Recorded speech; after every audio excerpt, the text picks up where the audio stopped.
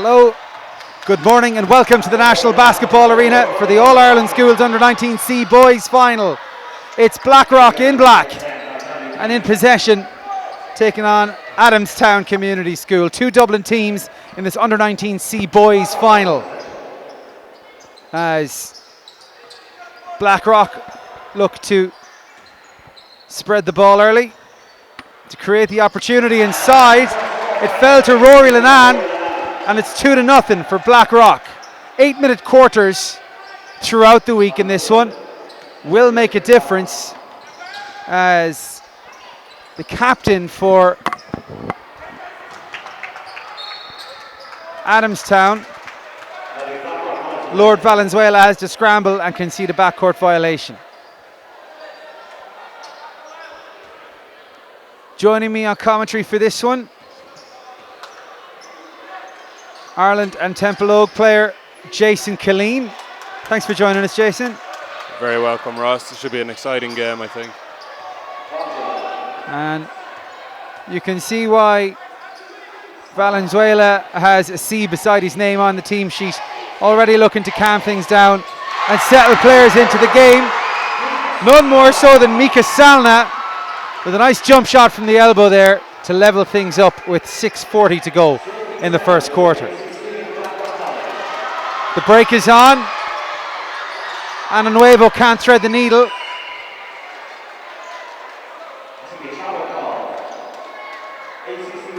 And very hard to tell in these early stages, but it does look like there's a bit of bulk advantage for Blackrock. Does that mean they're likely to have a certain style of play? Well, Tom Dowdall won't be pleased with that effort. Look to go coast to coast on the fast break. Salna looks like a baller. Takes it left-handed all the way to the paint. Can't hit the floater. Good rebound there from Andrew Keenan. And what can Tom Dowdall do this time with the right hand? He can finish. 6 minutes to go now, Blackrock in the lead. Any early thoughts, Jason? Yeah, I think it's going to take a couple of minutes, like you said, for both teams to settle down and for us to get an idea of their game plan. That was Nsiete with the miss there.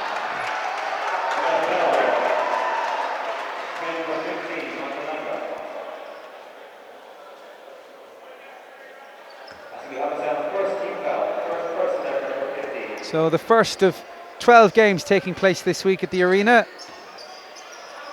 And for those of you who were worried, you no longer need to be. The drum kits just arrived for the supporters. Blackrock, of course, many will know, is a rugby school, and there will be some of those famed cheerleaders in there today in their baby blue and white. Mostly it's boiler suits they tend to rock when they're in fan mode. As Valenzuela goes to the line. Didn't like the look of the first one there at all. Maybe admonishes himself just a little bit too much. 5.5 to go in the first.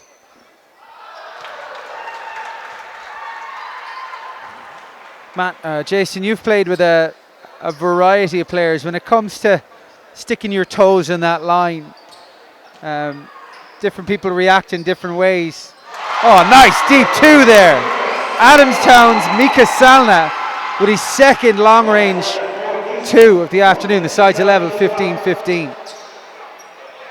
Yeah, we can see Adamstown here playing a 2-3 defense, trying to counteract the height advantage from Blackrock. Salna gathers, nearly picked out Valenzuela, but it was good work back there by Callum Henry. And the go-to player again, Tom Dowdall, takes the applause on his way back to defense. 4:50 to go in the first as the drums fire up. Nice backdoor cut from Valenzuela. It was rushed from Michael Lengel. He's the Adamstown captain.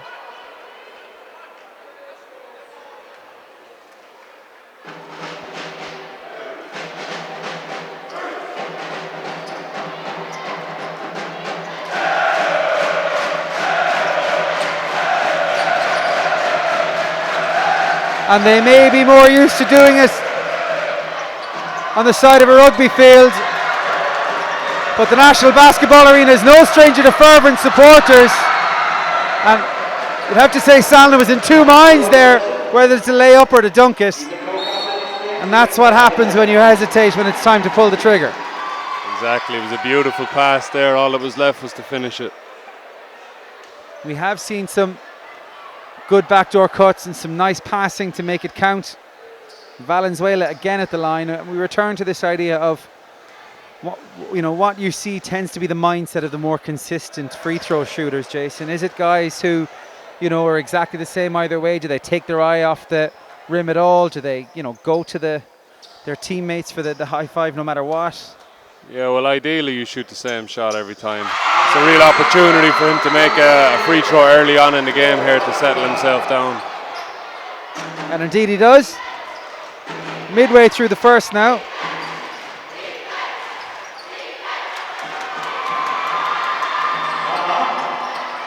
And they really do like the break. And that's a nice finish from Salna. Only one option there, get airbound early and make the layup. High percentage of layup finishes in this game so far, bar some good outside shooting from Mika Salna.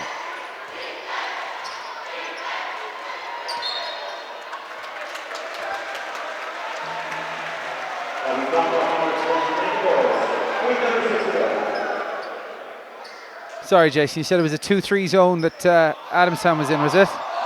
Yeah, they're sitting there in a 2-3 zone, I think because of the height advantage that Blackrock have. The best way to beat a zone, Ross, as you know, is to beat it down the floor, so we'll see if Blackrock can do a job of that. Yeah, I knew that.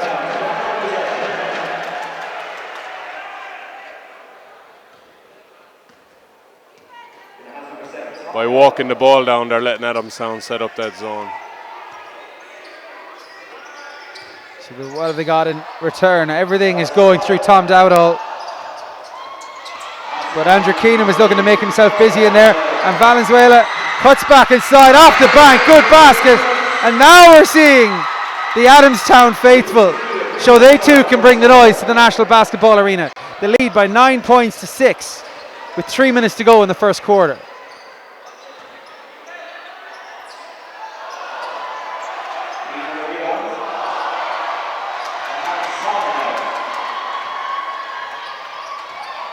Valenzuela again with the runner.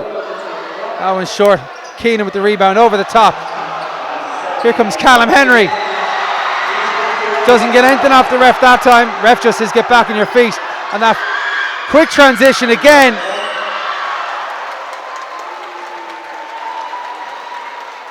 And there's some ninja basketball taking place because I blink and Valenzuela's there just ready to receive that big outlet pass. Timeout called in the Under-19C Boys All-Ireland League Final. It's Blackrock 6, Adamstown 9.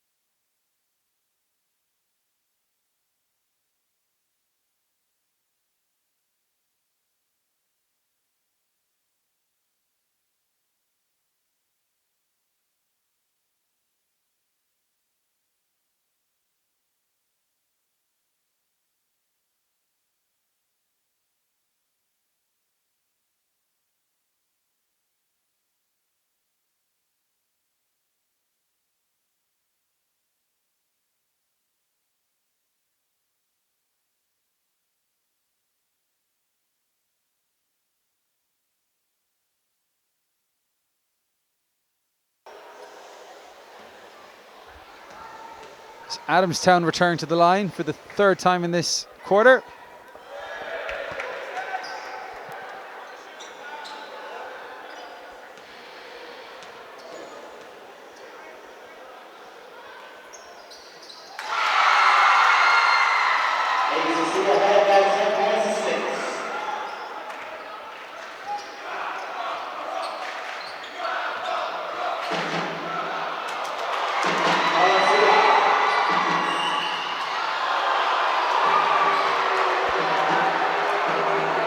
Now that was quite some speed from Valenzuela, but did run the risk of hitting the deck all that bit harder. Took himself a minute to pick himself up, but he looks okay as he gets his own third trip to the line. Talk to us a little bit about, you mentioned the idea you've got to beat Blackrock on the floor, but how exactly are they going about that? Well, it looks like Adamstown are being the aggressors at the minute. What's this, their fourth or fifth time at the line? They're doing a really good job of attacking the basket.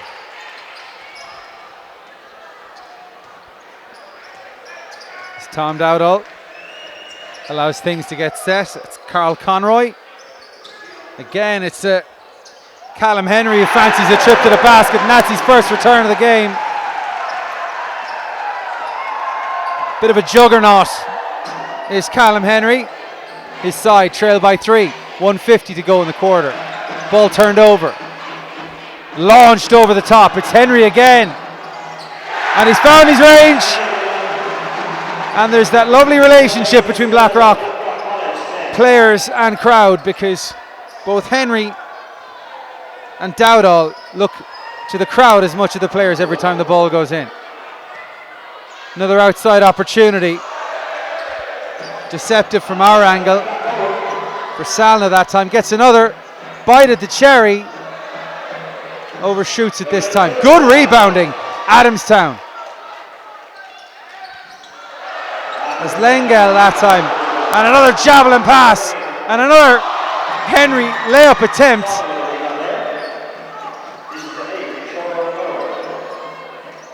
Good play in there from Cholo Anonuevo. Linking well with Michael Lengel. We can see both teams being successful now when they push the ball. When they decide to slow it down a little bit, easy shots are harder to come by.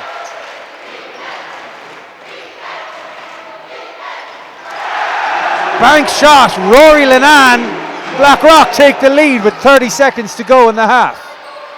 In the quarter, excuse me.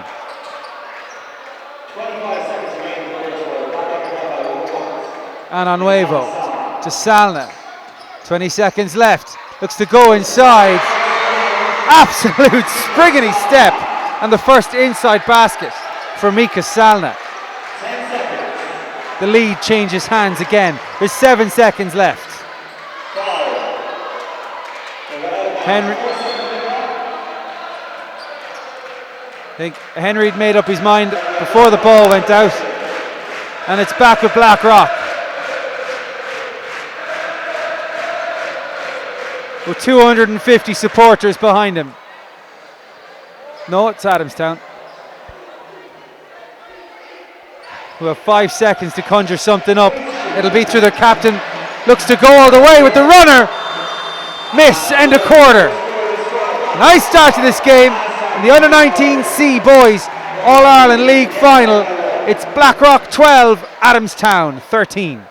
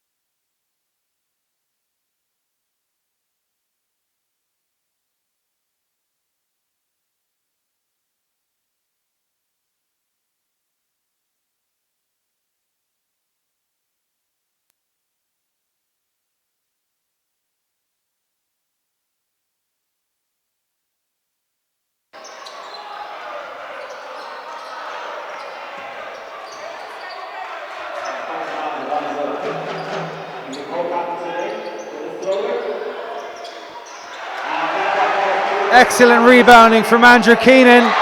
Look at the recovery. Prudence Nisete. Superb block.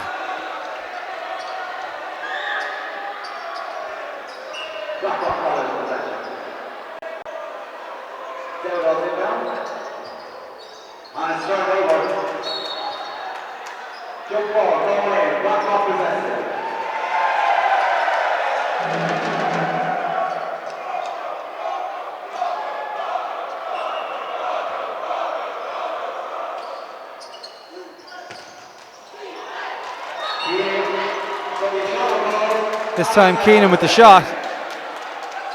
Red ball.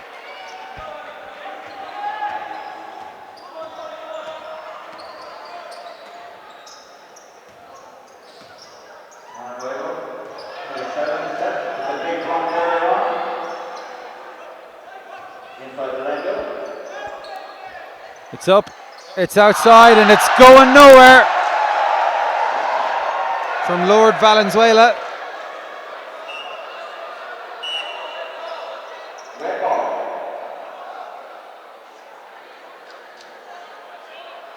When the ball gets stuck in the basket like that, Ross, it's an automatic jump ball, so that's why we see Ray getting the ball again.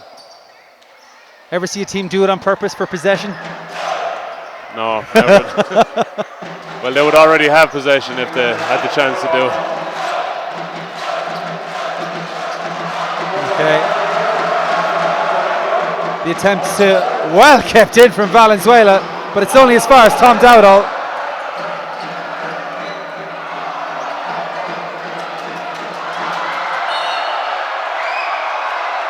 And a heavy landing there for Cholo Ananuevo. Looks like he banged his head along with the rest of him.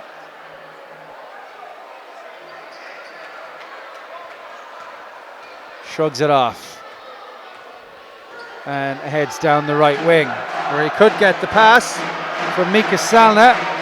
Salna elects to go on the left again, his favourite side, and that's why Salna, one of the players on the floor, showing a genuine ability to create his own baskets. A nice attempted pass from Tom Dowdall, just about comes off. Carl Conroy was open.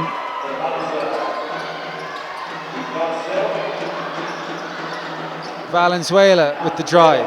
Dowdall now.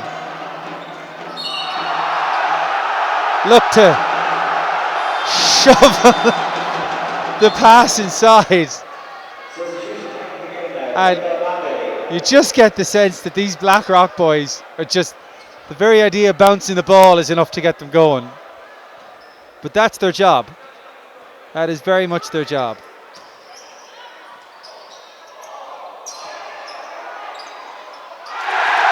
And a second chance opportunity for Rory Linan. Narrows the gap. 5:40 to go in the second.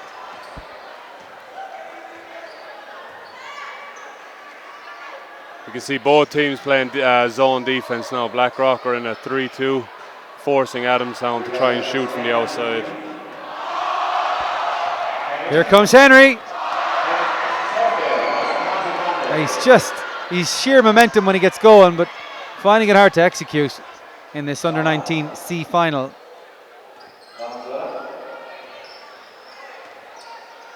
Valenzuela eventually finds his way to Salna. An athletic attempt to keep the ball alive from Michael Lengel.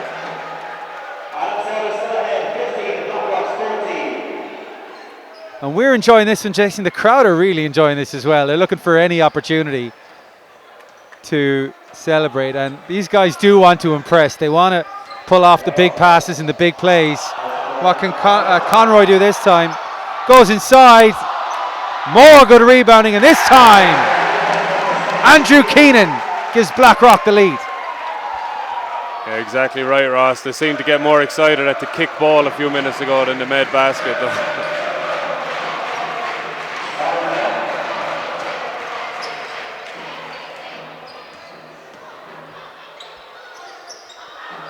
That was Pudenz and Siete that time. And that backboard is just taking a hammering in the second quarter. Great pass. What about the finish from Michael Lengel? Reverse layup with midway through this second quarter gives Adamstown back the lead.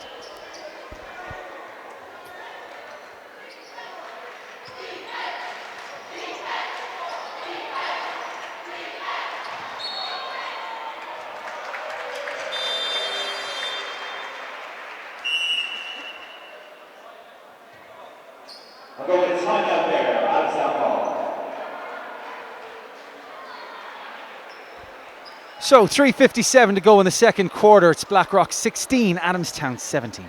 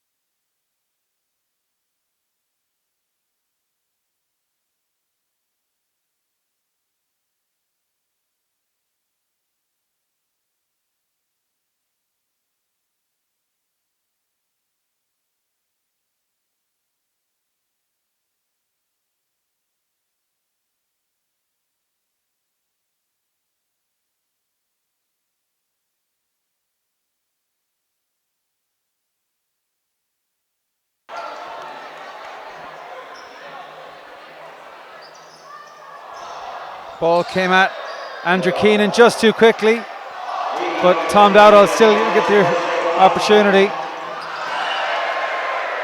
And Chiolo Ananuevo just thought his teammate was a shade taller than he actually turned out to be. But Lengel, we haven't mentioned him much, the captain of Adamstown. He's been doing a lot of rebounding and generally has been the one firing that outlet pass that has seen him do so well on the break. You see there, looking to box out on a player who he's given up, looks to be 5 or 6 inches to. And Lengel is Adamstown's tallest player. On the floor, certainly.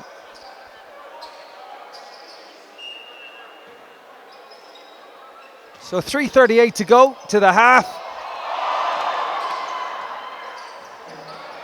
And Blackrock crowd sounding like they don't think there's going to be another basket coming for like 5 minutes. It's okay, guys.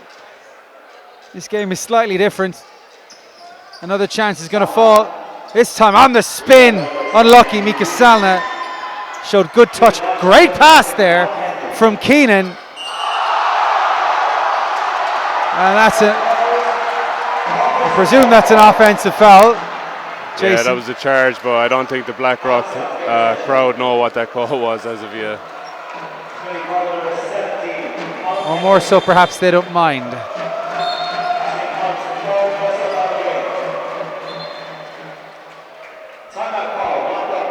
And that one was right into the chest of Pudenz Nsiete. So 16-17, 3:15 to go in the second.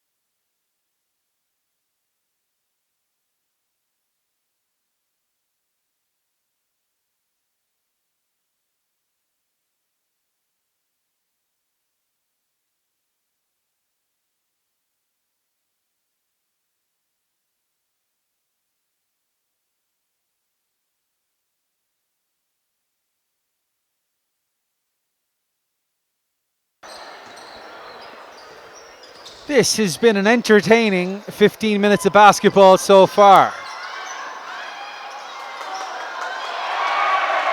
And just a good mix of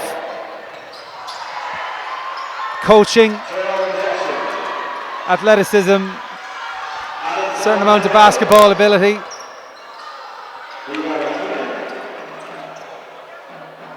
And the sinewy energy you can only get in an under-19C final.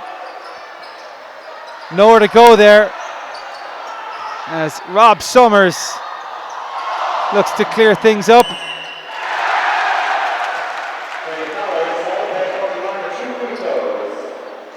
And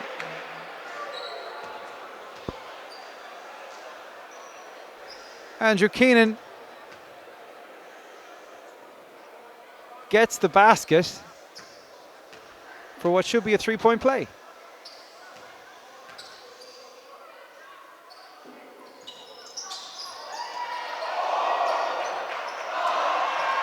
Still bouncing around in there. Big block.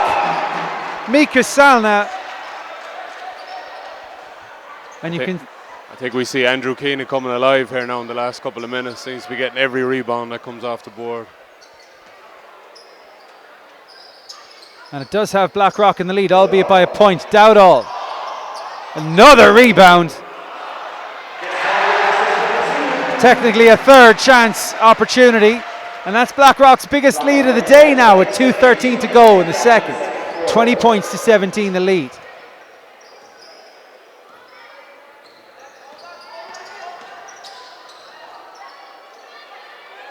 And the 3-2 zone for Blackrock is working. And an awful lot of it now going through Valenzuela, but this is Ananuevo, kicks it back out.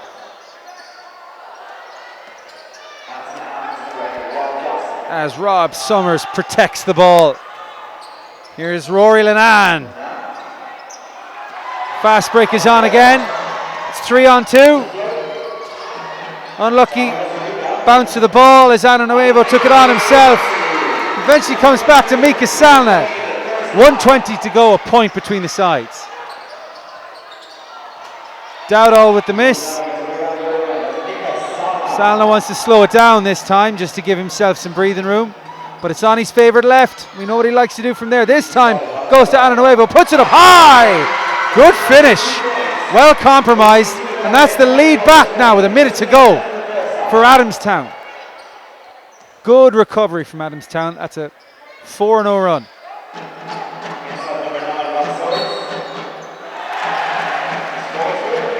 The fadeaway for Rob Summers.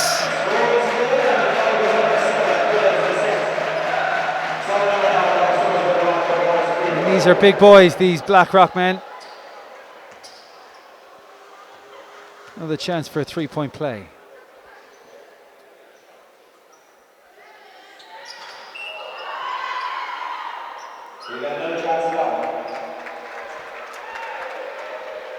And looks like Adamstown just broke ranks there a little bit too soon. So Rob Summers can go again. And this time makes it stick. 45 seconds to go. Blackrock's lead is restored. Ananuevo in siete. Finds it all the way over to Cholo Ananuevo. It won't drop, but Lengel is fighting hard for the rebound. Ananuevo gathers. Nice move inside. Frees up Insiete. Doesn't fancy the shot. Should find its way to Salna. Swatted away by Andrew Keenan. Doesn't react, secretly loves it.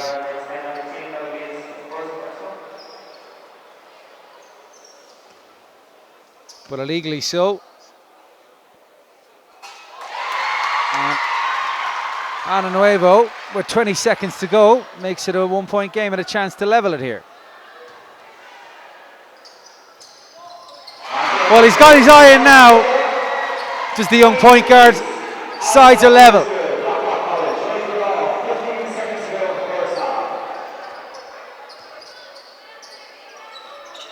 10 seconds left. Pulls up, plants the feet, makes the 2. Carl Conroy.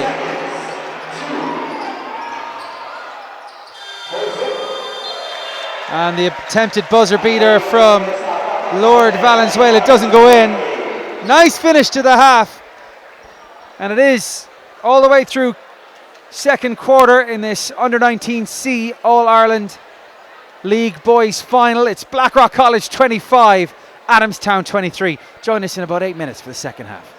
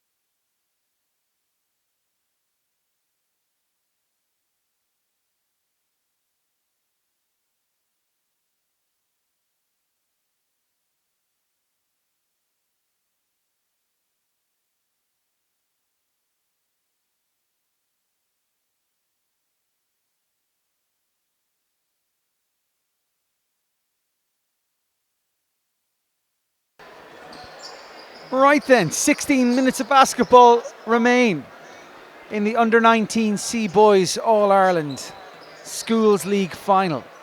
There's been no more than 3 points between the sides, a one-possession game all the way. If you're just joining us, Blackrock in black, Adamstown in red. And another trip to the line, it would seem, for Adamstown captain and point guard, Lord Valenzuela.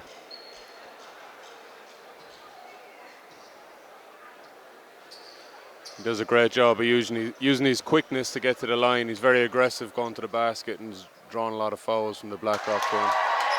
2 from 2 from his last trip.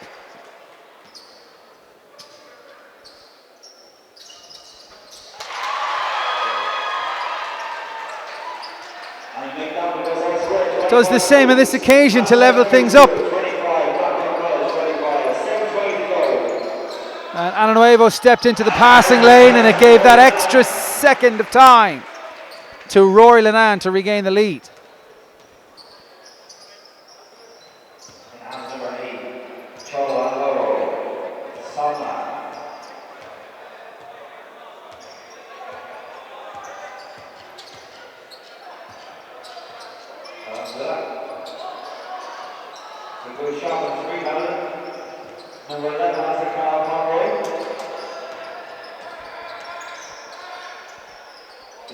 Carl, here's the call. Fired at the basket there from Tom Dowdall. Look at this guy go. Oh, you were willing that one to go in.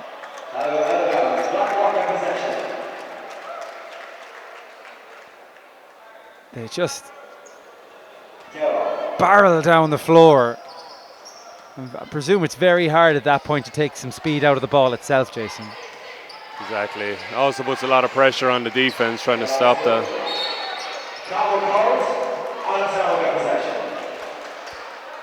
And the rugby pass from Dowdall called for travel as his feet moved in tandem with his hands.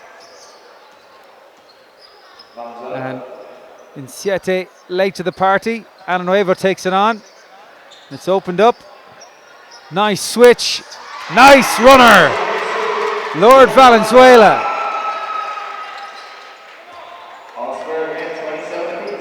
Looks like a baller out there.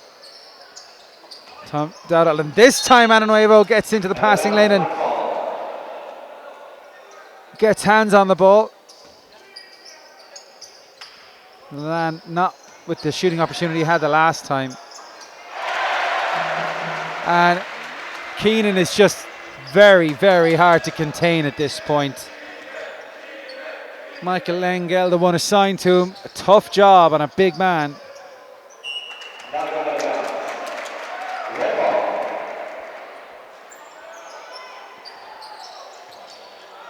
Jason, any chance you do me a favour? Will you just go down and stand on the floor?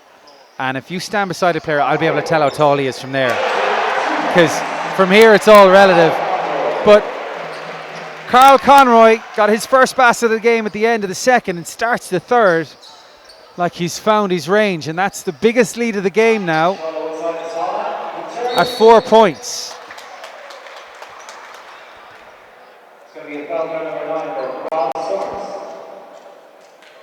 That'll be a new unit of measurement, I think, Ross, is it? Yeah, he's a minus 0.2 Colleen. And then if a player can be the full Colleen, that's, you know, like a unit of 1 Colleen is decent enough. I'd be a Colleen minus 10 myself. Anyway, I believe there's a game of basketball going on down here. And that lead, which was 4 points, as we said, the biggest of the game, back down to 2 with Conroy's bank shot. Good wrestle from Lengel. Ananuevo has to juggle. Travel call. Just lost control of the ball there. Like you said, I think he's moving very, very fast. It's hard to control the ball at that speed.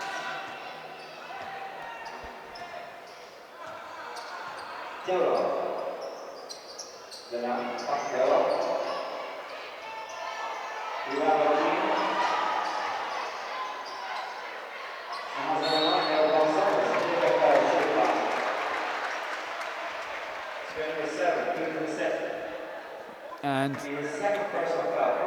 this is a trip to the line for Rob Summers, who has scored in this game.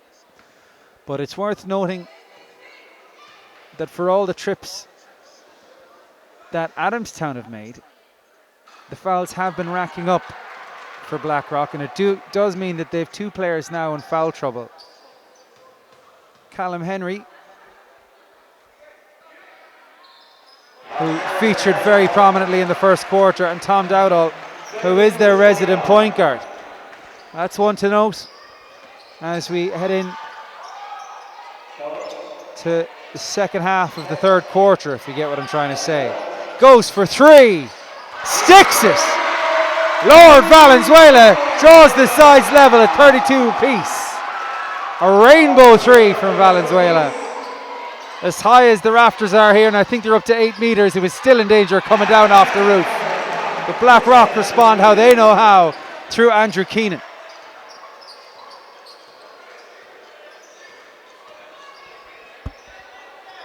You can see very different players producing for both teams there, Ross. Another rebound there for Keenan.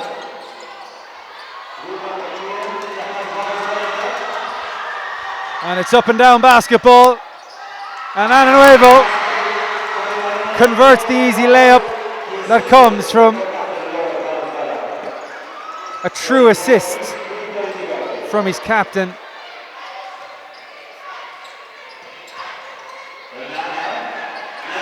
Another good bank shot, Rory Linan now. And if they're still doing, with 1 minute and 2 minutes to go, what they've been doing throughout this game, we are in for a thrilling finish. There's been no run of note. 4-0 is as much as it's gone to. And do Adamstown have a game winner in Valenzuela? He has scored every time he's needed to, and kept his nose clean in the process. You know, the game is really close, Ross, but there's been no easy scores. You know, both teams are working for every basket. Back into the game is Mika Salna. Switch to the right hand of the last second, off his favoured left. So it was up and over. Here's Conroy. That one looked good from Dowdall. Adamstown happy to let it go out.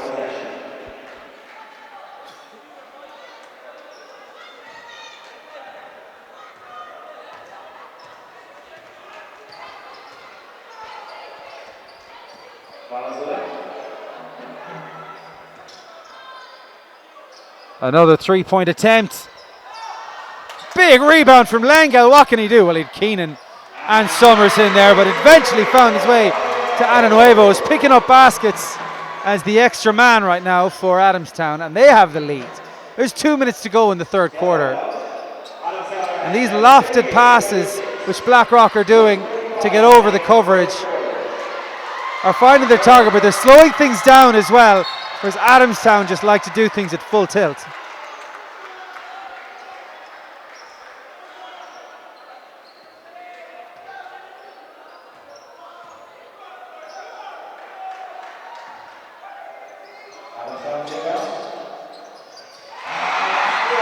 And it's Salna back into the scoring.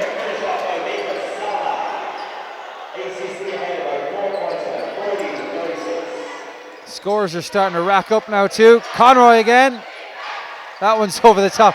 What a rebound from Keenan. Just using that full reach of his to scoop it out of the air.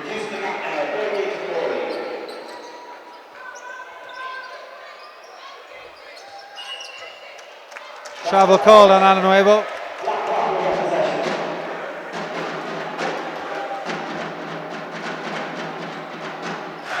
Keenan certainly doing a great job on both ends of the floor rebounding. Every shot that goes up, you get the feeling he has a chance of getting it. This time it's Rory Linan who has grown into this game, levels it up at 40 apiece. There's a minute to go in the third.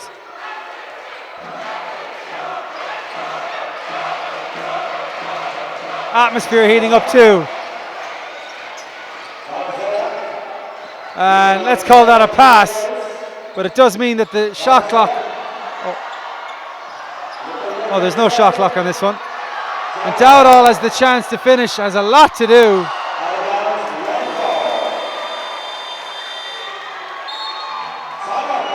Timeout called, 40 apiece, really entertaining game. There's 30 seconds to go in the third quarter.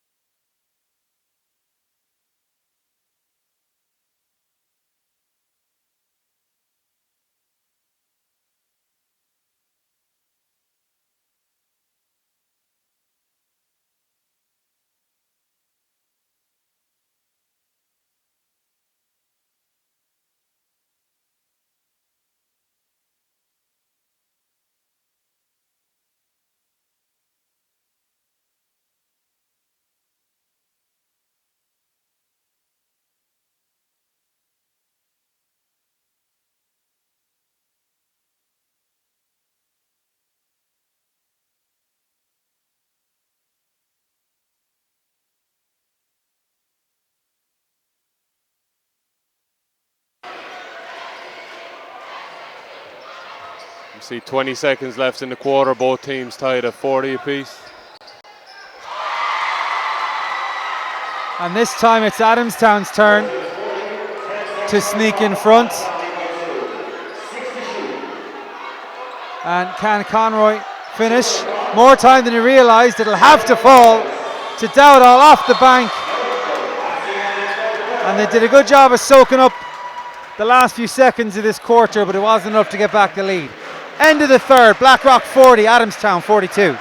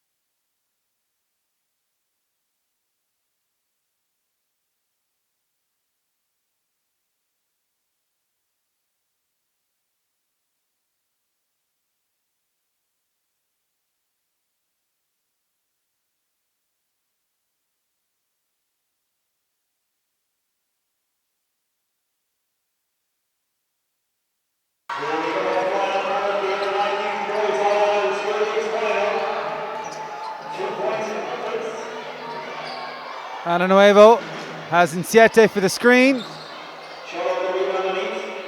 And so it's Valenzuela that time. And Michael Lengel puts that lead back out to 4 points. Again, as big an advantage as we've seen. Tom Dowdall. And Callum Henry is back in. Been stuck on 3 fouls. No harm bringing him back in now though. ACC, the chance from Adamstown.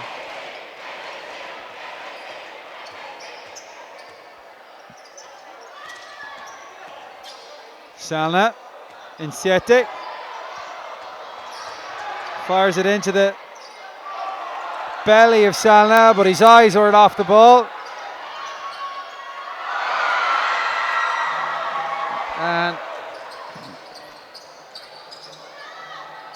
Valenzuela has to meet with another rebound from Keenan.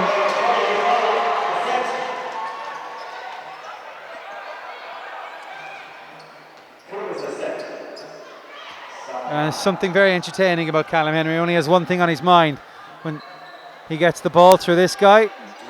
Round the back pass. There is some finesse to Andrew Keenan's power game.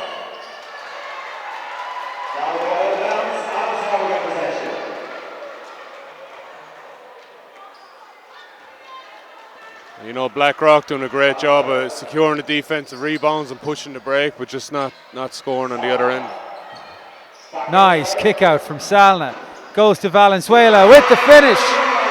And have Adamstown timed their run to perfection. They lead by 6 now. The turnover's there. This has to go in, and it does. Instant timeout called for Blackrock. But if we're going to come back into this game, Blackrock are going to need some drama too. 40-48 with 6 minutes to go.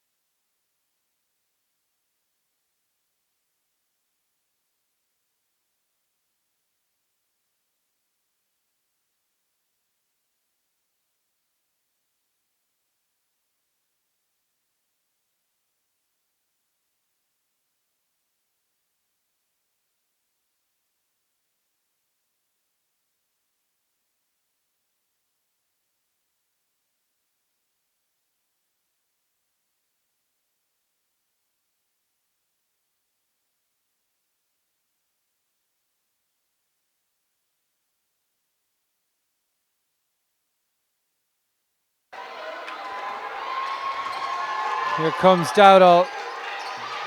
And throughout this game, he has had Carl Conroy to his left. Ananuevo finds Valenzuela. Looks for the runner again. And that's a 10-0 run now for Adamstown. So much of it has come through their captain and point guards. Can't get the hand to the ball there. Dowdall finds Keenan, and at least Blackrock have snapped the run.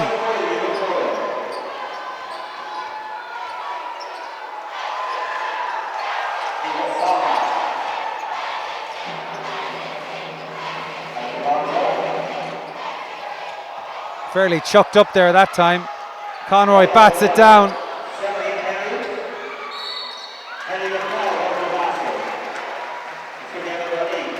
Foul there gives Callum Henry a chance to score on his reintroduction to the game.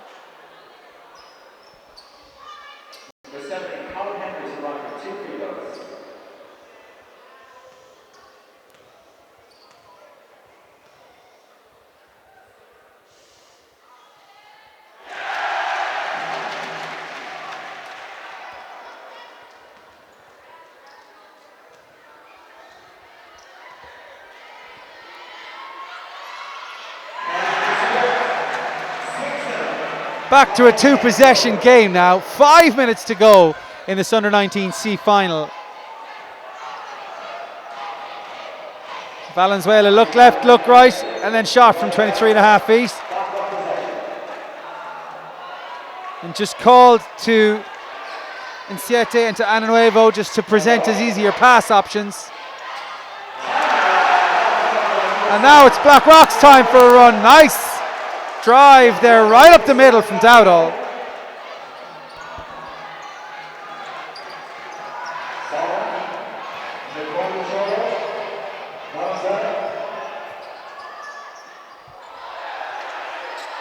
And somehow Valenzuela is out rebounding Keenan on that one. Or maybe he was just waiting for the ball to get to the right height so that he could steal it right out of his hands. Yeah, nothing more frustrating for a big guy, Ross, than bringing the ball down and the guard stealing it. And they recover, having made a mess of that. Oh, lovely, lovely pass out to Ananuevo. You want something to come from this, and that's what you want. The captain, massive kick out, gets the rebound, sticks the three.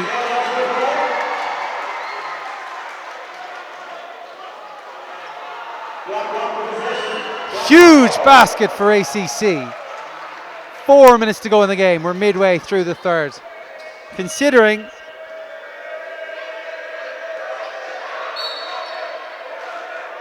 that Blackrock had started putting a run together.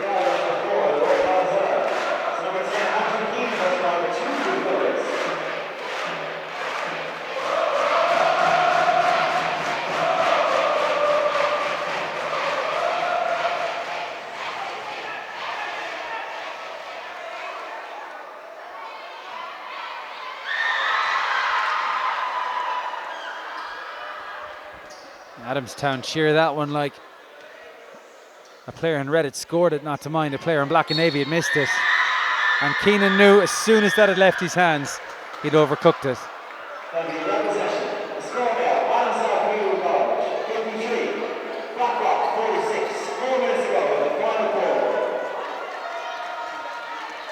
And Inciete, the shooting guard, feeds Valenzuela. Here's Ananuevo.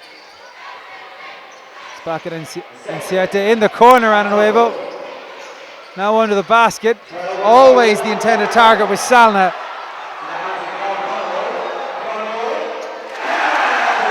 And Conroy had more time and space than he knew what to do with. It was still enough time to make 5 points between the sides.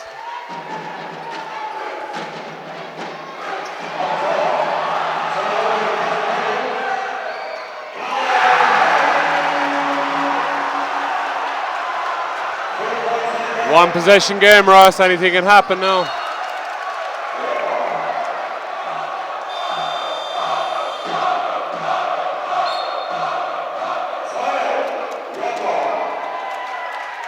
Can't really decide if Blackrock are chanting that player or accusing him of something. But either way, there's just 3 points between the sides now. 3:21 to go in the fourth quarter.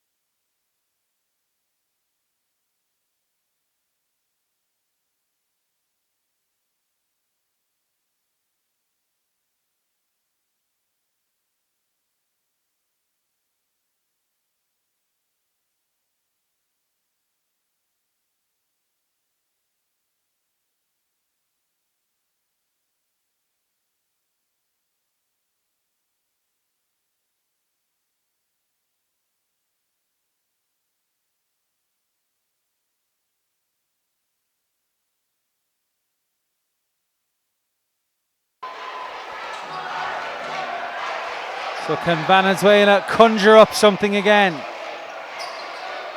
They've worked it around to the captain, Lengel.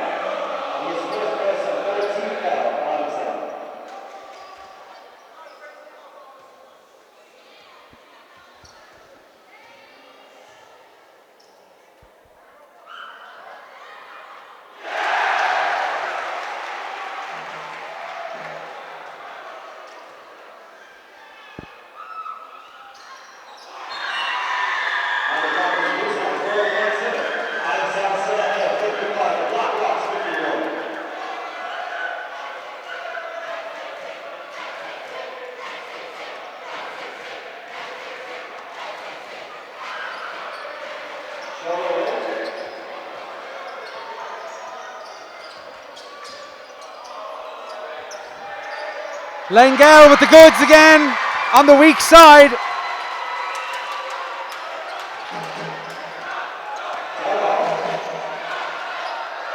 Good hands from Dowdall, unlucky finish from Rory Lennon. And Salna simultaneously trying to calm things down and drive things on for Adamstown. Adanuevo takes all the space that's given to him there. Here's Conroy. And you get the sense there that Valenzuela showed him onto his left and out of bounds.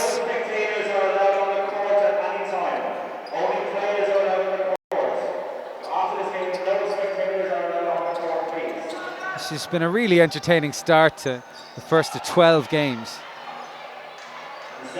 Hashtag Schools League Finals is what we're rocking on Twitter if you want to get involved. Adanuevo with the 3. 2 minutes to go in the fourth. And Adamstown have surely saved the best till last as they lead by 9. And it's a bit rushed from Conroy, and Callum Henry's been doing exactly what's asked of him in this game. 7-point game. Still time, to be fair. And Insiete Dowdall this time.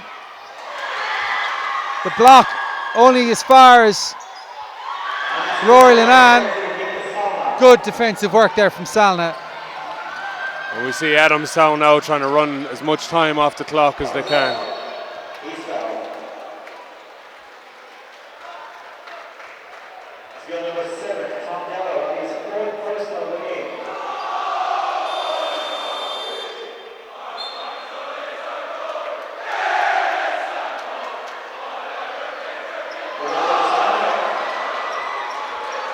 Timeout called. 1 minute 11 seconds left in the game. Blackrock 53, Adamstown 60.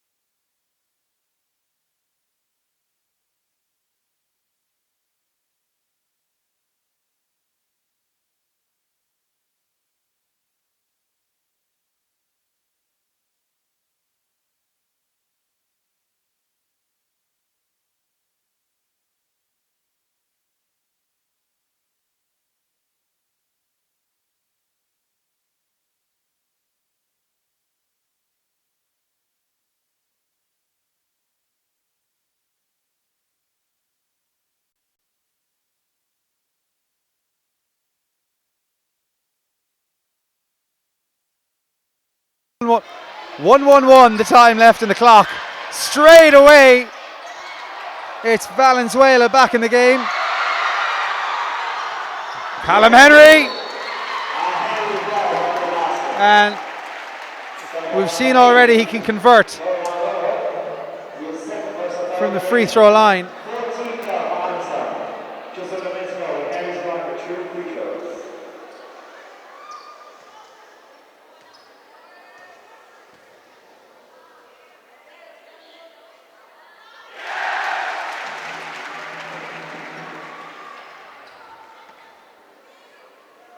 Well.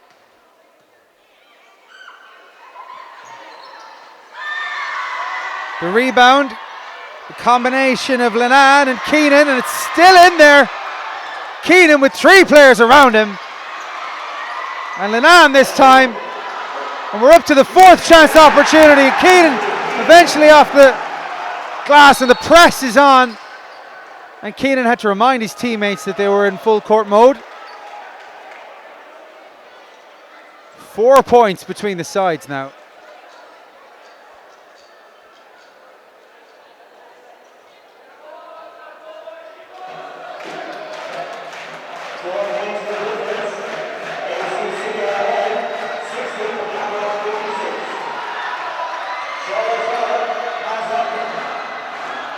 Oh, huge block there from Keenan. Starts the fast break for Blackrock. And pops up at the other end to do the same. There's no sign of tiredness out there either. There's still, until of course Keenan practically collapsed before he goes to execute the free throw. But when you think of how Adamstown have built this lead, the 3-pointers from Valenzuela from the top, another 3 from Ananuevo in the corner, and how just overpowering offensive rebounding from Blackrock. And this time, the deft touch. 25 seconds to go. Massive pass from Valenzuela. And to be fair to Ananuevo, with the open opportunities that have come his way, he hasn't missed. He makes the steal. He's on his own. Waits for the cavalry to arrive. Dowdall puts hands where he shouldn't. Moves to 4, and that's his 5th foul, Tom Dowdall.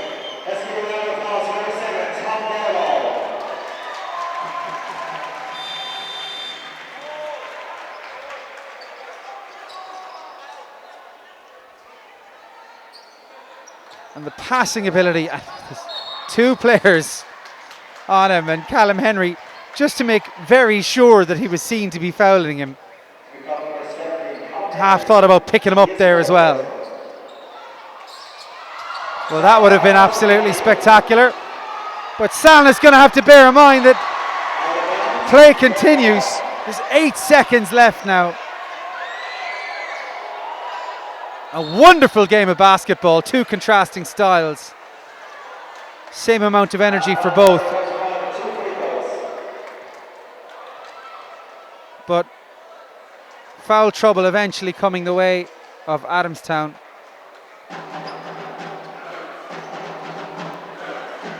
Certainly was a great game of basketball. The difference had to be Valenzuela. Them 3-point shots down the stretch, all important. If you were to talk about an MVP for this game, Jason? I think he's shooting free throws at the minute, Ross. The big threes when it's been needed, some superb passing. The ability to annoy a big man, what every point guard likes to do, and that's the first time he's allowed himself a celebration too, as there's just 6 seconds left in this game. And the 3-pointer won't come as the ruck forms around Pudens and Siete with 2.8 seconds left to go. It'll have to go up from 28 feet, and he makes this, but it is the last shot of the game, and the win has gone to Adamstown. 64-60, they've beaten Blackrock. Maybe just sum up this game for us as you've looked at it, Jason. Like you said, it was an excellent game. Both teams were neck and neck throughout the game. It was that one run, I think, that we saw in the late third, early fourth quarter that clinched the game for Adamstown. There's another game just 22 minutes away. Join us at 11 o'clock this morning as Loreto Crumlin take on St. Aidan's of Cork. That's the under-19C girls equivalent of this final that we've enjoyed in front of us. Hashtag Schools League Finals. If you want to get in touch on Twitter, join us at 11 o'clock. We'll leave you now to enjoy some of the presentations, and thanks for watching.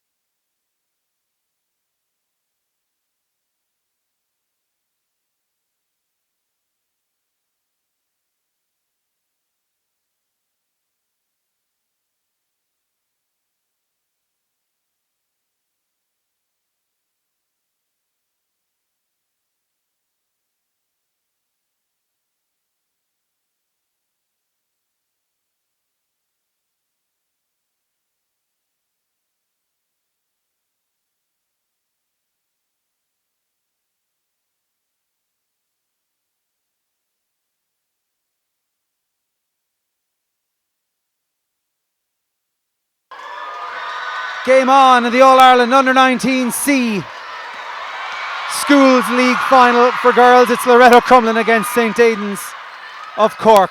Crumlin in possession. 8-minute quarters. St. Aidan's in the green and white, as you see before you.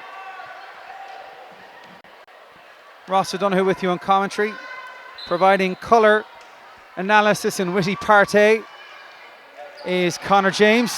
Hi Connor. How are you doing, Ross? And up the floor for St. Aidan's is Nolan. There's Ford. Ford again. Looks like Nolan's going to be running the show today. There's O'Neill.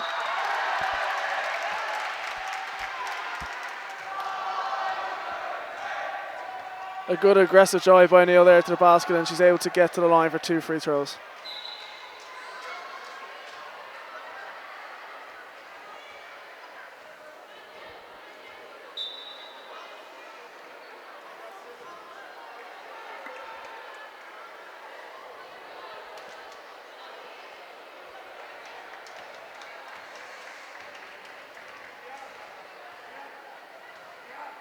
And the first sub being made with less than a minute gone thanks to a blood substitution.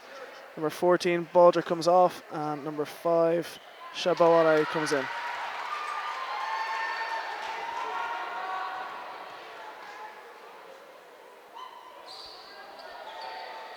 And there's the first basket of the game. Falls to number 23, Donna O'Neill.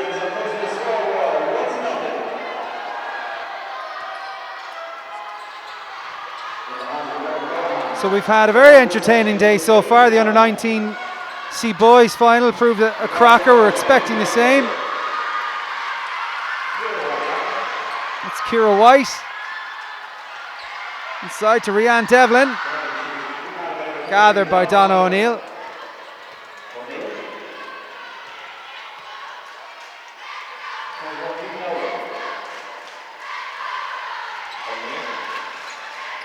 More good crowds in today. We can expect that for the week for sure. Some good hustle, fighting for the jump ball there from number 13, Devlin. She secured the jump ball on defense now, but still Aidan's possession.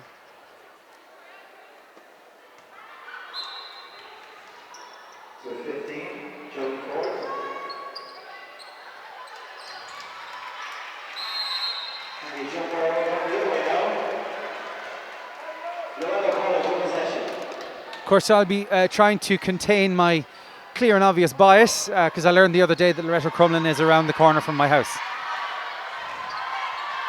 So I wouldn't be a Crumlin native, but let's see if they take me in as one of their own.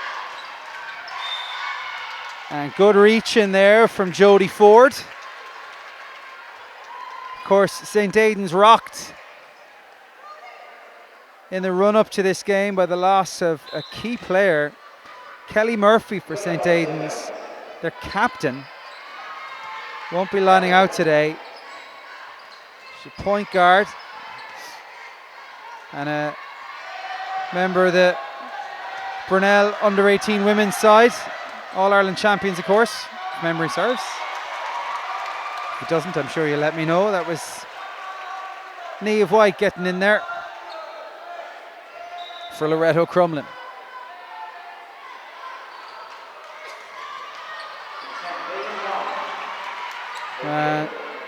Just over 2 minutes gone in this game. No scores of yet for Loreto Crumlin. But it's opened up for Donna O'Neill as Loreto Crumlin sat back in what looks to be his own defence. Yeah, both teams playing his own, just trying to contain the middle at the moment and making the other team shoot from the outside.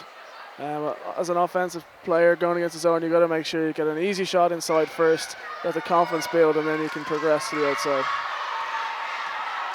The voice of Connor James. The score from Ciara White. First basket from play And they've done well from the inbound as well. Eniola Salami in there as well. And that's well played by Nadia Ford to free things up. Or Jodie Ford, excuse me. Niamh Nolan with the attempted drive. Outlet doesn't quite come off for Niamh White. But she gets this one and executes this one very well to Ciara White. Back inside, over the top. So, as I said, it's Ross O'Donoghue with you and Connor James alongside me. Why Connor James, I hear you ask? It's a fair question. Of course, Connor not scoring more than 20 points this weekend for the first time in 2 or 3 games, so did think about relegating him to the co-commentator subs bench. It would have been well deserved. Timeout called. 4:45 to go in this first quarter. Loreto Crumlin 2, St. Aidan's 1.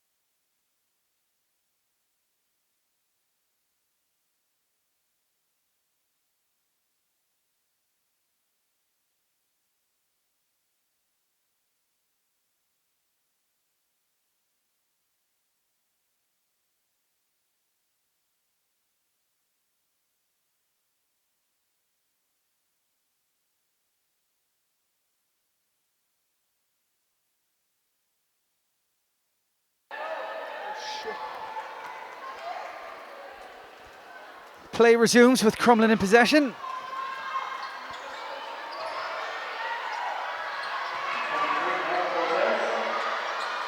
Shot there from Rianne Devlin.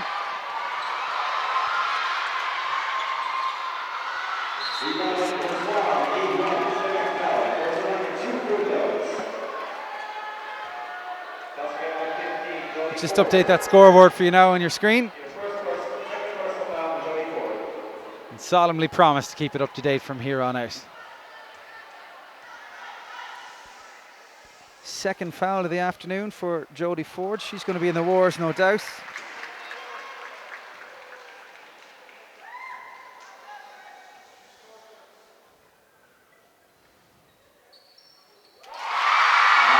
And there we go. Loreto Crumlin's Niamh White makes it 3-1. As Caitlin Long just slipped up on the footwork. That's the second time now. A bit of pressure from the inbound has caused a turnover from St. Aidan, so they might keep doing that now if it's going to prove that effective. Claire Quinn-Nealon, good rebound for Sarah O'Connell in there, working hard. Rocking the Michael Jackson look today with that support on her right wrist.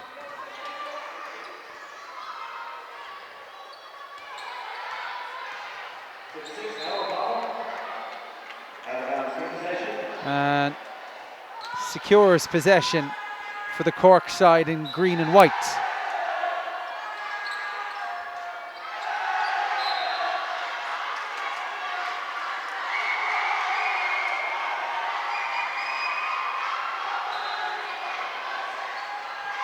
So here comes Cork. Travel called on Jodie Ford. It's Salami, I think.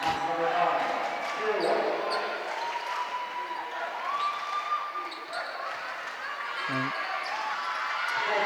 White and Devlin combining to create the shooting opportunity. There's Ford. Up the right wing is Donna O'Neill. Again with space, but Salami will pounce if she lingers too long, and it's a good basket and the leveller for St. Aidan's. 3 apiece. There's 3.5 minutes to go in the second quarter.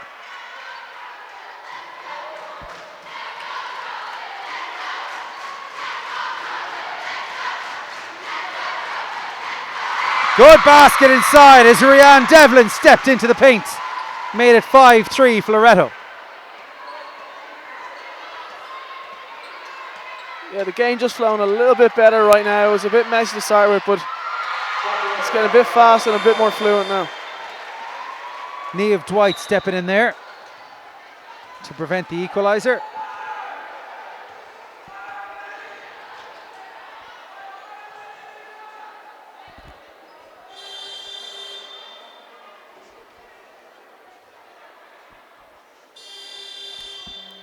That's substitution coming for Queen. Checking the game is number 7, Aidan O'Keefe.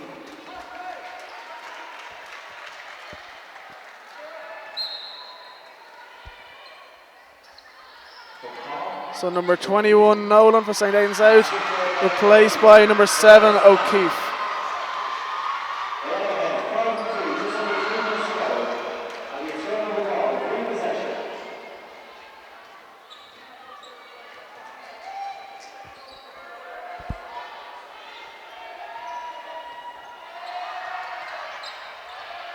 And again, the full court pressure from Loreto really causing problems for St. Aidan's in the backcourt, causing another turnover.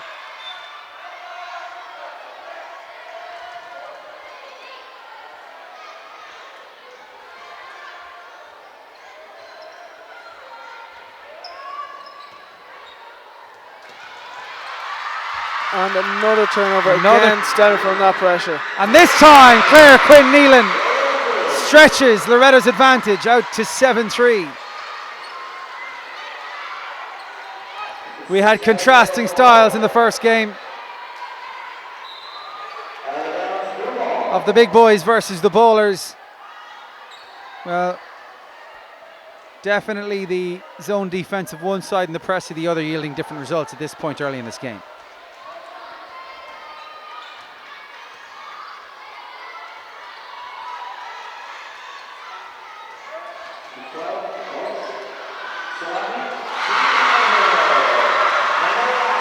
And it's out to 9-3 now with 2:10 to go in the first quarter.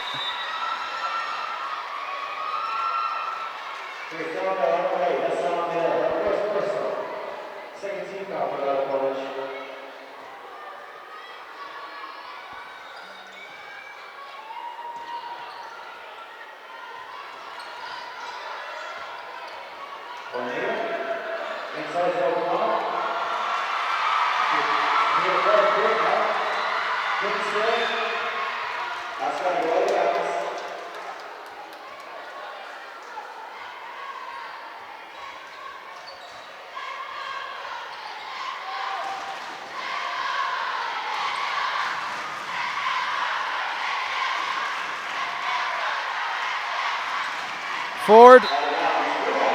That one goes through the hands of O'Keefe.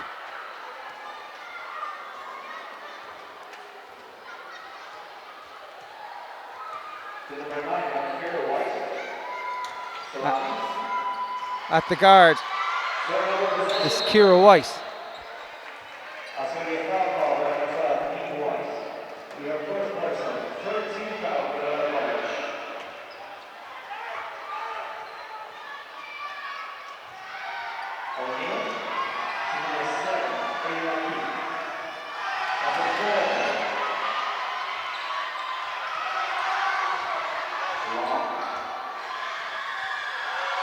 St. Aidan's just poking around on the outside, eventually found its way to Ford inside.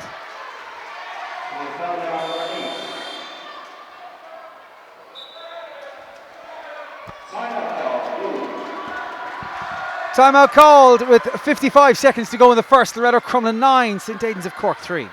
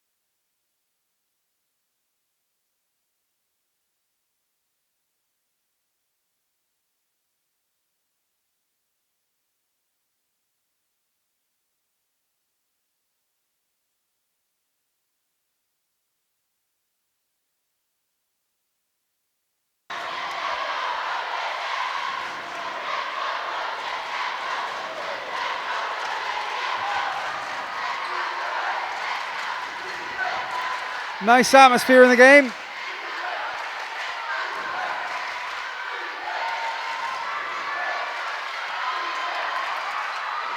As White shoots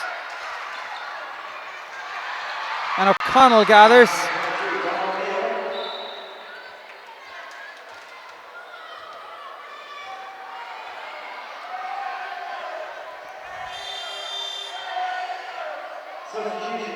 And another substitution back into the game there is Niamh Nolan. Was it Niamh that we lost for the blood sub earlier on, Connor? No, it was from Loreto, St. Aidan. Oh, sorry.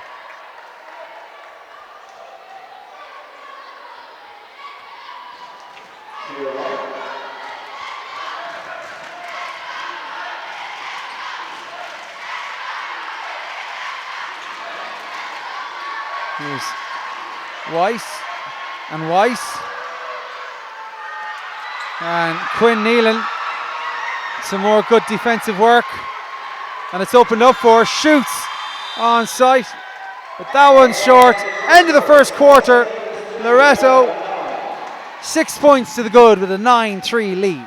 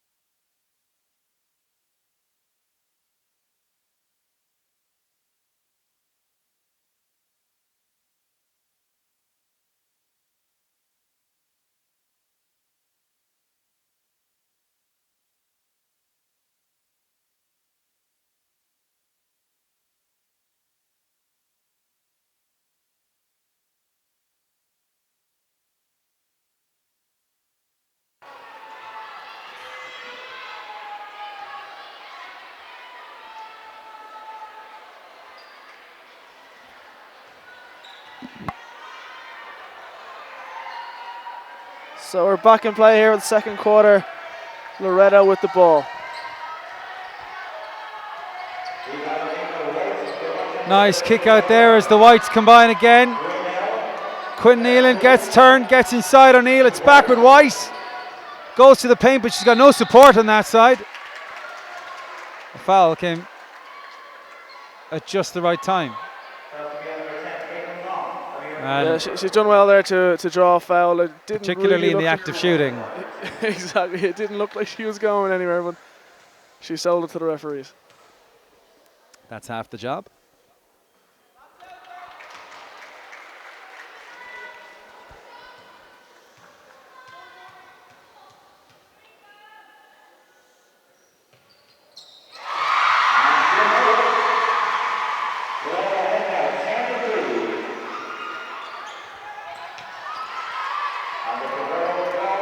And we have to remember, of course, we're not looking at the complete picture when it comes to St. Aidan's of Cork. Kelly Murphy's absence sorely felt. Of course, Murphy is on the bench, albeit with crutches. Yeah, it might be a great tactic by Loreto Club to put pressure on St. Aidan's. They know they're without their star point guard, and it's showing this early signs of nervousness and a bit of confusion of bringing the ball down the floor. Forward this time. Arrows the finish.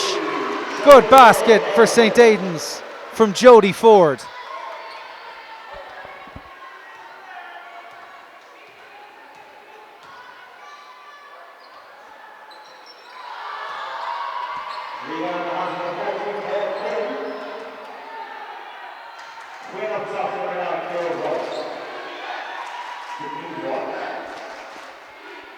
Quinn Nealon eyes up a 3. Falls kindly for Rianne Devlin. Still going. Quinn Nealon with another bite of the cherry.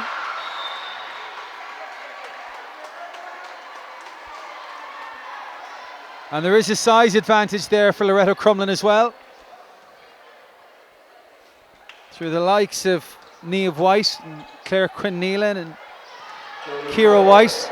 Forward though. Well, it just opened up for her there. She was more than happy to pounce. And that's Aidan's back in the game now. She's definitely been the danger man for Aidan. She's really shown a lot of skill from inside, just inside the free throw line. She's obviously quite a tall player, so if they can get the ball to her inside, it'll draw the defense in, and the rest of the shots from outside will open up for the rest of the team.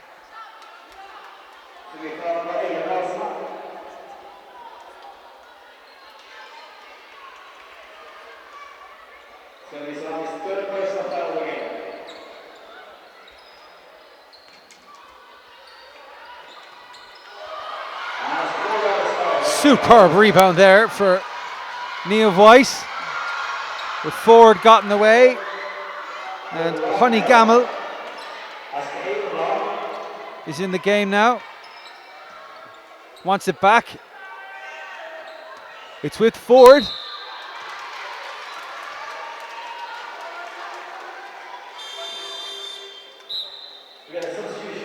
She's done well again there. Get the ball in the high post. She's surrounded by 3 players, but still managed to get the shot up and draw the foul. Timeout called by Loreto. They lead 12-7 with 5:28 to go in the second quarter.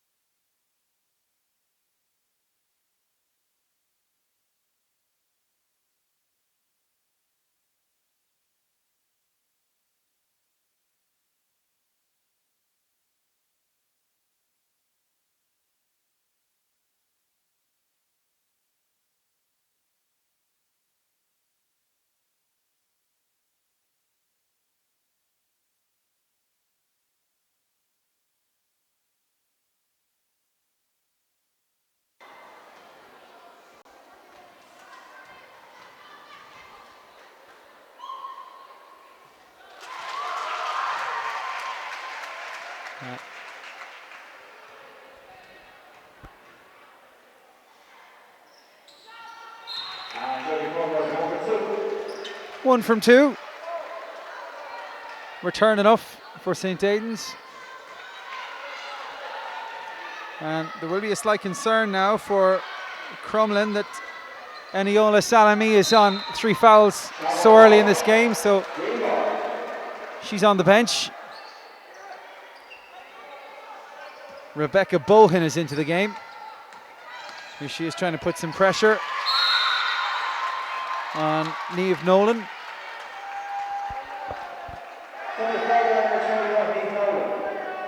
Loreto really working hard on defense and really doing a great job coming up with those steals and forcing players into areas where they're prone to give away the ball. Moving the ball well too, although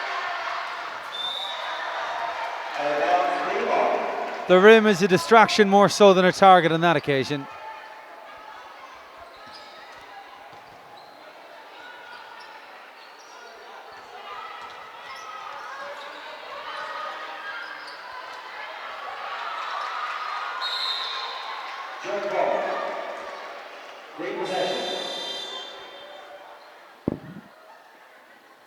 And a timeout called by St. Aidan's Cork. So with 4:56 to go in the second quarter, it's Loreto 12, St. Aidan's 8.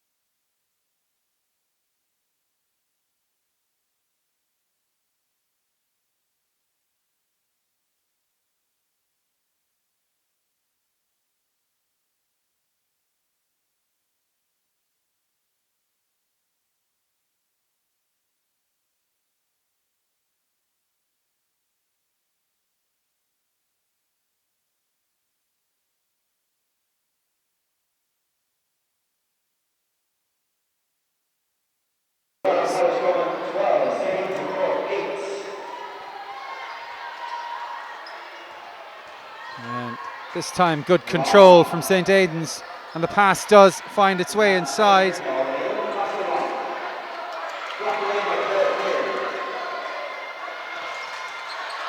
Caitlin Long, Sarah O'Connell and Jodie Ford all working hard.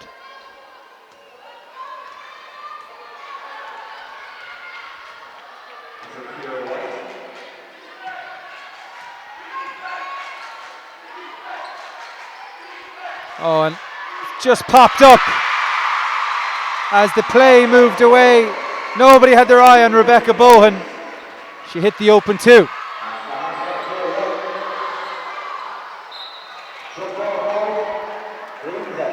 Just the 25th jump ball of the game call there now. Stats provided by Connor James.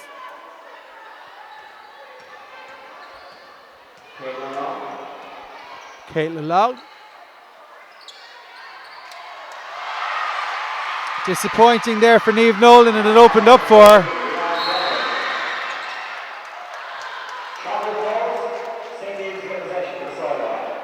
Yeah, she couldn't work out her feet there, and unfortunately called for travel in the open lane.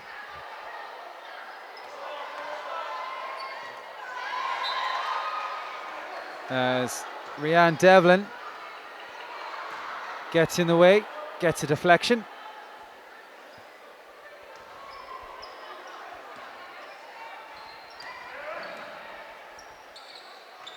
Long can't find forward inside.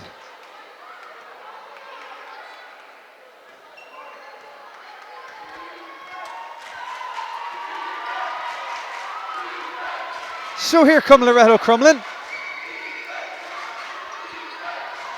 Ciara White at the point. Quinn Nealon inside to Niamh White. Off the glass, good fight in there from Niamh White. But Jodie Ford dominating the rebound in that occasion, although it did suck up a little bit of energy.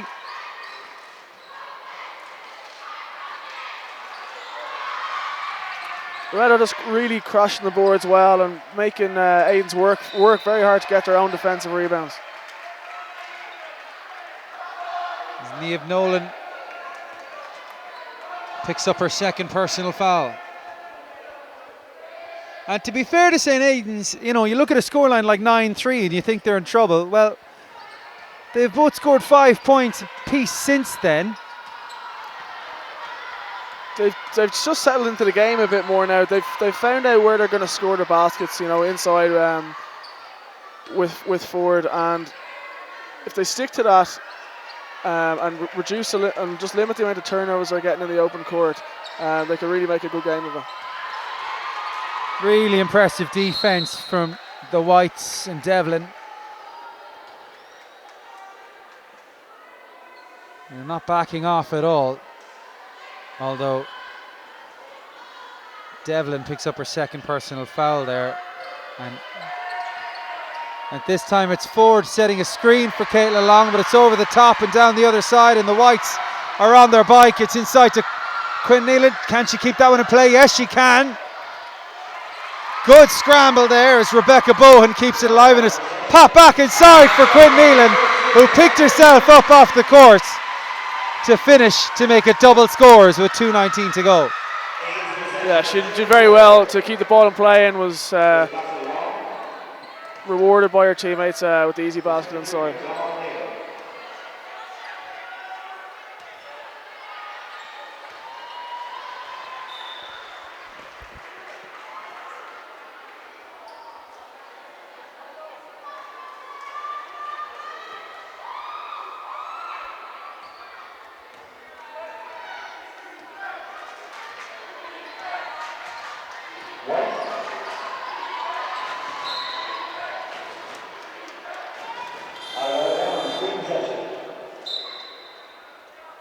Substitution checking in by number 14, Loreto.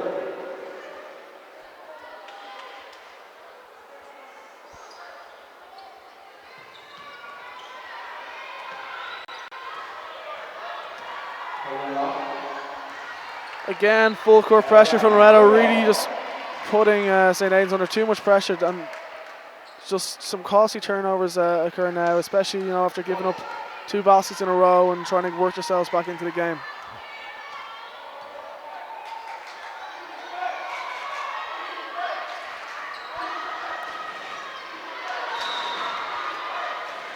And Donna O'Neill thought she was on her bike there.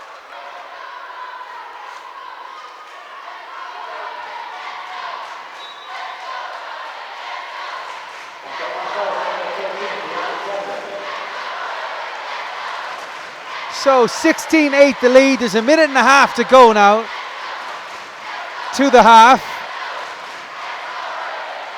And team fouls now for Loreto Crumlin. And a third personal foul for Rianne Devlin. If anything, just a byproduct of her defensive work rate.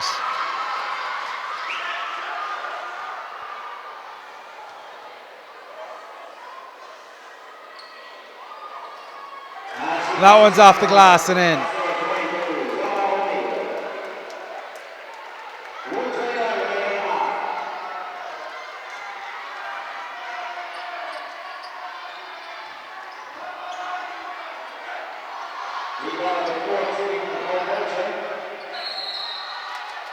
Great rebound there from Bulger, and she kept the ball high when she got the ball and was able to draw the foul, and that is resulting in 2 free throws. So St. Aidan's will get themselves back into this game whatever way they can. Although, a bit of concern for Donna O'Neill there. She makes sure her quads are nice and warm. Substitute for St. Aidan's, Nicole Bulger at the line.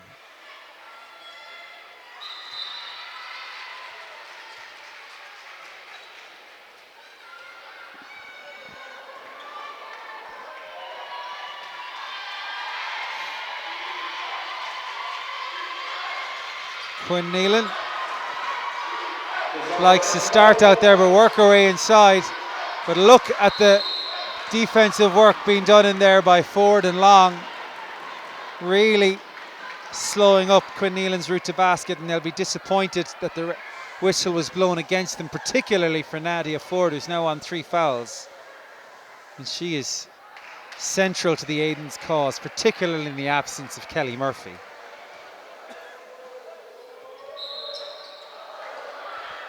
And with a minute.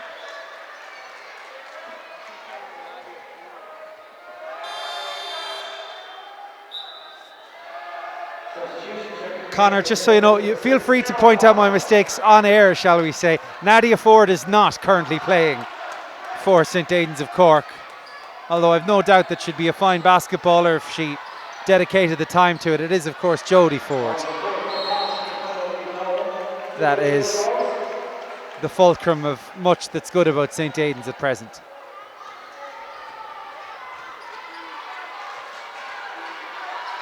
.52 seconds to go, 16-9 the deficit that St. Aidan's are looking to take a chunk out of as the break for the first half rapidly approaches.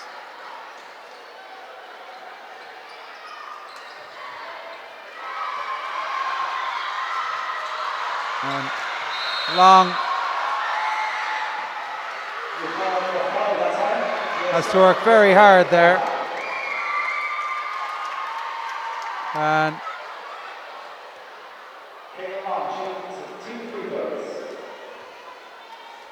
if Aidan's can up their return from the free throw, what distance is it from in feet from the free throw line to the basket? You'd think you'd be asking someone who'd know, but you're not. All right then. Answers on a hashtag. Well, could the score come from the good offensive rebounding that time? As Nicole Bulger can't get the feet right. But there's just 6 points between the sides now. A 2-possession game, although we haven't seen any 3-point attempts, I don't think, as of yet.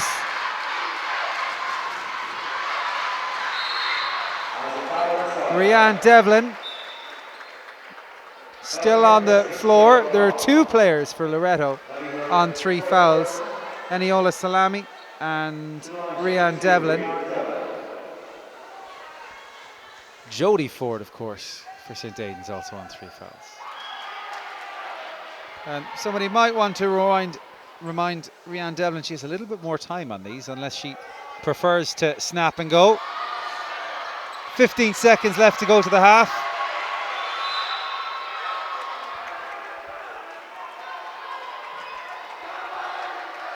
Some great work there on chasing down the offensive rebound, leading to 2 more free throws for Loreto, and this could be big if she can knock them down just coming into halftime. We've just put them out of range.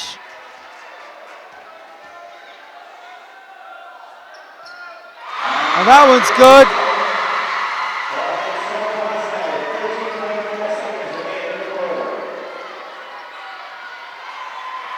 And there's 7 seconds left now, and Sarah Connell can't gather in time. Well done, Caitlin Long, for the intercept.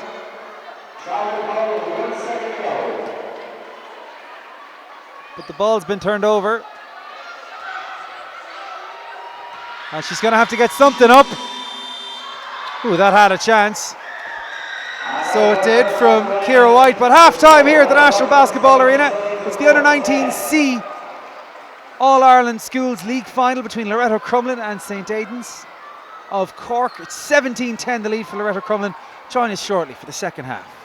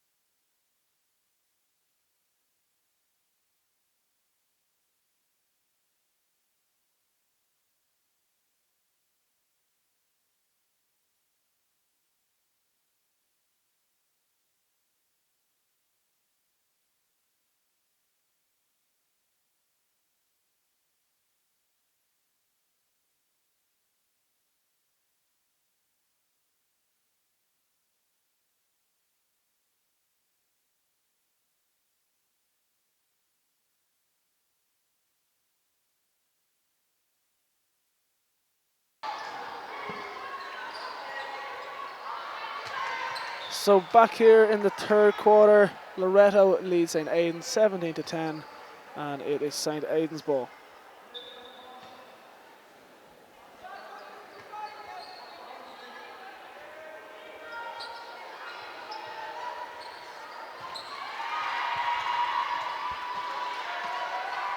So 16 minutes of basketball remain in the under-19C All-Ireland Schools League Finals for girls. Quinn Nealon, great rebound. Now, even though I know she's Jodie Ford, I still have it in my head to call her Nadia Ford. Apologies to both Ford parties on that one.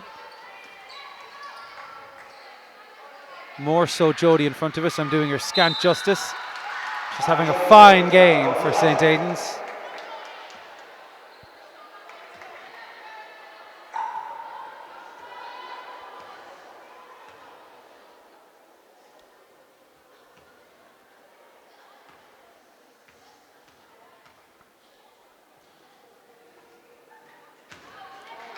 St. Aidan's, a school 33 years in existence.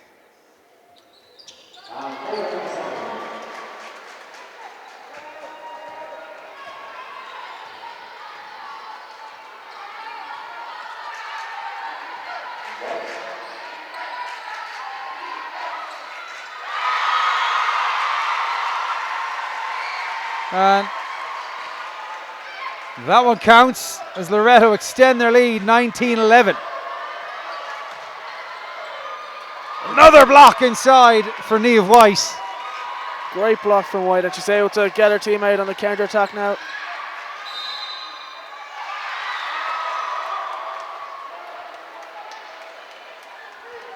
Unfortunately, just called for the travel.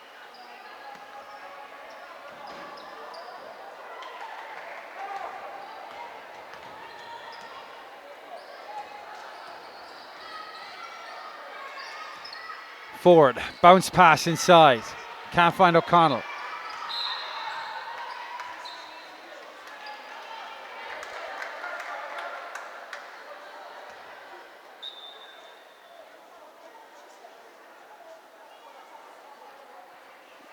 Coach Loreto just not too happy with a call there, or a lack of a call. And from my perspective, he probably has a right to be a little bit unhappy.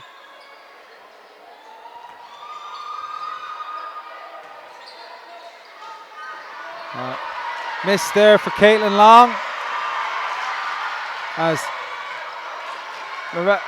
great work from Loreto. As she used her body to shield the ball there.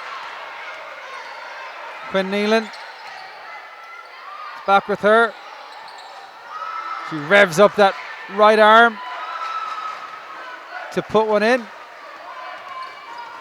Long runs right into her, but secures the ball through Donna O'Neill. It's back with O'Neill now. And Long to the left, goes for Ford, leaves the ball after her. And a double dribble there for Ciara White. Just got ahead of the ball a little bit. Ford thought about the open three, puts it inside to Nolan, misses off the bank. Once again, Crumlin charge through Ciara White. Spins this time. Can't execute the finish. Good rebound from Ford. Gets the outlet to Nolan. And Nolan looks up to see that it's 5-on-2.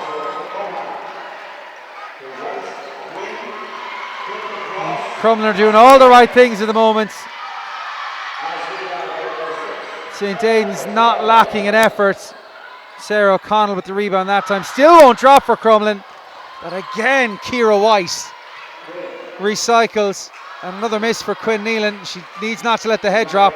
Still a lot of basketball to be played here, despite the 19-11 lead for Loreto. 4:50 to go. Aidan's probably a bit lucky there to give up 5 opportunities to score and get away without giving up any baskets. And timeout's called. Loreto Crumlin leading 19 points to 11.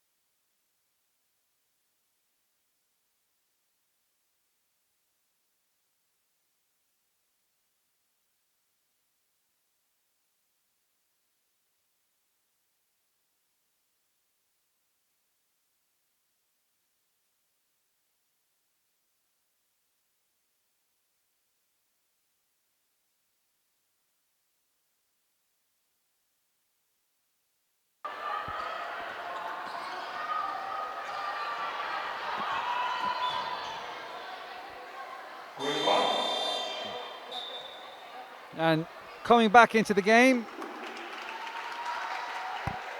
is Eniola Salami.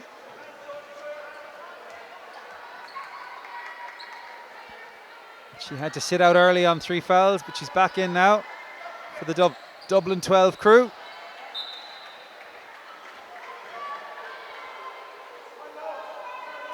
The second of 12 games taking place. Is 4 today, 5 tomorrow and 3 on Wednesday.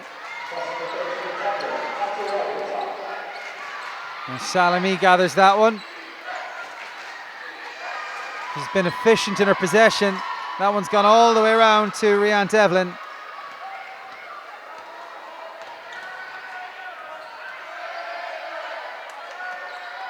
Jodie Ford. That was Aidan O'Keefe there, who's in the game now. Loreto have just kept up this defensive pressure and really making Crumlin struggle, or St. Aidan struggle in possession when there's not a half-court set, and as a result, they're able to get the ball, take longer offenses, and really wear out St. Aidan's. Clean defense there from Sarah O'Connell. Not so clean. Nia White the chance to extend the lead.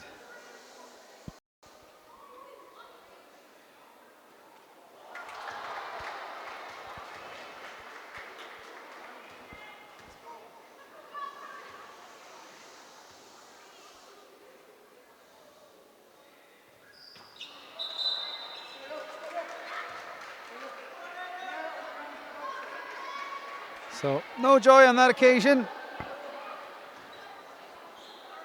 as we're midway through the third quarter now. 19-11 the lead for Loreto.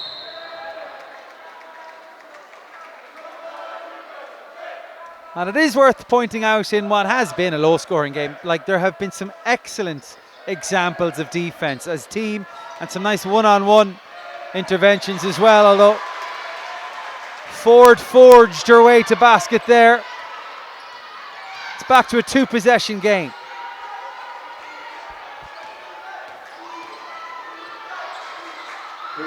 Yeah, and for all the great work that Loreto have done on defense, they really haven't punished Aidan's enough offensively to put the game to bed.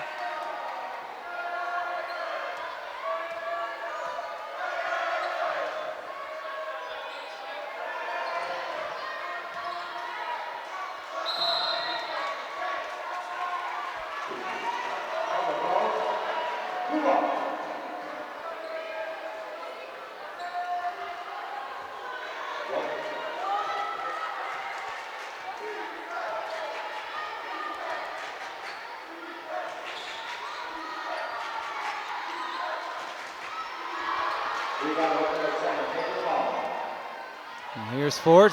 Somehow she's going to have to open things up, and they've combined well there. Oh, although Ciara White was lurking before she reassigned herself to Caitlin Long.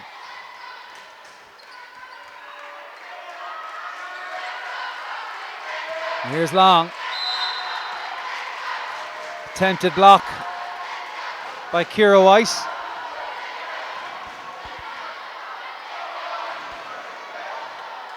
That's a second personal foul for Ciara White.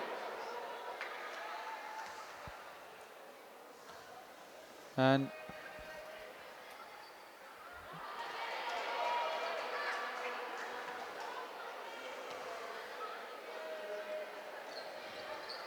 foul trouble could be coming into play soon enough. Although Salami will have to be careful. She's on the court on 4 fouls, as Crumlin look to protect their lead. And Rianne Devlin, with shades of Packie Bonner in 1994, didn't quite have the ball she thought she did, but the relief is palpable as Caitlin Long makes a two-handed finish. And now there's just 4 points between the sides. Aidan's have struggled because they've slowly walked the ball down the court and given Loreto a chance to put pressure on them. And first time now they've gone out and they've run a fast break and rewarded with an easy 2 points.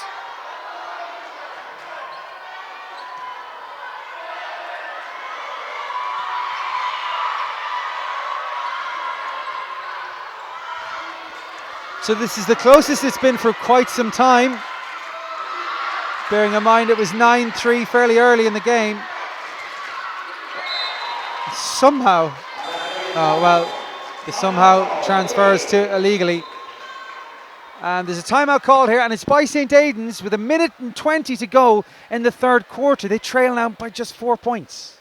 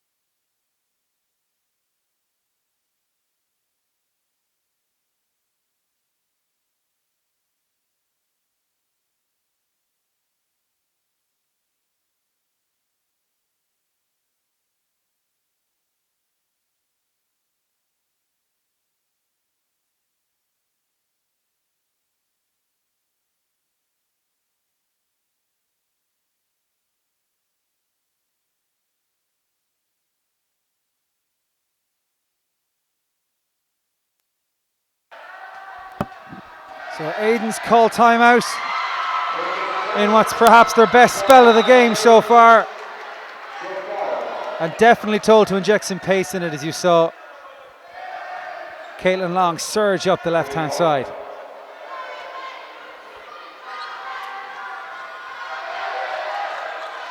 It's Donna O'Neill who wants it this time.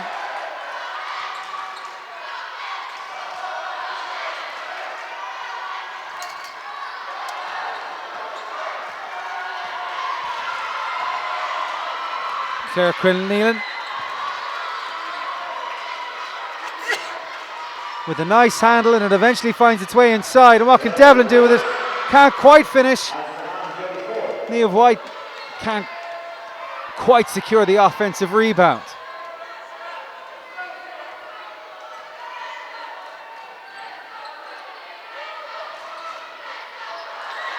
And that pass all too easy for Ciara White. Pulls up with 25 seconds to go.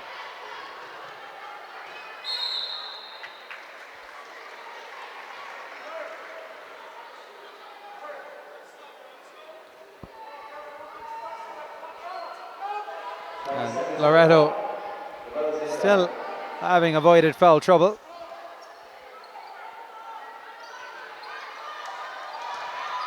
This time it's Devlin. And had one shoulder up against Aidan O'Keefe. 18.7 seconds of clock in the third quarter. And O'Keefe adjudged the aggressor, but it wasn't fouled in the act of shooting. Good rebound in there by Sarah O'Connell. Protects the ball, looks for the outlet. I suppose the main problem with not having your starting point guard on the floor is when a big gets a rebound like that, it's always a point guard that comes and collects the ball, is ready looking for the ball, and Aidan just don't seem to have that out there at the moment. So here's Salami. Good turn with the Euro step. Just misses off the bank, just Ciara White. And well, if she shoots from there, fair play to her, but at the end of the third, it's getting closer now if St. Aidan's can put a run together. However, it's Loreto Crumlin in the lead at 19-15 with 8 minutes to go.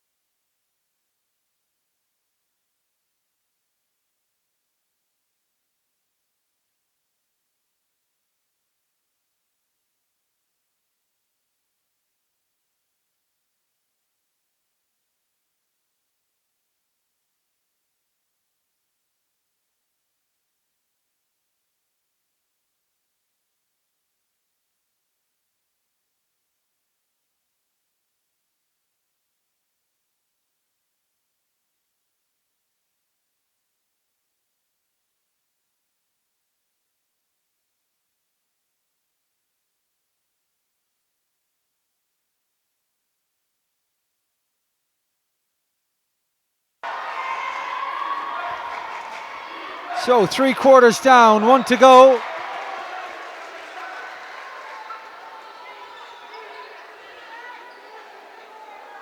And Kira Weiss and Niamh Weiss, and we're going to assume for the purposes of this commentary that they're sisters, getting quite familiar with each other off the ball just there. But Aidan O'Keefe had the open look, and a player available chose the open look, and a chance to make this a one possession game has gone a begging 15 seconds into the final quarter. And it was O'Neill who threw up the fake and now throws up the shot. Salami feeds Weiss. Goes for Quinn Nealon, who gathers and just had too many hands in the way to do anything with that one.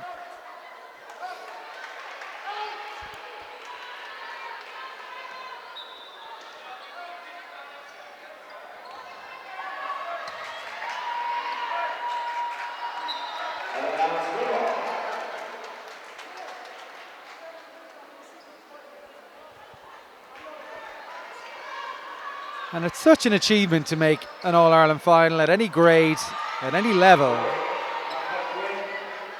And of course there are runners-up medals, so no player leaves the arena empty-handed.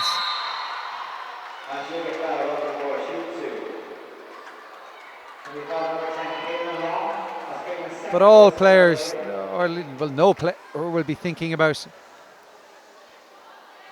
what colour medal they'll end up with. They're only thinking about the one they want around their neck. And this game does hang on the balance as Loreto hit 20 with 7 minutes to play. And 2 from 2. A really good response from Loreto.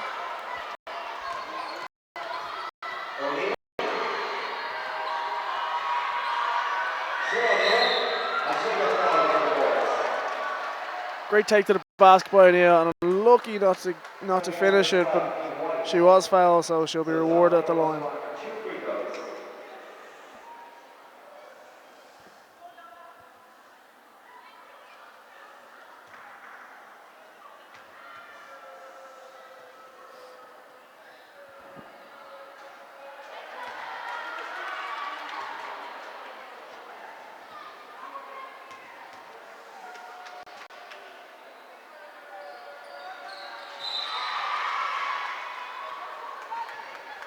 She'll get a second chance now as Nealon broke the line before she was allowed.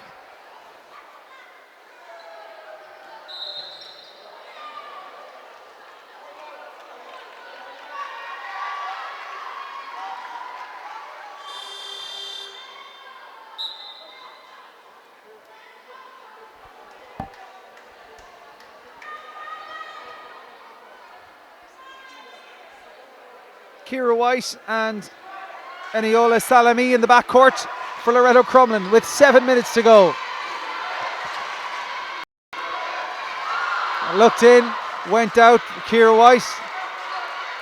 Somehow, Donna O'Neill steps away with possession, and I think that means, yeah, it does mean in fact that Eniola Salami is fouled out of the game.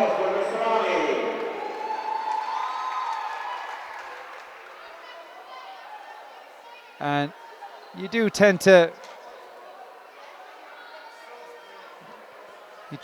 wait with referees use these kind of games as an opportunity just to educate players on protocol a little bit, meaning Salami had to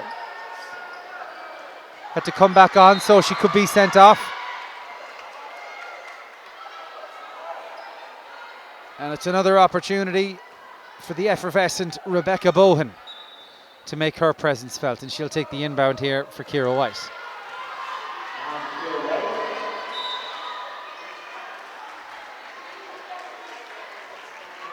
O'Neill just getting a bit animated in defence, but unfortunately fouling.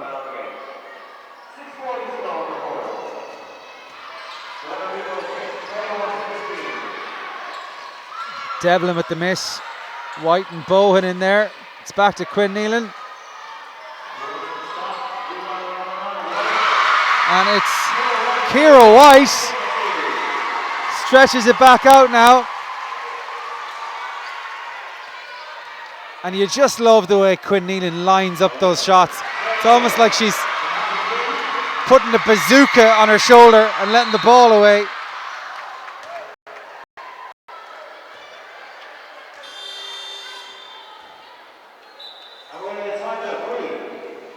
But she won't get the chance to hit those as St. Aidan's call timeout, trailing 23 points to 15 with 6:10 to go in the fourth.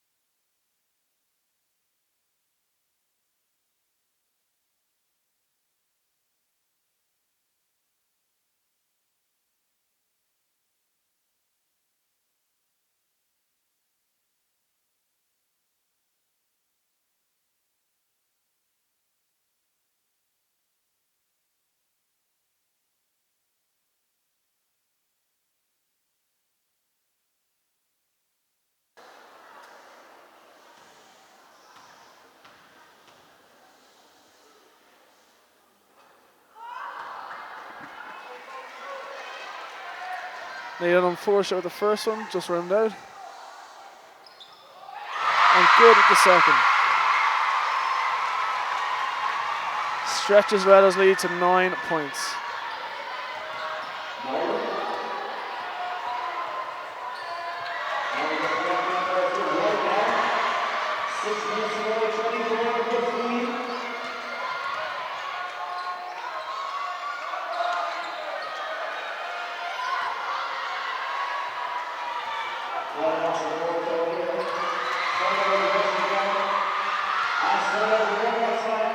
And as Aidan's chased the game, it's just getting a bit scrappy, causing a few turnovers and a few bad shots. I think Loreto will want to slow down the ball now and take a bit of time off the clock.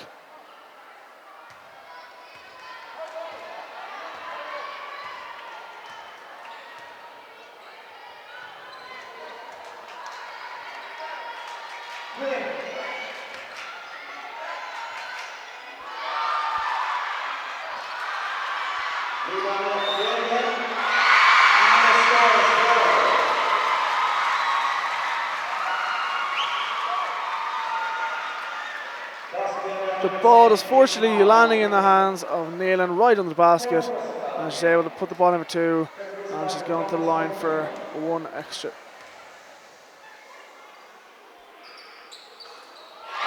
And Quinn Nealon gets the shooter's touch to extend that lead. And it's an 8-0 run now for Loreto Crumlin. Make that 10. And when Quinn Nealon relies on instinct alone, she's an accurate shooter, but there's still 5 minutes left. Another turnover.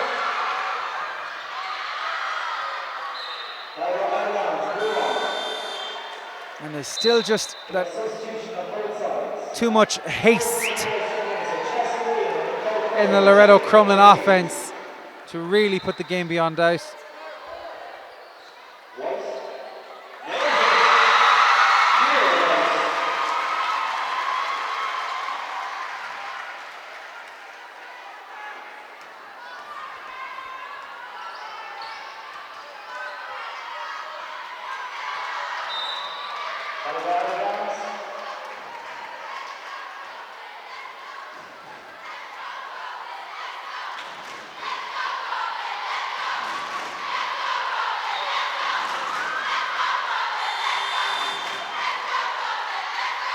bit of confusion. It looks like there was an offensive foul called.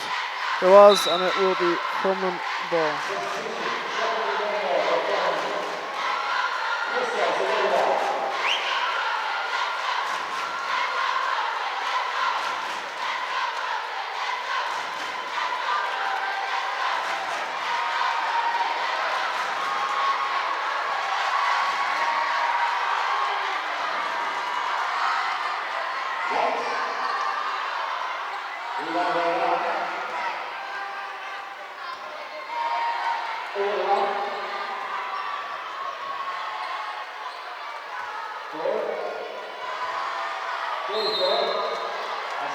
A strong take by Ford, and before she wasn't able to make the layup, she was fouled, and it was a hard foul, so she's going to the line for 2.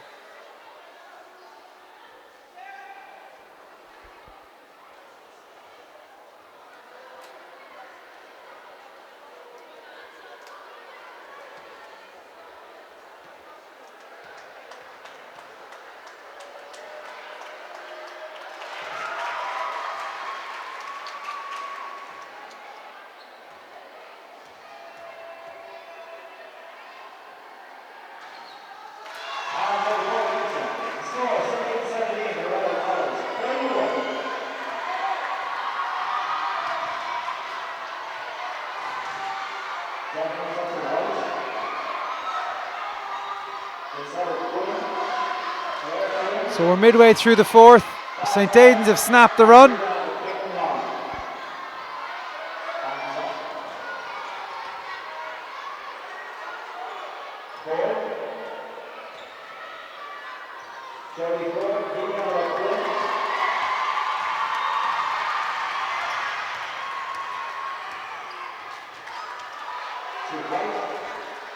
It's Devlin this time with the miss, but substitute Christia Segovia can't do much for that one.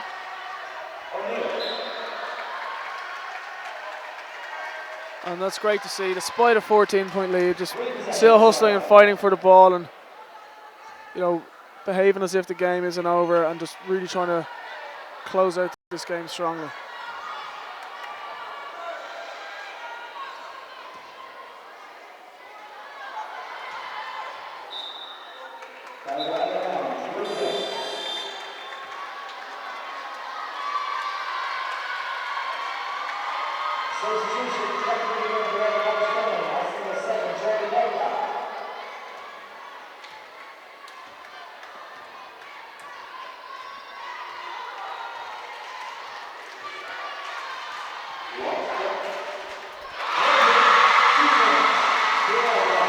And the scoring keeps coming for Loreto Crumlin. Another Dublin team who've primed in the fourth quarter as they now lead by 16 points. Just a note to those of you watching on our live stream, we've now disabled the live comments, given that they weren't being helpful to anybody at all. So that's what Ross has been at for the last minute or two, live comments disabled. And Caelan Long reminding her team to keep the press on.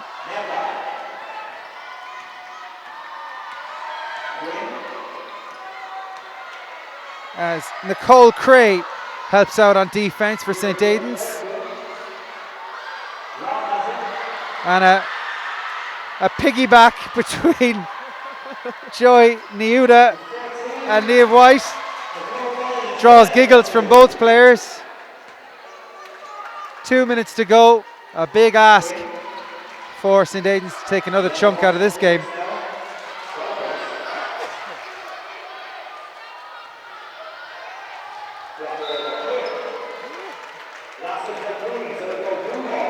And the block tally keeps going up for Loreto Crumlin, this time through Claire Quinn Nealon.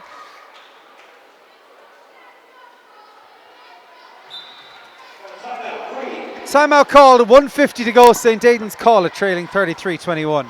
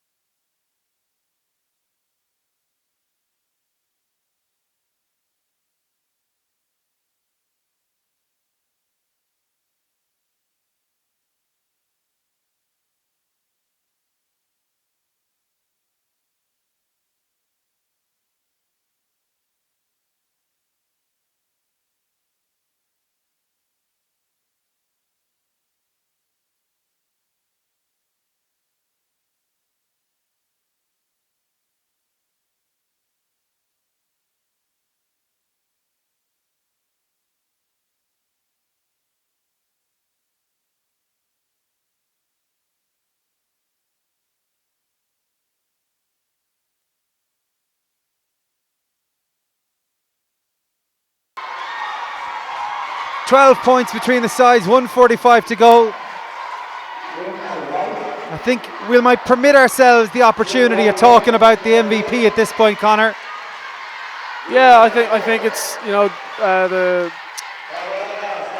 two White sisters are definitely in with a shout, but the fact that the game was put to bed in the fourth quarter and right on cue as she's coming off the court, I think Neelan did a great job. She's at 6 points in this quarter, and she's been at the centre of everything, and she's on offense, and her defense has been brilliant. A few blocks and in and around the basket. The back were constantly getting rebounds, and just putting a lot of pressure on defense for their causing some of Aidan's turnovers. So it was a close one, but I think it's going to go to Neelan. MVP for the under-19C All-Ireland Girls Schools League Final is Loreto Crumlin's Claire Quinn Neelan.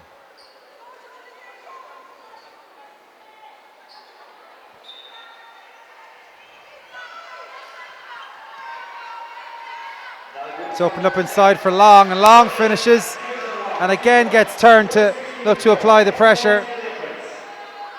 And it works this time as they churn it over. And it's getting tighter and tighter in there. And to be fair, it's back to 8 points now as they narrow the gap.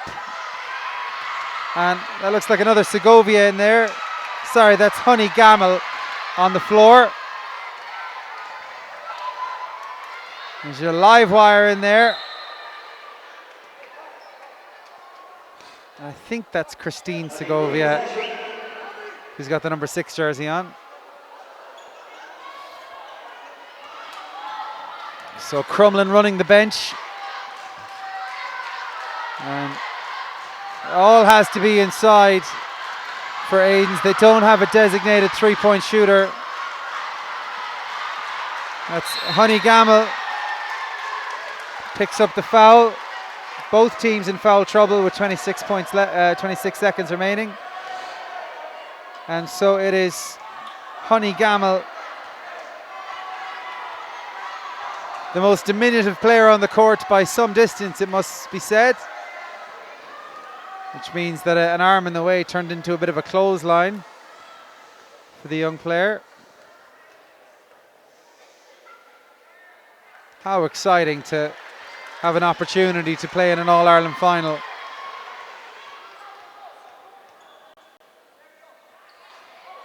Unlucky with the second occasion. The clock is ticking down once again. There's no shot clock in these league finals, along with the 8-minute quarters.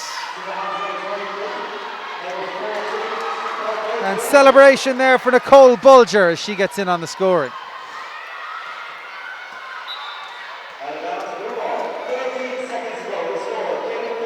Now, it's worth pointing out, there's only 6 points between the sides. Stranger and more dramatic things have happened at the arena, but that press is making things very interesting. And Honey Gamel, an excellent late intervention, because that's a jump ball. So she didn't concede the foul either.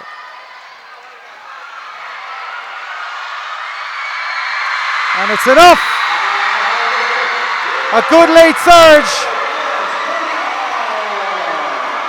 from St. Aidan's, but the team who've led from start to finish have won the Under-19C Girls All-Ireland Schools League Final. Loreto Crumlin champions by 33 points to 27. Your thoughts, Connor? Yeah, definitely the strongest team on the day came away with it.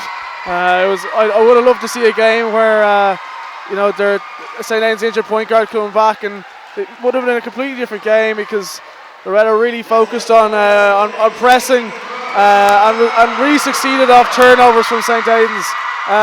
But that's not to take away from the great display both White sisters and Neelan put on today, and definitely on the day Loreto deserved it. Coming up very, very shortly is the third of our 4 games being streamed live today. St. Aidan's of Cork against De La Salle Waterford is up next. Thanks for watching.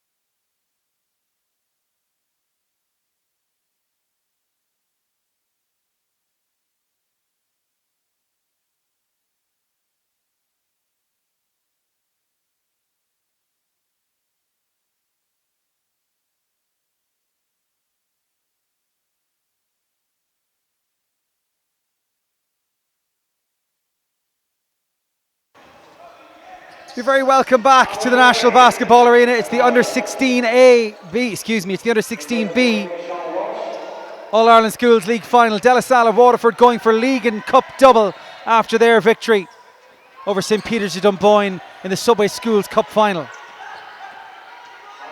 back in January. St. Aidan's were going for a double of their own because their team were out just a few minutes ago in the under-19 C Girls decider.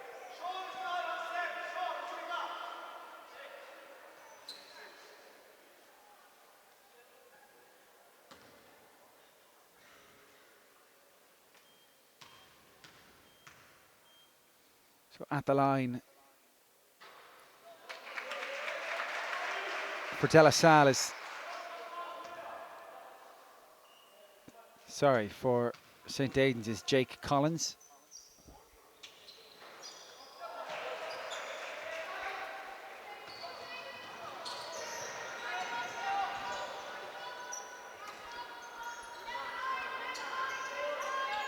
There's a guy you're going to want to watch, Angel Aguirre. He's a big player in the Cup win. I think he came off the bench in that game, if memory serves. And that's Oshio Jawema. That's going to be fun.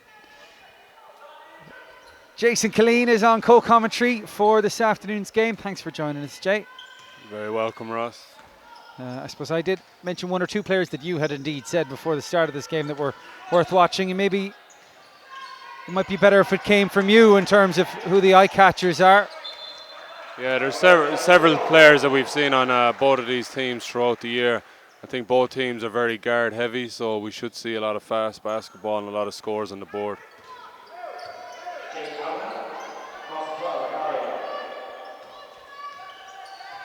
De La Salle in possession through Sean Walsh. Good basket, or good rebound by Oshio Jawema. And the on-rushing Scott Dunphy times his intervention to perfection for a 2-0 lead for De La Salle. 6.5 minutes to go in the first. An unorthodox attempt there for St. Aidan's. That was Gareth Blount.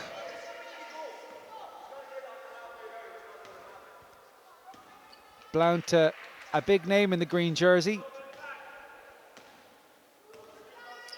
His brother Jordan was the top scorer at the FIBA Europe Under-16 Men's Championships last summer, playing for Ireland in the B division.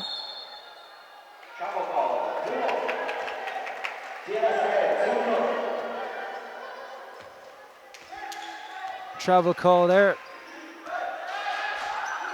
De La Salle have a nice brand of basketball. Plenty of athleticism in there. That miss from Jay Kavanagh.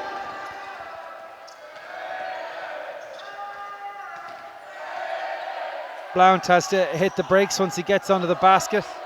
That's Neil Francisco. It's back to Gareth Blount with the step and nod, telling himself he's the man, because right now he is. He's just drained a 3 in an All-Ireland final. Scott Dunphy with the miss there.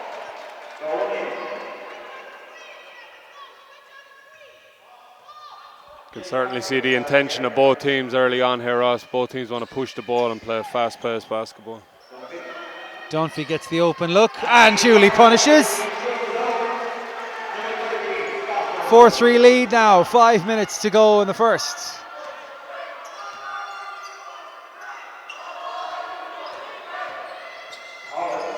Francisco to Jake Collins, one of the co-captains of this side, along with Gareth Blount.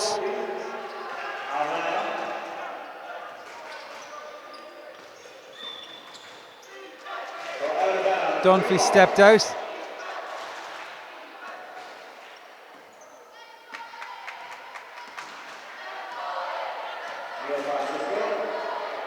Francisco and Blount, I think, will be linking up with each other an awful lot today.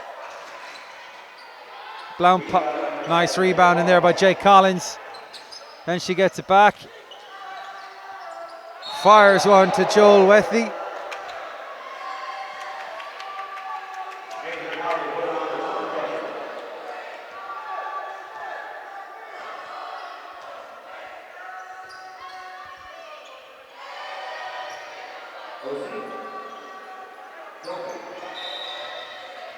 Another step out, and geography proving the biggest problem for De La Salle at present.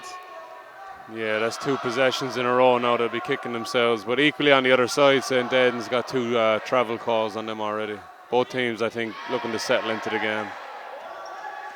And you'd make an excuse for De La Salle if they hadn't appeared here, the same team, in the cup equivalent of this league decider.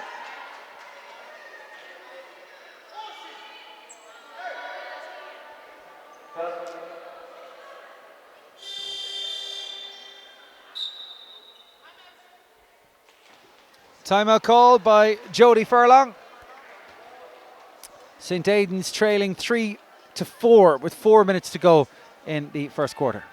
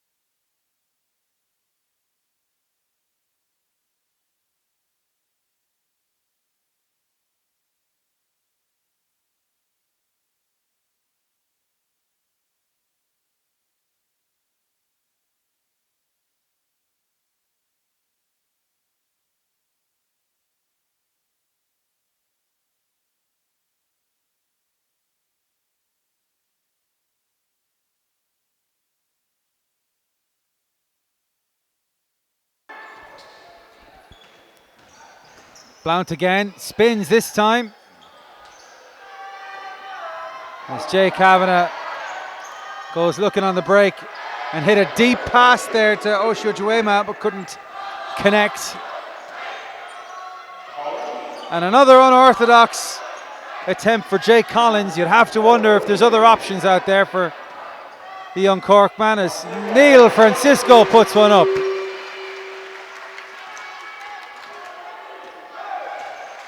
Readjusts the gum shield and goes straight onto defense.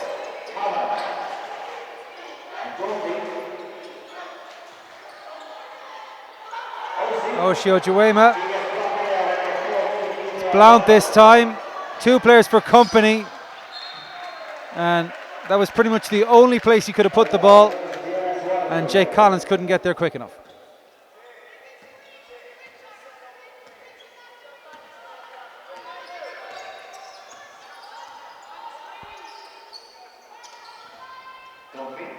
And Jay Kavanagh's coach is looking for him to assert himself more on the ball. And if there's a Blount way to play, there's no doubt but that Gareth Blount is playing that way. Yeah, you seem to wonder if St. Aidan's know that they have 24 seconds to shoot the ball. Yep. They want this game over inside the first 4 minutes.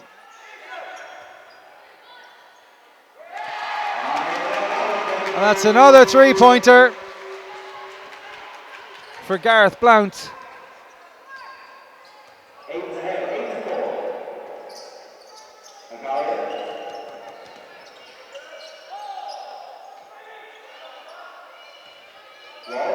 That's good physical work in there for Sean Walsh. Tees up the shot from Scott Dunphy.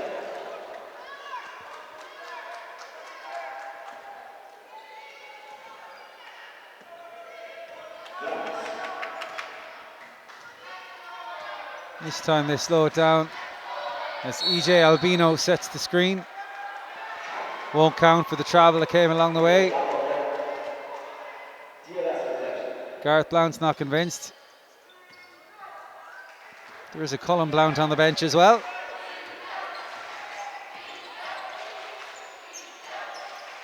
And it's opened up inside. And Sean Walsh imposes himself with his first basket, 8-6, with 2 minutes to go in the first. You can see De La Salle in the 2-3 zone now. I guess that's to try and slow down Aidans and stop him from getting to the basket. But as So we that's see a there, switch from the early setup, is it? Sorry, that's a switch. They've actually switched into that zone, is that correct? Yeah, in the last couple of possessions, yeah. Sean Walsh, unlucky that time.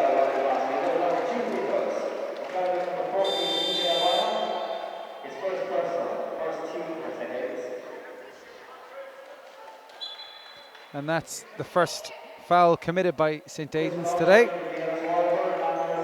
For De La Salle, OC Osho-Joema has already committed 2.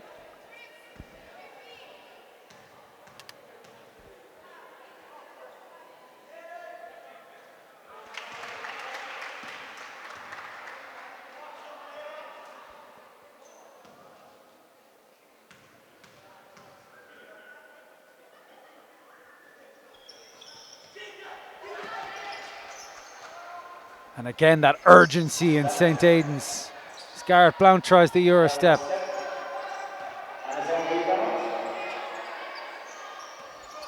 Back out to Jake Collins. Collins looks to poke a hole where there isn't one. And Dunphy keeps going. Overcooked the layup, and he's taking a bang there on the way down as well, that right knee. Nice to see Neil Francisco checking in to make sure he's okay.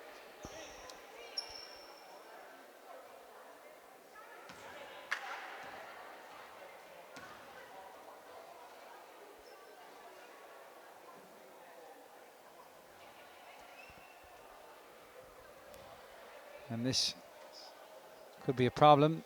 Physio's over to take a look.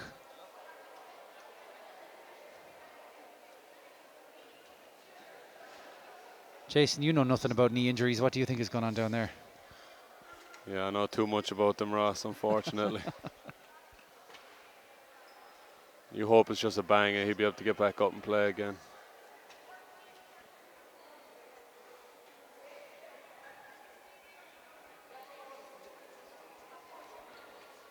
So 10 points to 7, the lead with 73 seconds to go in the quarter. And pretty much everything that's been done in this game has been done at pace, so it's almost odd to see a break like this.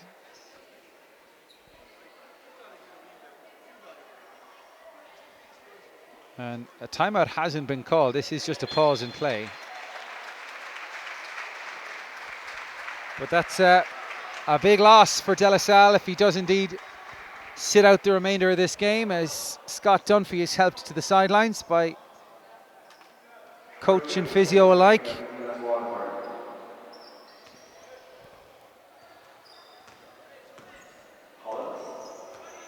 As play resumes through Jake Collins. Substitute for St. Aidan's in the game, is Christopher Bell. Into the game for De La Salle, one assumes in place of Dunphy is number 10, Harry Clooney. And this is Clooney. Looks comfortable enough, and it's opened up for him on the baseline. Misses with the runner. And Gareth Blount took a bang on the back of the head there.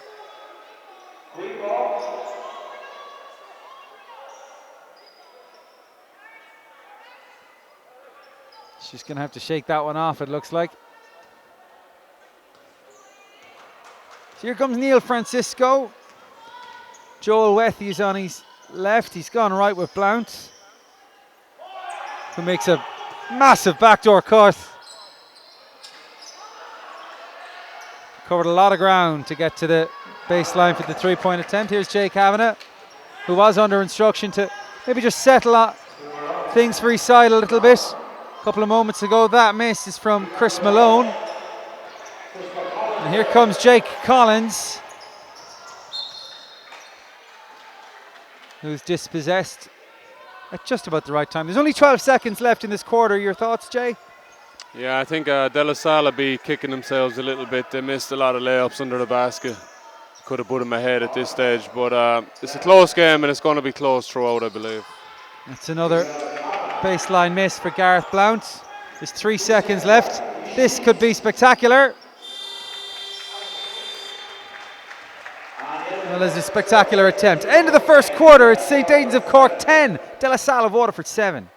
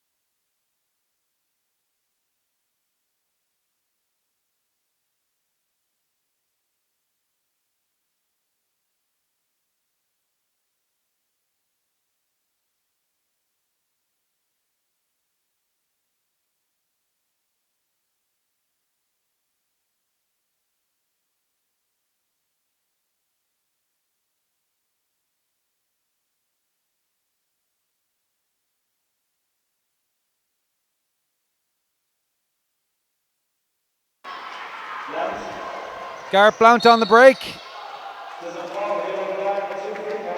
Just falls off target there.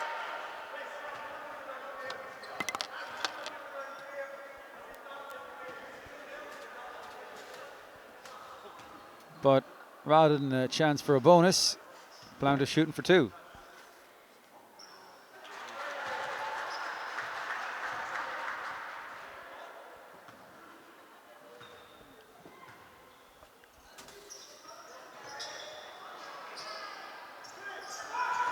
As Francisco stepped into the telegraph pass from Osi Oshujuema.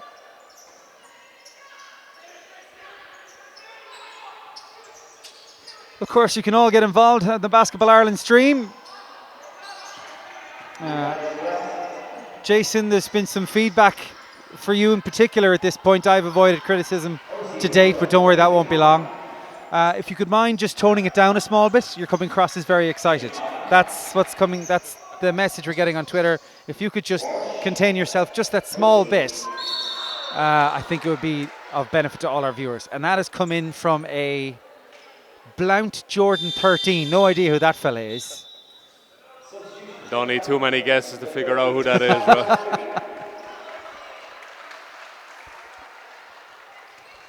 No, look, it's a good, I mean, we got 2 good teams here.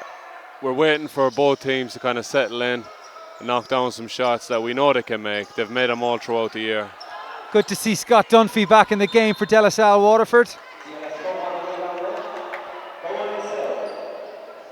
A smooth player in action when he gets going. And when you consider the physical presence of Sean Walsh and Osi Oshujuema inside, with the more finesse play from the likes of Kavanagh and Dunphy outside.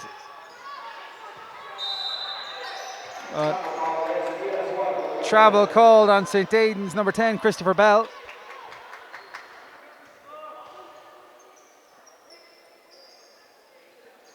And it is tricky to avoid the travel when you're on the floor like that and trying to play the ball. Nice shot fake from Dunphy, and it's teed up Osi Oshujuema to bring it back to just 2 points between the sides now.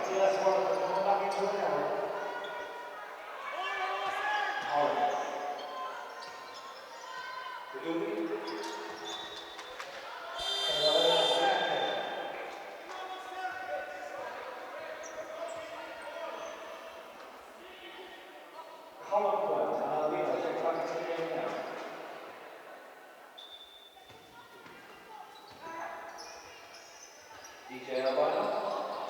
Rebound by Hosey. Palmerston. Cross Dunphy. Dunphy, and it's in the corner. Chris Malone that time. Good work from Sean Walsh. Good block from EJ Albino. And ball was just too quick for what St. Aidan's were trying to do there. I think Albino has 2 or 3 blocks at this stage now, does he? And it's all about timing because he's given up some inches there on Walsh and Oshiajuwema. As St. Aidan's push back out their lead. 13-9 now, 6 minutes to go to the half.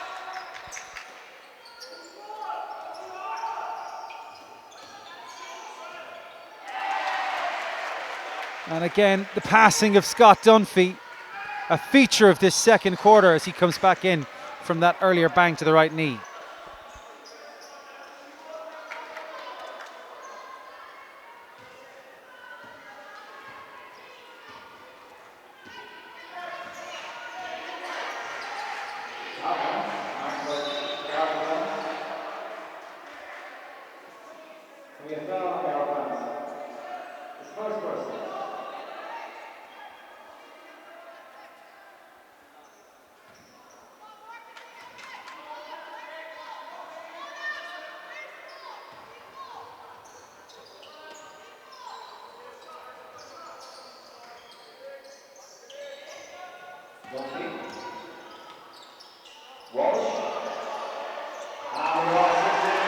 Sean Walsh levels the scores at 13 apiece with 5.5 minutes to go in the second quarter, and it was layups like that they've been missing in the first quarter.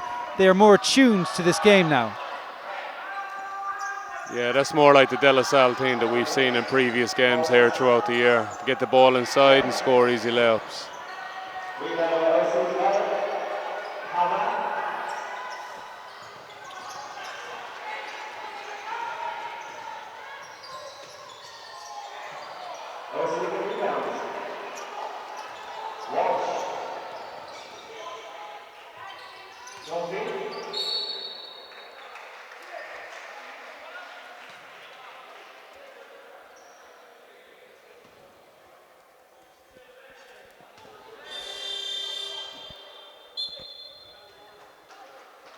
Still a relatively low scoring game. Timeout called, it's 13 apiece with 5 minutes to go to the half in this under 16B All-Ireland Schools League final.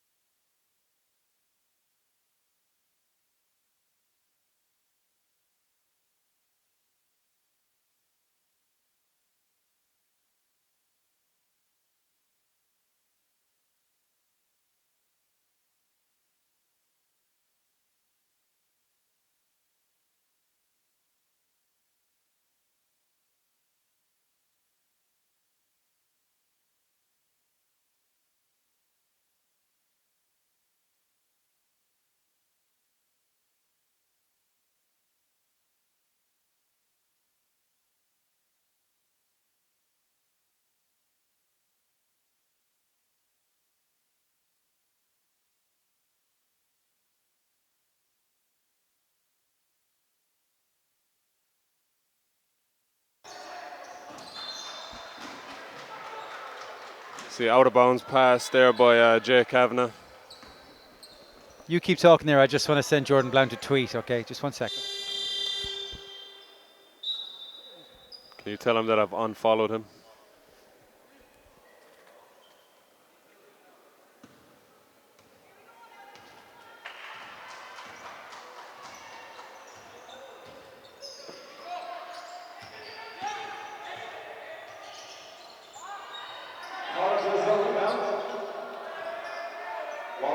St. Aidan certainly getting the chances there, but not knocking down the shots. And back into the game for De La Salle is Sangel Lacaria.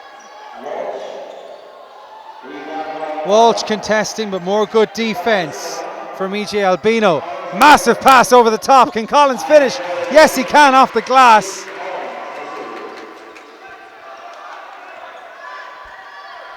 You didn't see where that pass came from.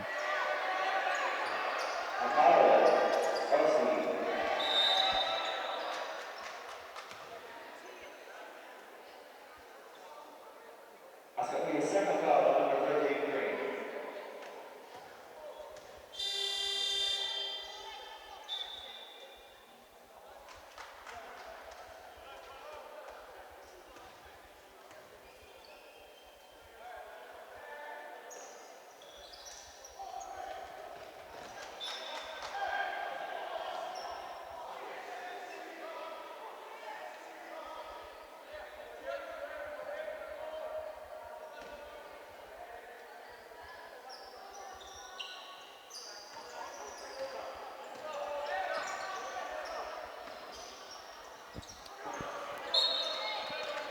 And there's a good battle in there. We're really enjoying it. It's Sean Walsh of De La Salle up against EJ Albino. And here comes Gareth Blount. Was faced there by Chris Malone. Here's Collins.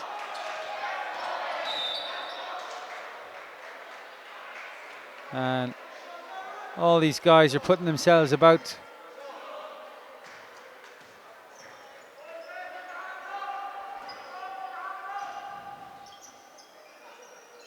Well, and here comes Blount. Another nice pass.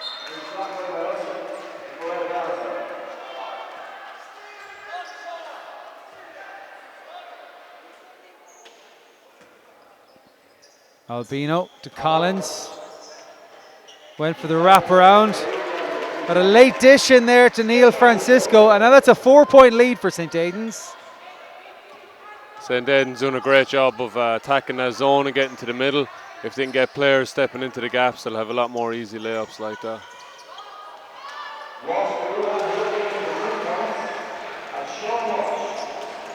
Sean Walsh with another score. This game is starting to pick up now. 3 minutes to go to the half. Another spin from Jake Collins. Scott Dunphy thought about pulling the trigger early there. It's inside for Usher Juema. There's Albino to Collins. Certainly holding his own in there, Albino. That was short, and Francisco. Sean Walsh with the deflection in on the shot. Good handle from Francisco. And once again, geography proving a problem. Timeout called by De La Salle Waterford. They trail 17-15 with 2 minutes and 22 seconds to go in this second quarter.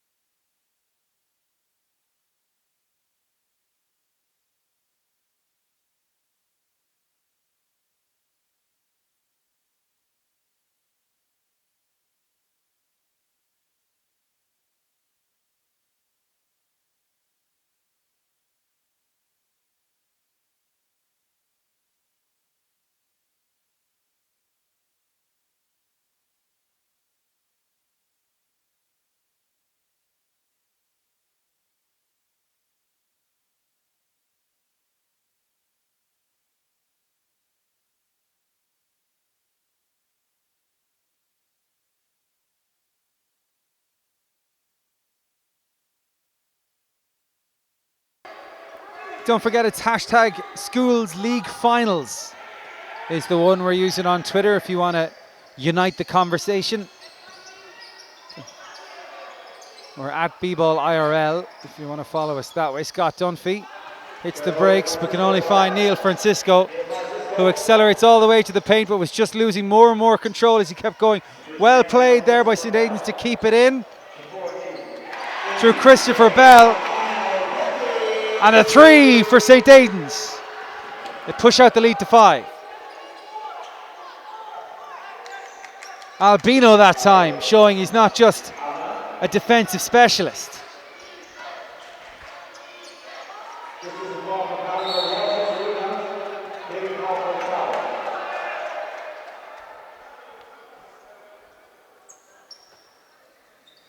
I think both refs saw something different on that last play.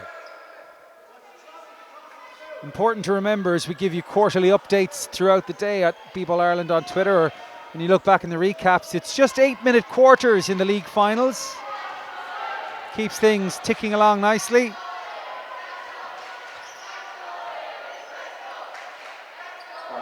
Francisco in the corner.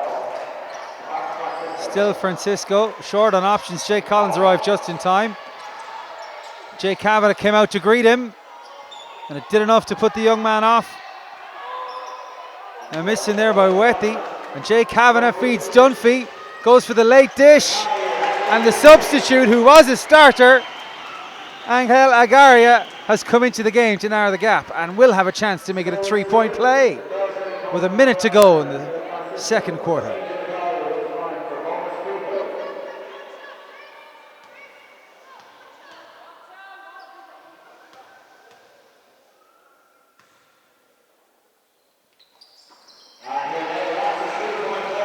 Three-point play complete.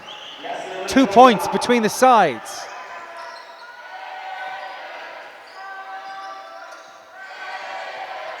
Francisco really coming into this game, but Sean Walsh's rebounding is a definite platform, with Jay Kavanagh looking to add strategy to the strength of Walsh. Here's Agaria, spins to the paint, and no contest on the rebound there. Allows Christopher Bell to bring it away. 25 seconds to go in the first quarter. Collins gathers. 15 seconds now. Still Collins. Albino for 3. Makes this. That's a long 2 actually, but he makes it nonetheless. 6 seconds to go. Kavanagh puts it up himself.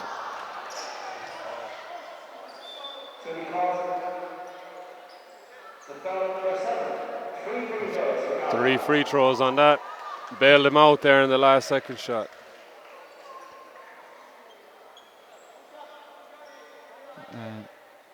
Kavanagh, I don't think he's scored yet in this game, will get 3 opportunities. So it could be a 1-point game by the time we're finished. The best we can hope for now is a 1-possession game as we head to the half.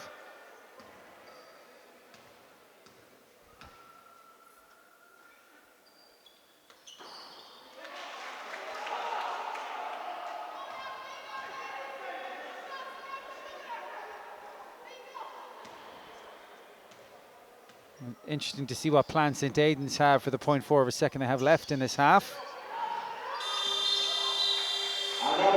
So half time in this game. 22-19 the score. Just give us your thoughts on that first half, Jason. Yeah, as we can see, very back and forth. You know, both teams getting great chances at the basket. Not scoring all of them, but I think in the second half now both teams are settled down and we'll see some great basketball. We'll leave it there. Join us in 5 minutes for the second half.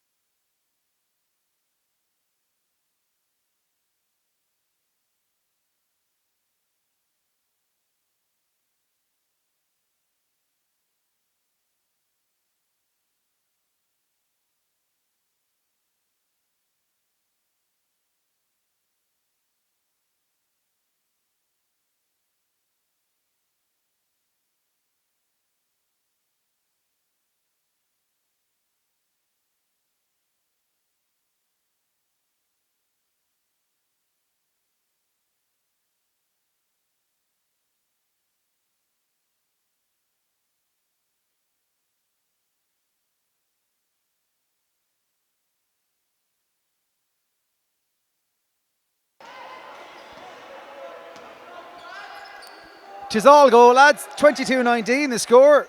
The end of the start of the third quarter. Jay Kavanagh, who was 1 from 3 from his free throws just a few minutes ago, instantly hits a long 2 and makes it 1 point between the sides.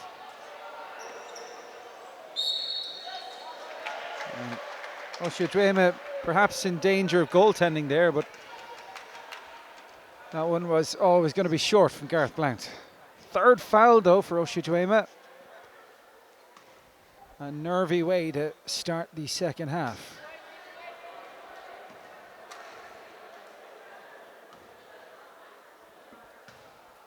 And this time Joel Worthy sticks the feet, can't make the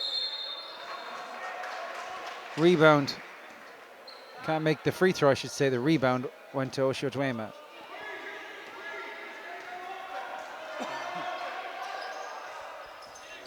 Jay Kavanagh sets a nice screen for Neil Francisco, but it's moved down the other side through Sean Walsh. Sean Walsh has done an awful lot of what's been asked of him in this game. And it's the lead now for De La Salle.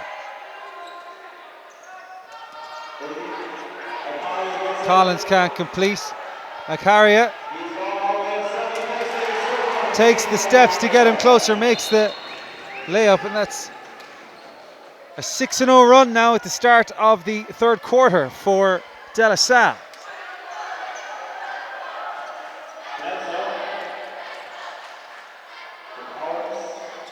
Collins steps inside Acaria. Francisco picks up. It's a long 3 attempt for Gareth Blount. I don't know, a superb block by Sean Walsh in there. Well-timed block, yes. Oh, great defensive play there by Now he's Gary got Blount. time to do something here. Simple layup. Snaps the run too.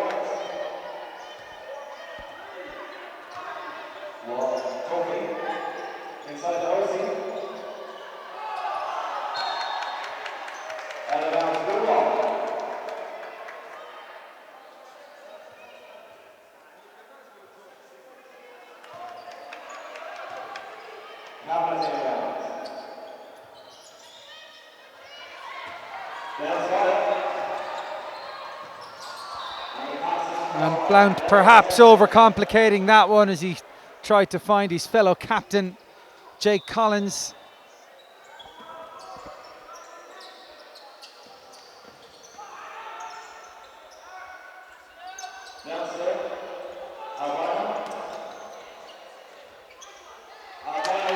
Lovely basket there by Albino.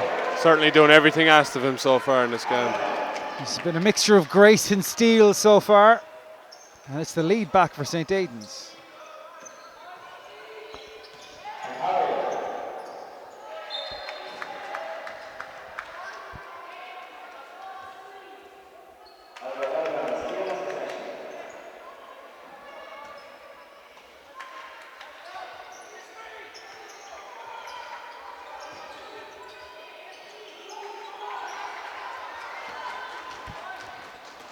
And here comes Gareth Blount. And finishes with a flourish. Forces a timeout from De La Salle as St. Aidan's restore a 3-point lead.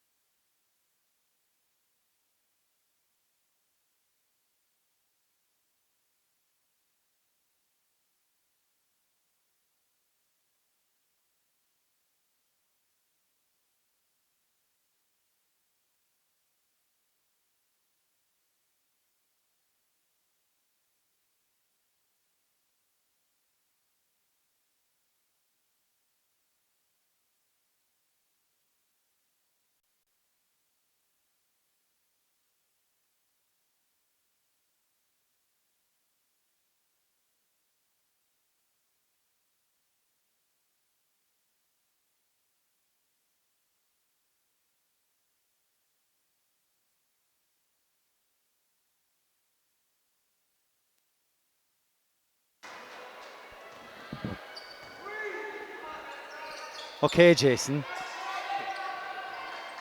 Back in action at the National Basketball Arena.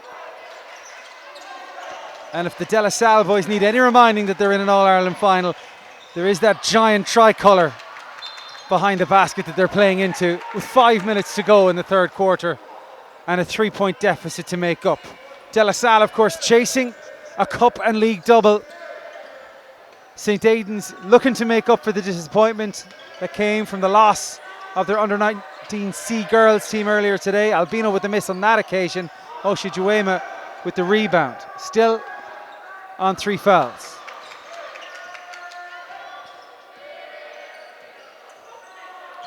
And that was all too easy for Blount, who's been picking up more and more intercepts now. And does always like to do something different with the finishes, and it's a 5-point lead. I don't think we've seen the same type of layup twice from Gary. Well, that one drops for Oshijuema, and his team needed it too, keeping it within 2 possessions.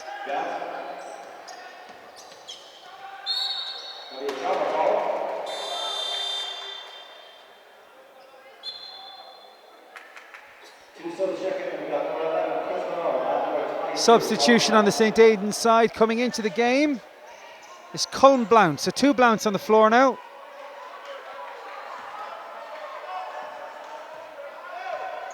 And Blount lines up against Oshijuema. And the passing has left a lot to be desired in the last couple of minutes. And perhaps a little bit of luck in there. Yeah, De La Salle have gone away with what they were successful driving to the middle and making easy passes. Now it looks like they're trying to overcomplicate the passing. Macaria forgets where the ball is, but recovers in time.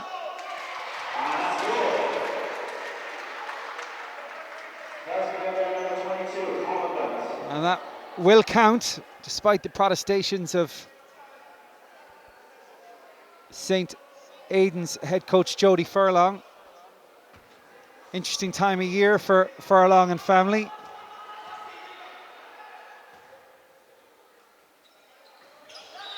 The better half of the soon-to-be retired Neptune stalwart Ger Noonan. And I'm sure Ger would be the first to agree with me that Jody Furlong is indeed the better half of that particular partnership.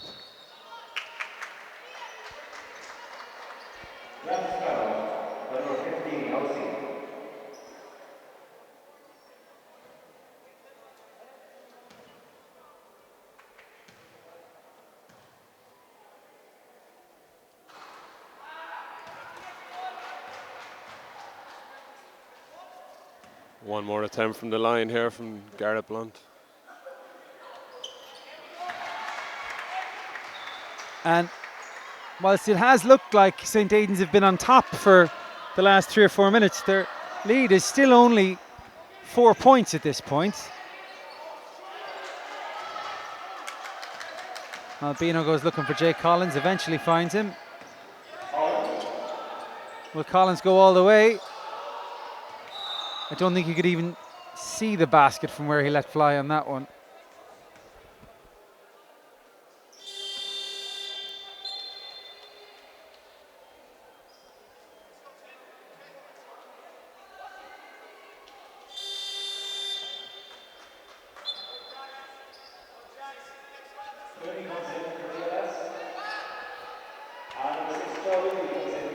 And what will that difference will that make to the offensive game of De La Salle Waterford, as Oshijuema and Jason will note that I'm no longer looking at my notes every time I say that particular player's name. He's taken a seat on 4 fouls. Yeah, he's done a great job rebounding all game and scoring close to the basket. We've seen how De La Salle can manage without him. It would certainly mean that Sean Walsh will have to up from what already is a considerable work rate. There as he tried to track Albino in front of him. And the weak side movement of Neil Francisco. another spectacularly named player to grace the floor at the All-Ireland final. Scott Dunphy picks up the intercept. May look to go all the way, but once again, at the last second, instead of pulling the trigger, drops the dime. And it's made all the difference for De La Salle. Francisco responds in kind.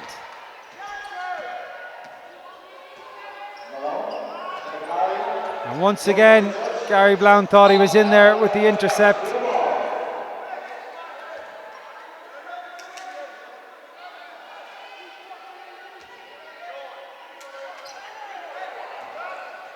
Collins sent to the deck. Here's Dunphy. This time looks to finish himself. Just about misses out. Albino feeds Blount. Goes for the spin. Jump ball.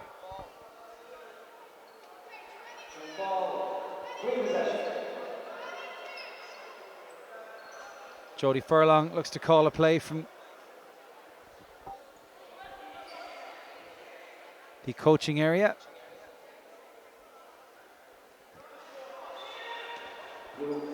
So there's 1:46 to go in this third quarter. As Scott Dunphy sets off, gets around Blount, has two players in there.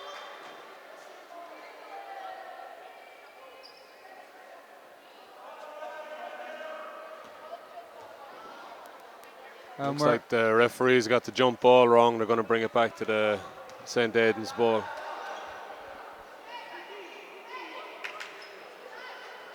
Well, that's okay. That means that nobody's any worse off from this one. Blount on Dunphy.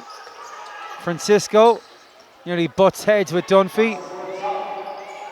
Seems to invite Chris Malone to provide some coverage. Albino dives in. It's just getting sloppy now at the end of the third.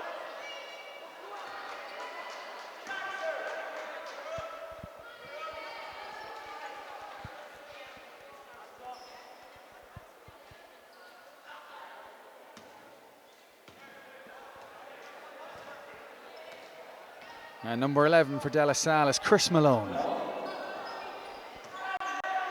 Sean Walsh takes up residence at the back stick, as I used to say in another life.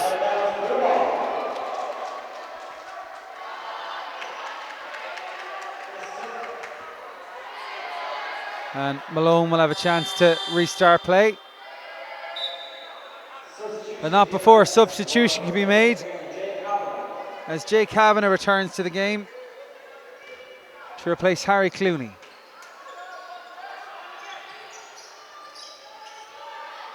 A lot of work for Dunphy to do there. And another step out, I think.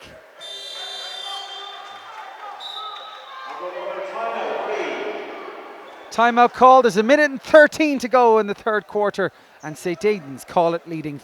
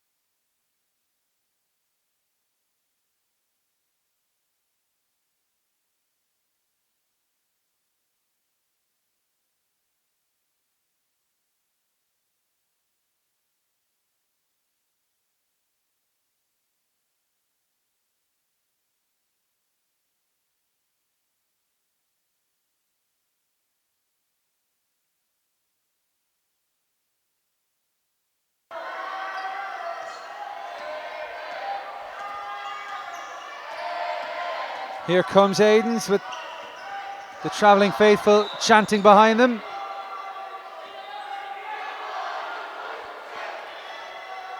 Another step out of bounds there, Ross. Maybe we need to paint them lines a little brighter. Unfortunately, my idea for the neon strips didn't make it past the budget phase, as Jake Collins' attempt doesn't make it into the basket. Albino went for the up and down. Blount tries the three. A little bit sluggish in there, rebounding. De La Salle, and they cough up possession because of it.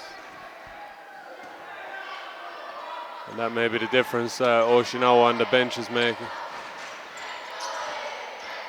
Blount tries to take on Kavanagh. He's with Albino, back with Blount. Has another three-point attempt. And much to the horror of the sponsorship manager of Basketball Ireland, the advertising hoarding goes flying, but much to the relief of the players, it's only Corrie board, which means that nobody was likely to break anything of themselves there. Scott Dunphy gets a second chance. And sloppy pass. There's only 12 seconds to go in this quarter. And the wrestle is on. And Agaria's up for the challenge. 8 seconds on the clock to shoot. 8 seconds left in the quarter. De La Salle will be very happy to have this a one possession game going into the fourth. With 4 points between the sides. Blount guarding Dunphy.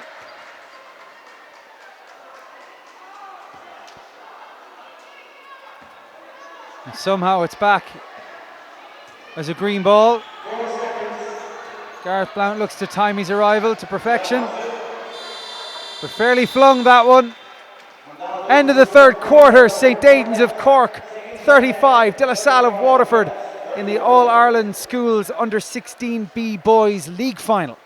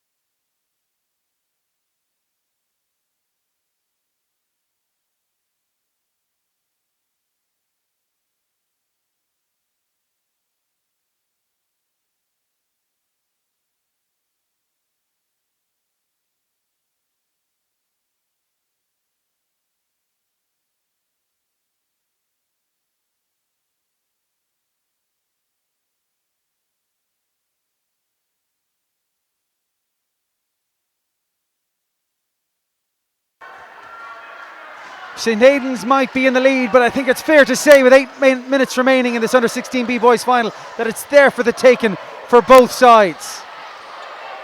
And I think we're going to see maybe perhaps more in the fourth than what we witnessed in the first, because to be fair, that was a scrappy third quarter.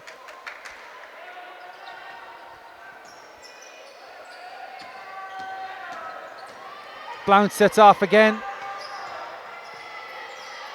Another unorthodox attempted finish, but it's coughed up, and another block for Sean Walsh, this time on Jake Collins.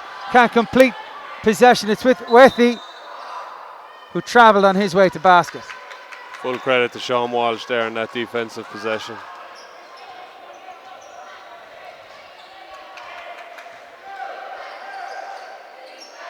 Scott Dunphy has also done well for De La Salle, particularly his passing. But went for the half volley there, which isn't so much a basketball tactic. Neil Francisco shown great pace and a change of pace as well, but couldn't put enough gas on that pass to make it to Gareth Blount. Dunphy to Garia. Back with Dunphy. Here's Jay Kavanagh. It's made all the way around. And there's a shooting opportunity here for Jay Kavanagh. Scott Dunphy with another pass. And Dunphy gets a trip to the line, although he'll be annoyed he missed the first layup attempt.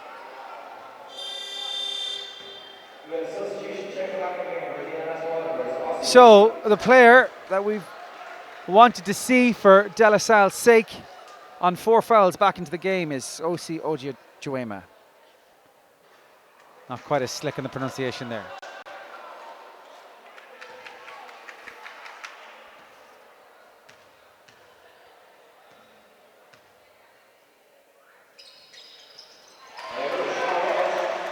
So 3-point game, 6:45 to go in the under-16B All-Ireland League final for schools. This time Blount off the glass.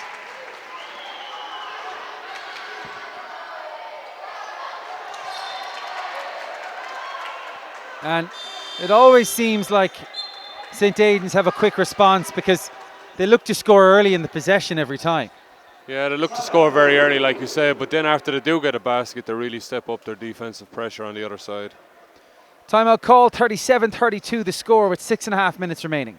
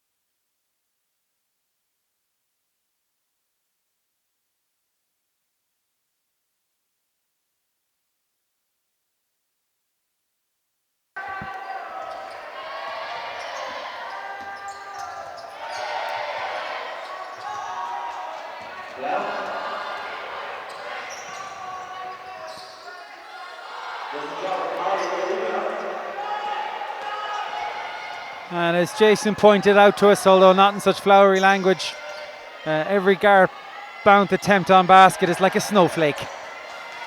There's no two quite the same. This time he pulls up for 3. Six minutes on the nail remaining in this game. St. Aidan's once again fire up the chance.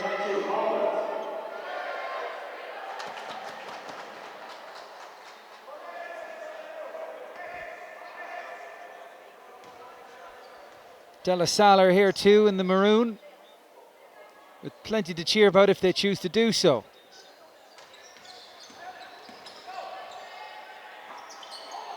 Sean Walsh with another rebound.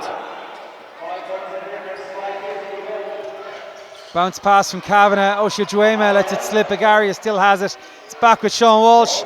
Fires it into Scott Dunphy. This time the receiver. This time the scorer. 37-34. 5.5 minutes to go.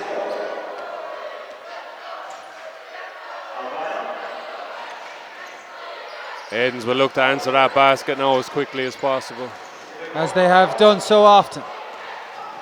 Lacking some composure there. Jake Collins thought the foul was coming. Substitution as the Blounts swap Cullum for Gareth for St. Aidan's. Good take from Ojejuema. Another offensive rebound nearly coming the way of Sean Walsh. You'll need to get back in cover because once again St. Aidan's were looking to do it at speed.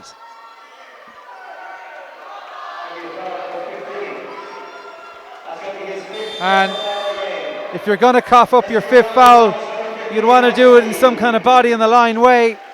But it's not to be for Oshiajuema, who fouls out with 5 minutes and 9 seconds remaining, with 3 points between the sides. What will that mean? Yeah, De La Salle are definitely a different team without him on the floor now. They're going to have to step up and get them rebounds.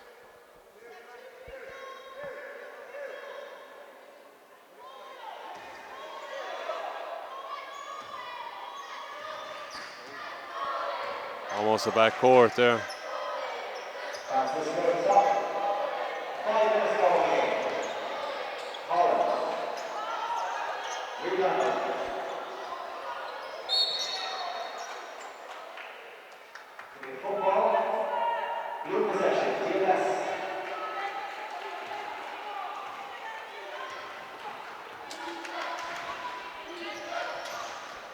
Here comes Jay Kavanagh.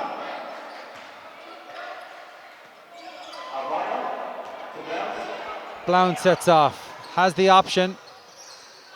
It falls to Jay Collins by way of a rebound, and it's a 5-point lead again for St. Aidan's.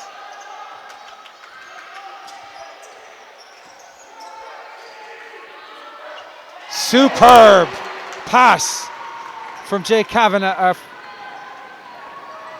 to find Scott Dunphy, and Dunphy's scoring has been crucial for De La Salle. What they've missed is a breakthrough. What they've missed is the follow-up score. They trail by 3 now. What they wouldn't give for either of these young guards to look down with their toes just behind that red line and let one fly.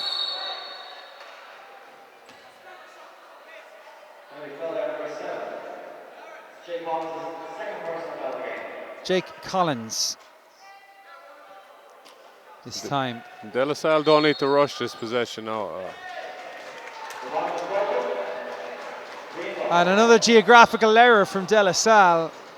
And they, if do it a couple of times, it's unfortunate. Do it 6 times, which is perhaps the number they've reached in this game, and they're letting St. Aidan's off the hook, particularly when an equalising score may have come from that particular possession. Well, like you said, it's 6 less shots that you're getting in the game. Even if you make 1 or 2 of them, it could be the difference between winning and losing. Dunphy sets off, but was ambitious to say the least with the pass tag area when he had Chris Malone in front of him.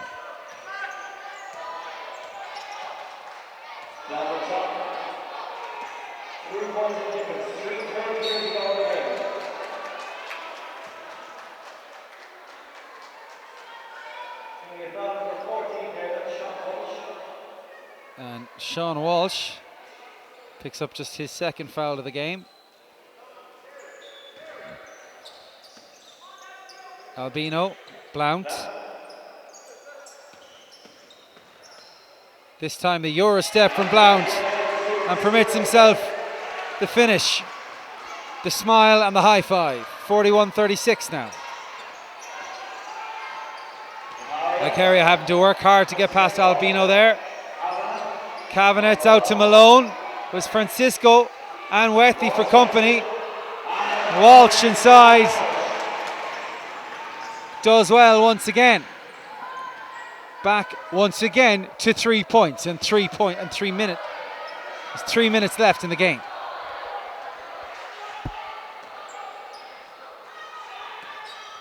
You know, De La Salle have been in this position now several times throughout the game. Can they get a stop and a score on the other end?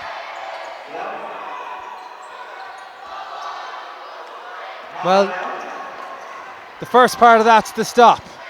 That's complete. Then you got to get down the other end. Jake Kavanagh helped with that.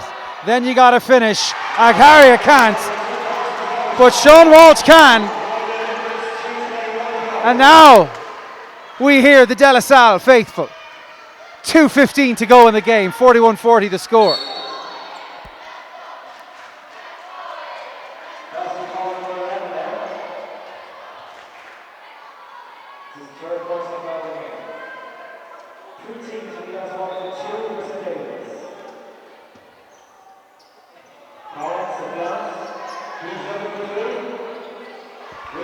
That one falls down the other side for Scott Dunphy.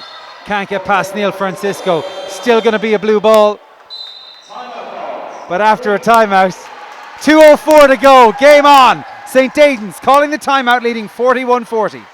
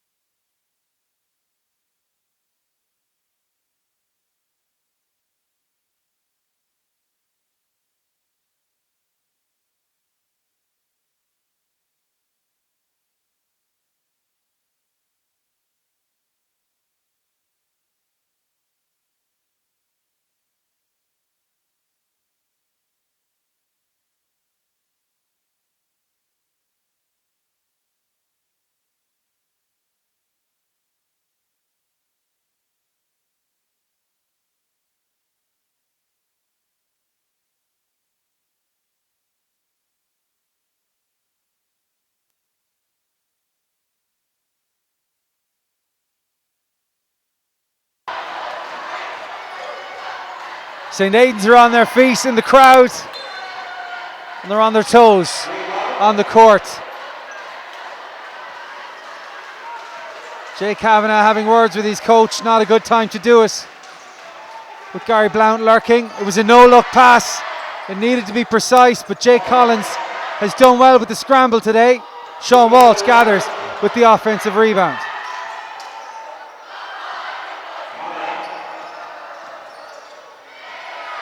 Neil Francisco steps in with the intercept. Players maybe are tiring here. Francisco, the block.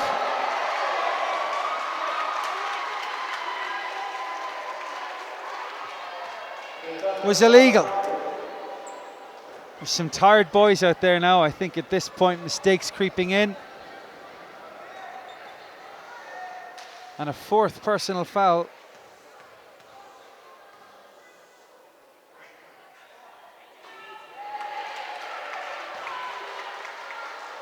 For Chris Malone.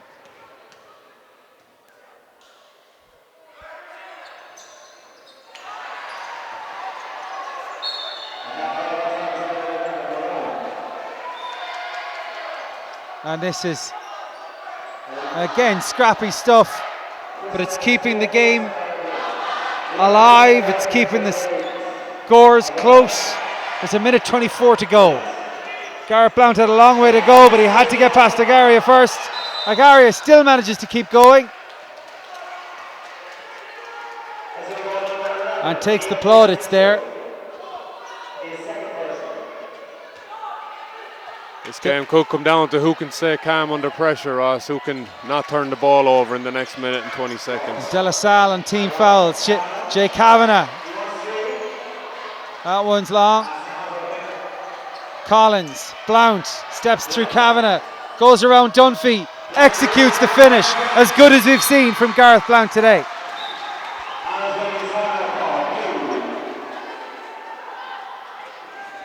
Timeout called De La Salle, trailing by 3 with 65 seconds to go.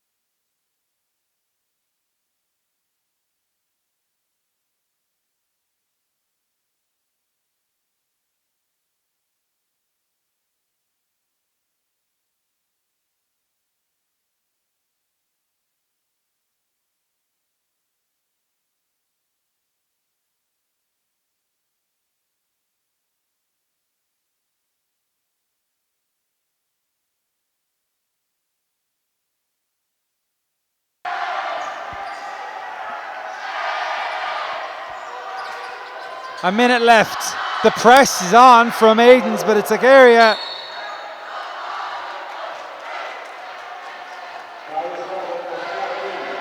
And the foul is on. Well, I'm not quite sure who the foul is on, to be quite honest.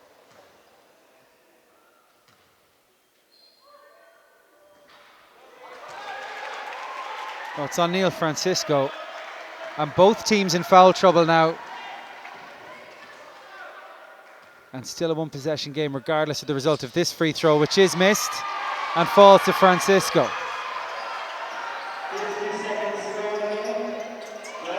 Blount and Kavanagh. Still Blount. This time tries to find Jake Collins, who travelled along the way.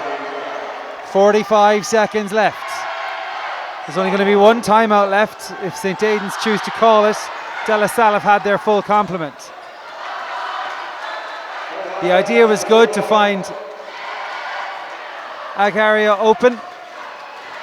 Yeah, De La Salle don't necessarily have to go for a 3-point shot here. A 2-pointer will do. Agaria takes a mid-air bump, and that should push St. Aidan's onto team fouls.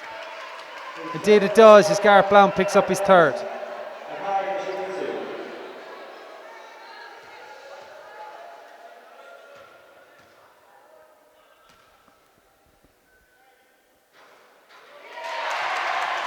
And this time Agaria makes it count. Squeaky bum time at the National Basketball Arena. There's 36 seconds left. Is that the technical term for it? 100%. You can Google it. Here's Albino to Blount. How many times have we seen the same cut, the same drive, the same swerve?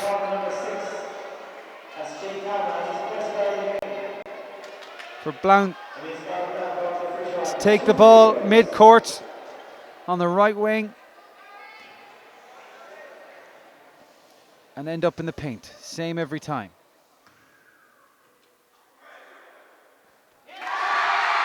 And one of the De La Salle crowd has got a cold and is sneezing at all the wrong moments. Blount seems to be enjoying it.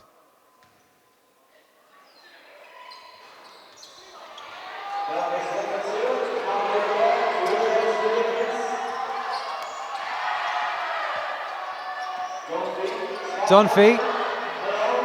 This time it goes up for three, but goes all the way up for three. And that was quite the foul there. He made sure of it, let's just say that much. And is this game slipping away from De La Salle Waterford?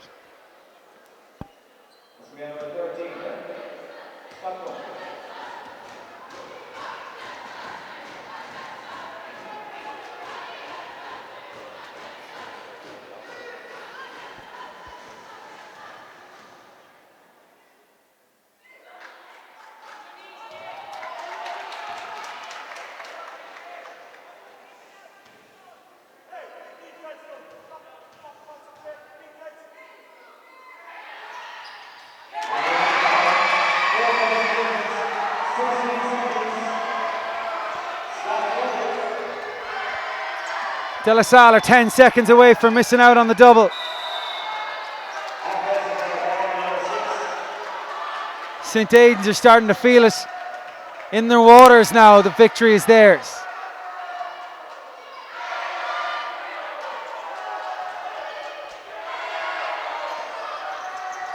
The persistence of St. Aidan's. The aggression in the backcourt through Blount and Francisco. They established that tempo early on in this game, and will it carry him through? Hard to pick out an MVP from this game. It's a deep two, it's over the top, it's game over. St. Aidan's brought two teams to the National Basketball Arena today. They're going home with one trophy, and it's going to the under-16 boys. They've beaten De La Salle of Waterford by 45 points to 41 in the All-Ireland Under-16B Schools League Final. Jason, your thoughts on this game? I'll give you a chance to announce the MVP as well. Yeah, it was definitely back and forth. You know, there was some good basketball played. I think St. Aidan's just did a little more in the end to win the game. We'll leave you there to enjoy the presentations. Final score again, 45 points for St. Aidan's of Cork, 41 for De La Salle.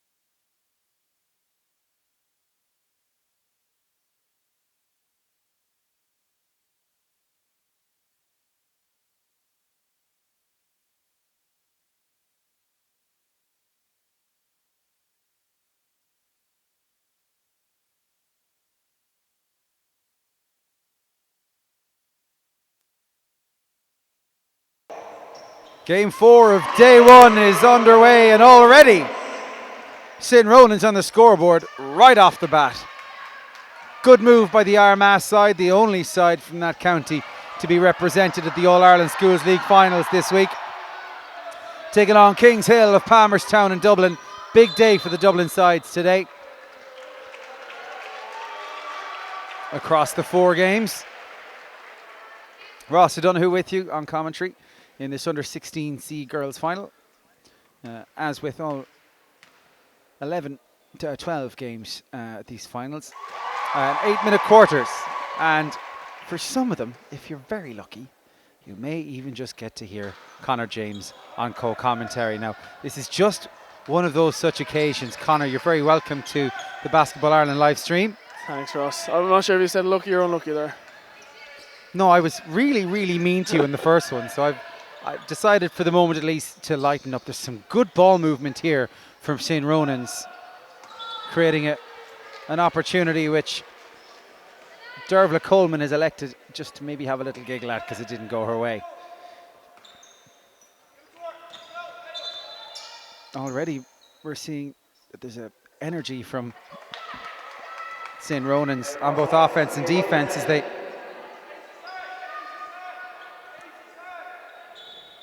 look to get things right. And a nice set move off the inbound as well. Certainly keen to do all the right things in the opening quarter.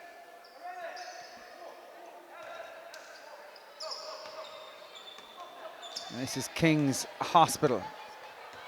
Some good skill on show here too. That's Sophia Moreau.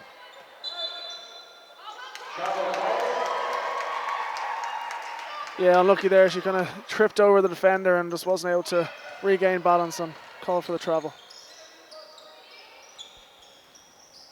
That's Coach Tau. And another miss from Coleman as Moreau sets off again. This time fires a lovely pass. Doesn't quite come off for Irene Amaqueta for King's Hospital. Wonderful pace to this game inside the opening minute and a half, as both teams look to do everything at speed. Donnelly put that one up. And it's Donnelly again here, but there's hands in the way. They belong to Amaqueta and Moreau.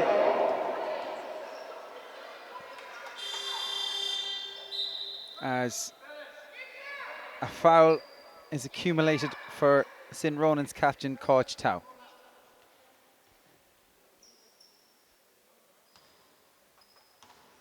Amaqueta and Moreau combine to get down the business end of the court from their perspective. Owen Short, the groan from the crowd. A good sign of a connected crowd, and we've had some wonderfully engaged audiences at the arena today.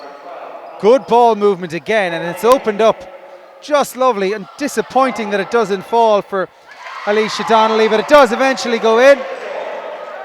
Yeah, it was a great cut to the basket from Donnelly there. Her teammate drove to the baseline and she made a really good cut right down the middle, looking for the ball.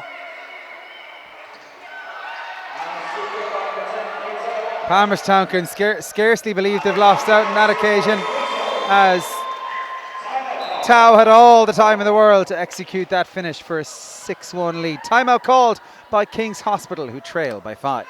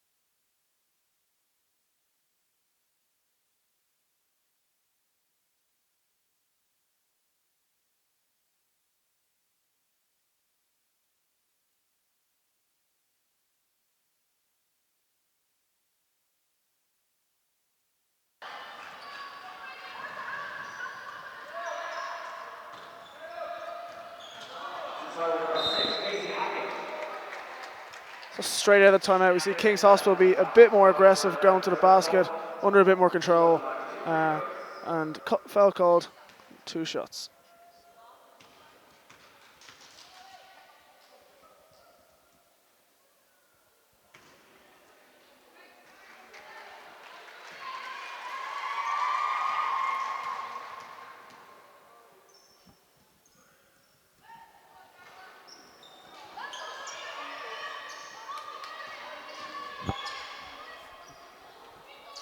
Moreau there with the miss. She's going to be important for King's Hospital today.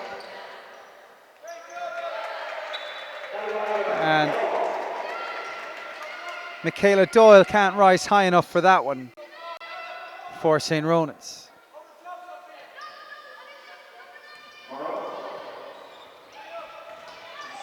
Number 6 is Casey Hackett.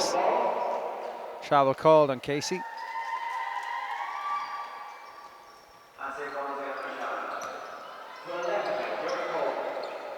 Dervla Coleman.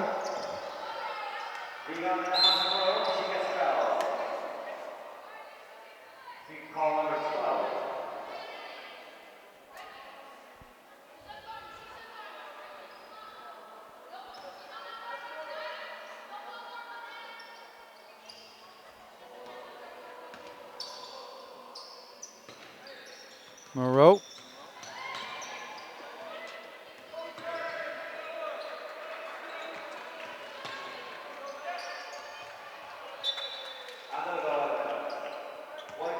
Everything's still a bit scrappy, and both teams trying to find their the flow to this game.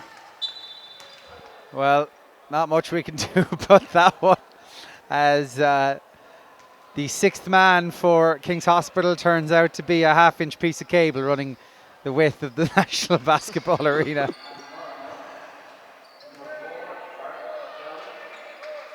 Owen drops the other side. Another opportunity. 3rd and 4th in there for number 4 for King's Hospital, Eve Dowling. Still can't get him off the board though. They have just that one free throw to the name thus far. And the ref does a brilliant job of playing defense on Irene Amaketa. Doesn't give the ball to her till absolutely ready. On the chase, Maeve McCambridge. And the chest pass attempt doesn't work out for Alicia Donnelly.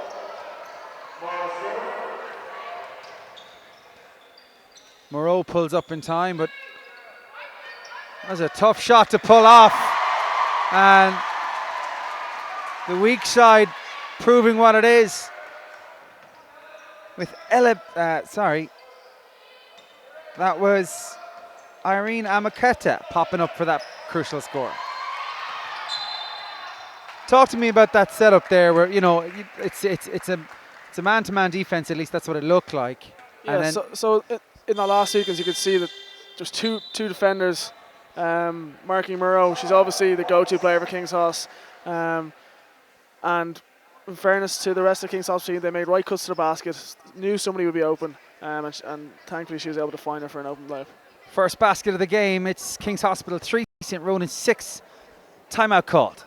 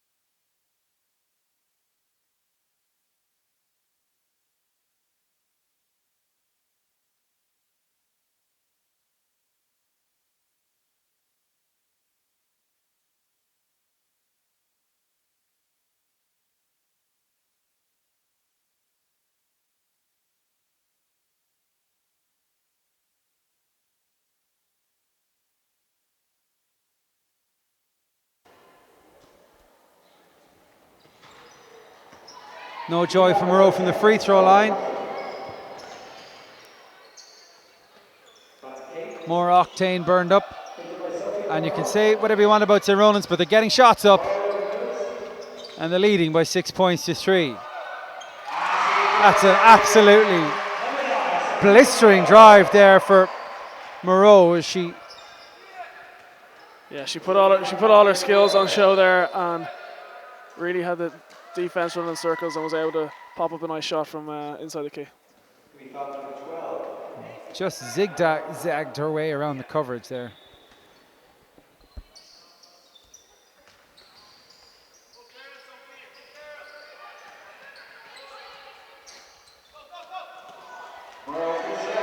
Off she goes again. Can she give her side the lead?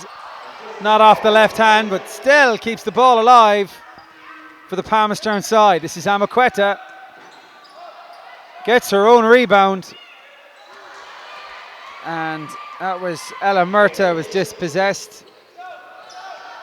And just a little bit of composure, you get the sense, would give St. Ronans a much bigger advantage than the one they currently enjoy of just a single point.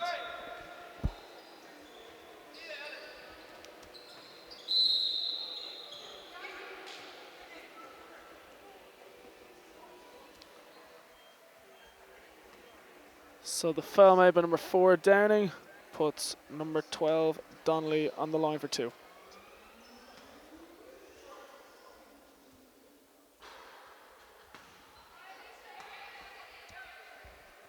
Connor, I got very excited when I saw somebody walk in with some kind of boom box or whatever the kids are saying. I thought it was to listen to us on the stream, but he's in full-on competition with the DJ. So if you can hear that little bit of music in the background, it's somebody from the crowd.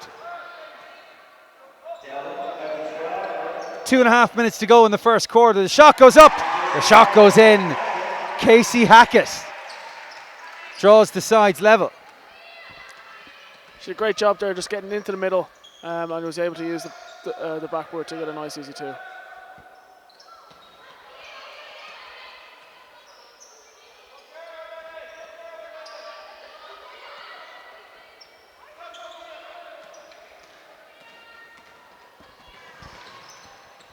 Moreau thought long and hard about the three-pointer. Good defense in there for Coleman for St. Ronans. And this time Moreau hits the 3. It's back. And Donnelly will break for St. Ronans. She gets low. Goes inside. And feeds Maeve McCambridge.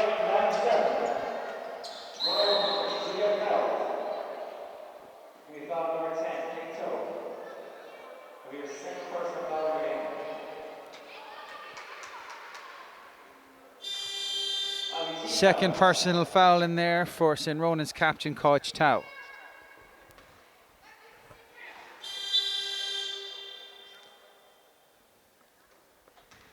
And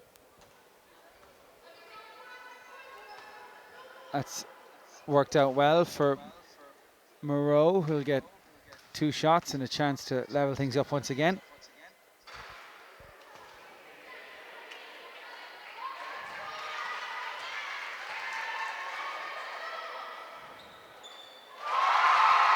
Big cheer from the Palmerston School crowd. 1:37 to go in the first. Nice drive again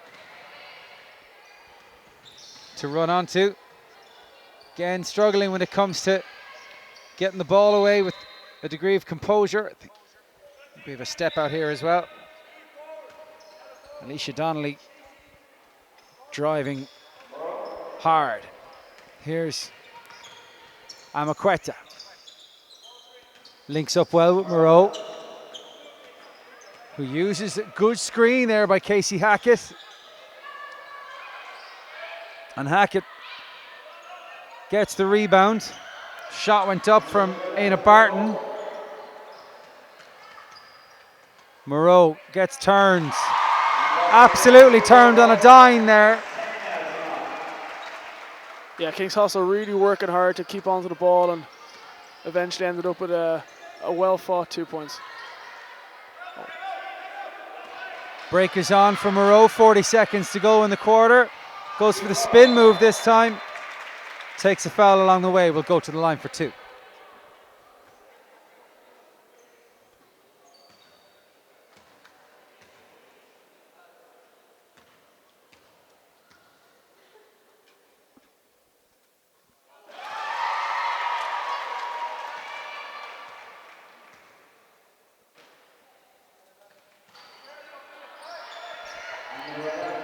(11-9) the score. King's Hospital in the lead.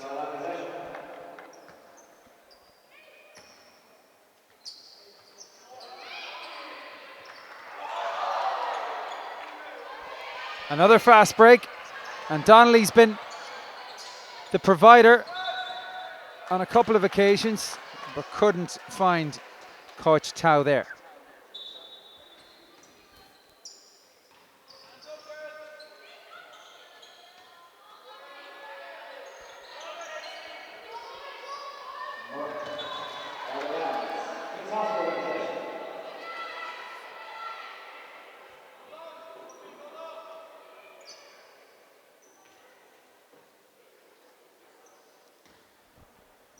And there's just 15 seconds to go in the first quarter.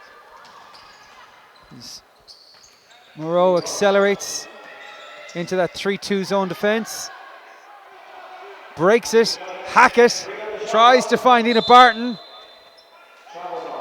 Travel called.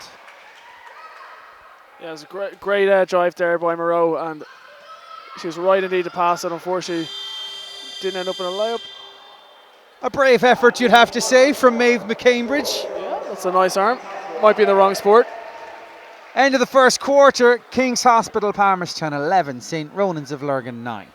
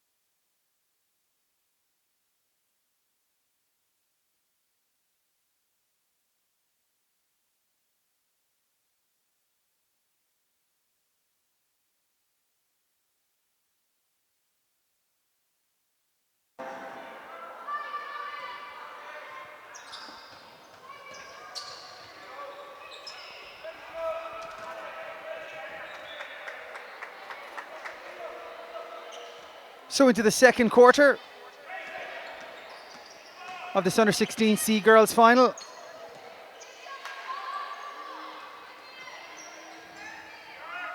It's opened up inside. Donnelly can't convert. Yeah.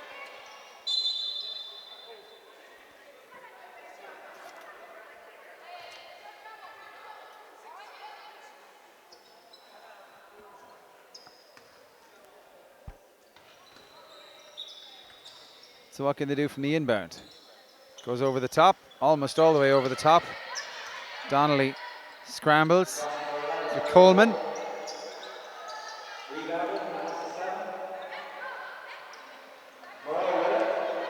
Good outlet pass there from Belen Navarro, who's in the game and on the deck. And here comes Donnelly once again. This time found Michaela Doyle.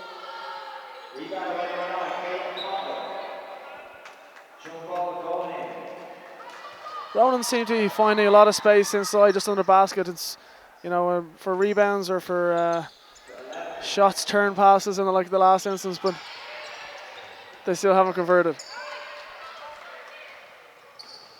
Moreau can go left. It was Georgia Dunlop waiting to take possession there.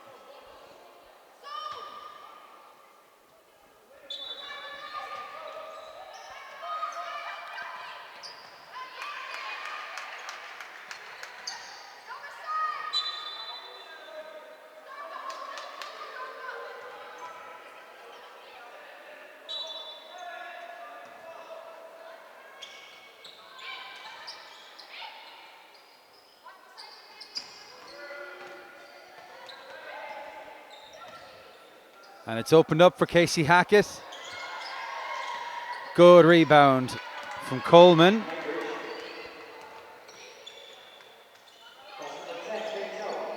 Tao she was open for the slightest second, but it was only when two players arrived upon her that she took the chance to level the scores at 11 apiece.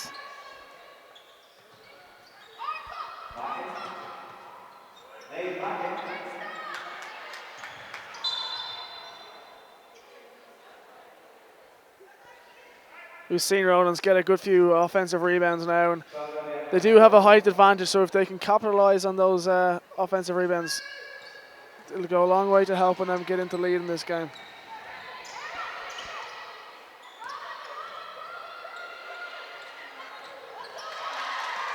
Moreau's pass is caught out by Coleman. McCambridge now. Back to Coleman. Puts up the three. And Tao had claimed the rebound and has converted it into a shooting opportunity from the free throw line. Substitution going to be made now for King's Hospital as Belen Navarro and Maeve Mackin swap places. Mackin coming into the game.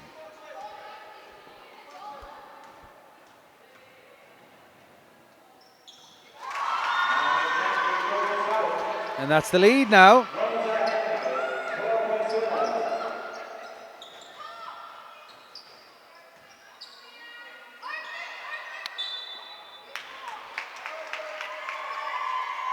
Thought the referee nearly missed that one. Ref watch with Connor James.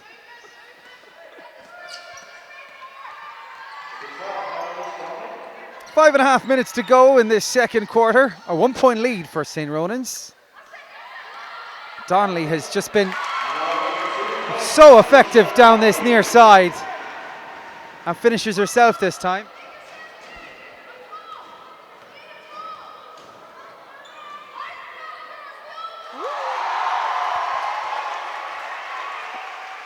Instant response for King's Hospital.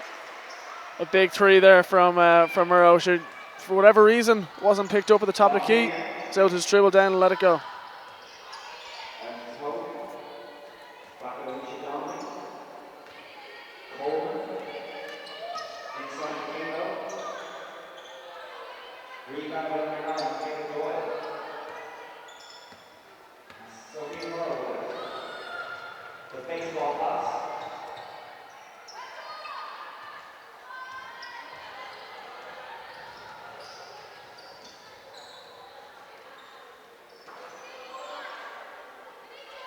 And again, it's more offensive rebounds for St. Ronans.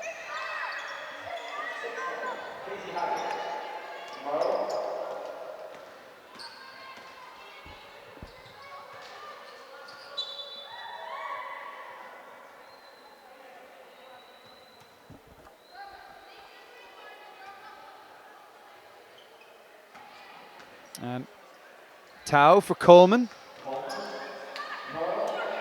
A little bit of confusion in there, allowing King's Hospital to profit. Amaqueta to Moreau. Spins inside this time. Good rebound from Donnelly. Does very well to get past Moreau. Will she look to finish this time herself? She does, but it's back with King's Hospital as Mackin pans the ball at pace.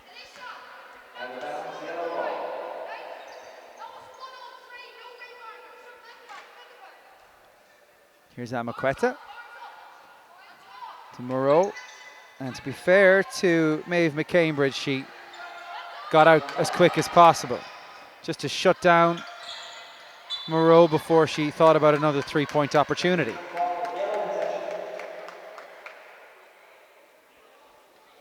Going to be a substitution for King's Hospital. Sky Rafter is going to come in.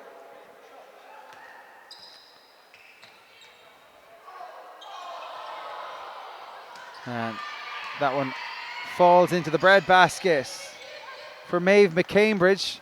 Here comes Monroe. She might look to go coast to coast here. She'll probably have to.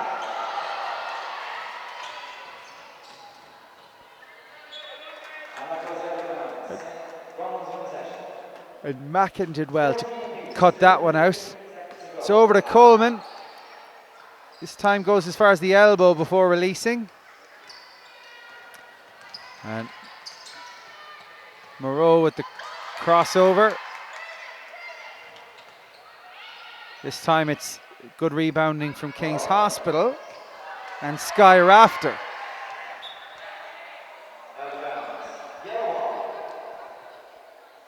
And you'd have to wonder, does Moreau need a break here after a couple of coast to coasts? She certainly looks exhausted, but there's only 2.5 minutes now till half time, so she'll get a well-deserved rest then. I think for now, the coach would be happy to keep her in the game.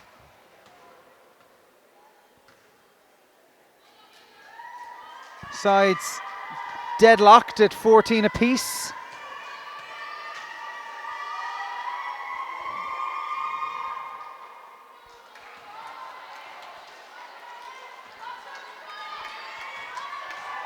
And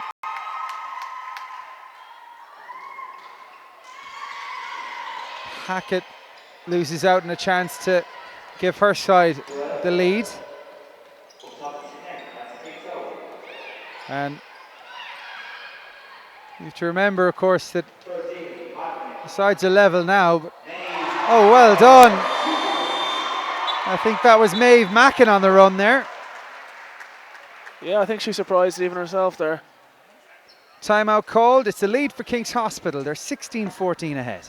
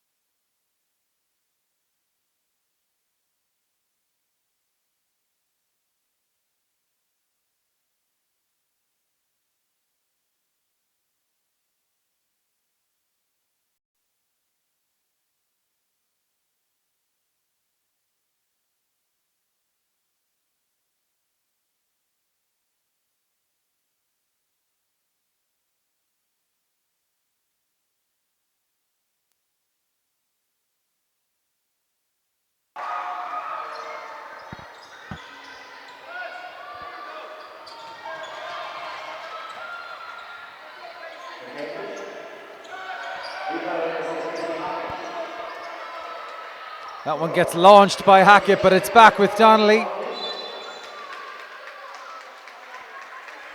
The game just getting a little bit scrappy. A few turnovers in a row, a few offensive rebounds and a couple of fouls, and I wouldn't be surprised if either coach just wants to take the time to slow it down.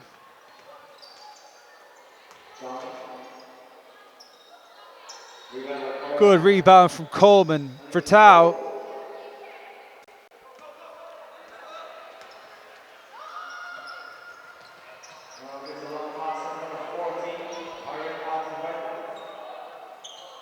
And not gonna lie, Connor, thought that one was going in. We had a good view of that. We had I a did good think it was view in of that one. myself. Just, if it was medium rare as opposed to well done, I think it would have nestled in the basket. You must have missed lunch, did you? I'm starving. Yeah, prepare for several food references. For instance, that was a cracker for St. Ronans, and it has leveled the sides for them as well. And Donnelly asks a lot of her own right hand and does well with it, but she does need to centre up in the basket to get those kind of opportunities, and when she can, like that, well, she's lethal. The sides are level. Coleman puts up another one. Somehow McCambridge is in there, but the travel is called. Just 50 seconds to go now in the half. 16 points apiece is the current score. It's the under 16 C girls All Ireland Schools League final.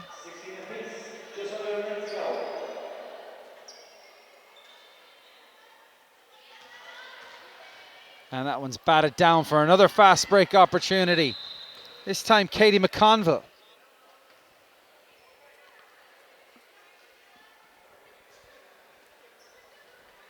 My apologies, that was Michaela Doyle.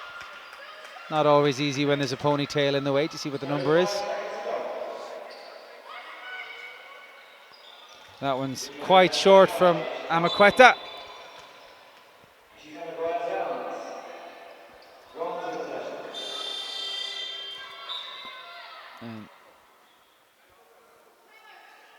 Timeout called. There's just 29 seconds to go in this half, and it's 16 points apiece between the sides.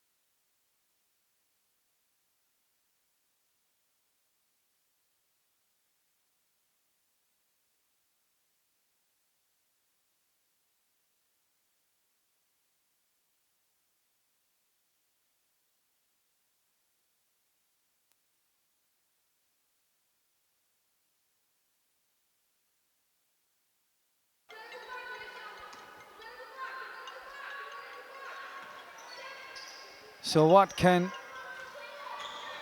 King's Hospital, well, right out of the timeout, Moreau snakes a pass through. Eve Dowling with the finish there. That was a super, super pass from Moreau.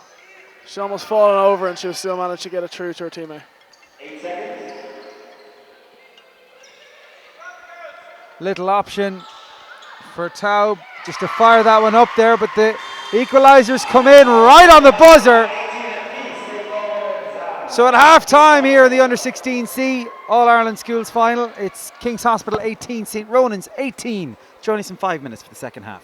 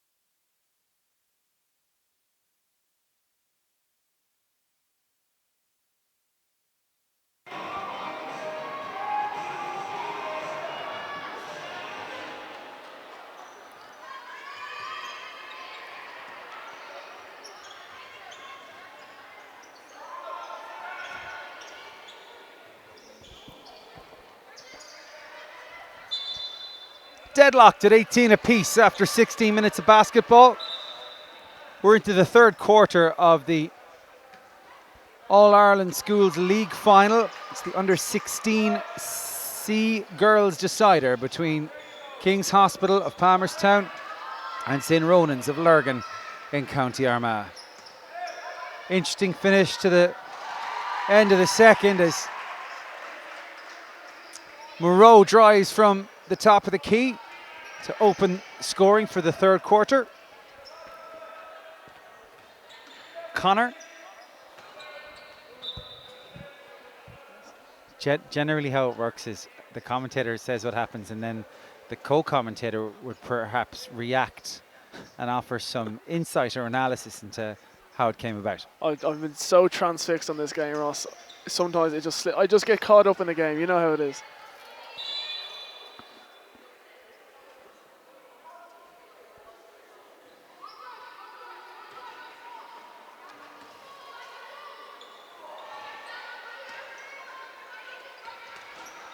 Now, can King's Hospital follow up? The answer is yes, they can.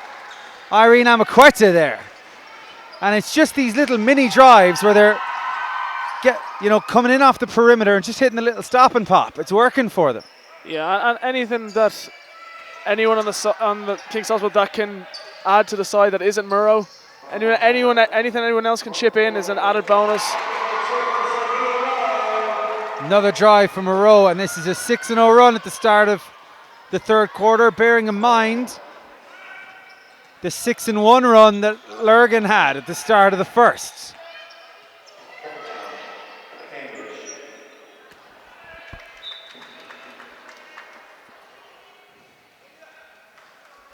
Probably just needed to take one or two dribbles in there to find her range.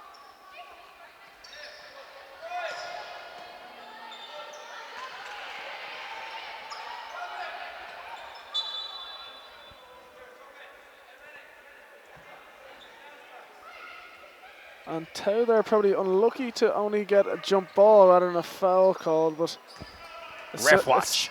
Ref watch. It's still Ronan's possession.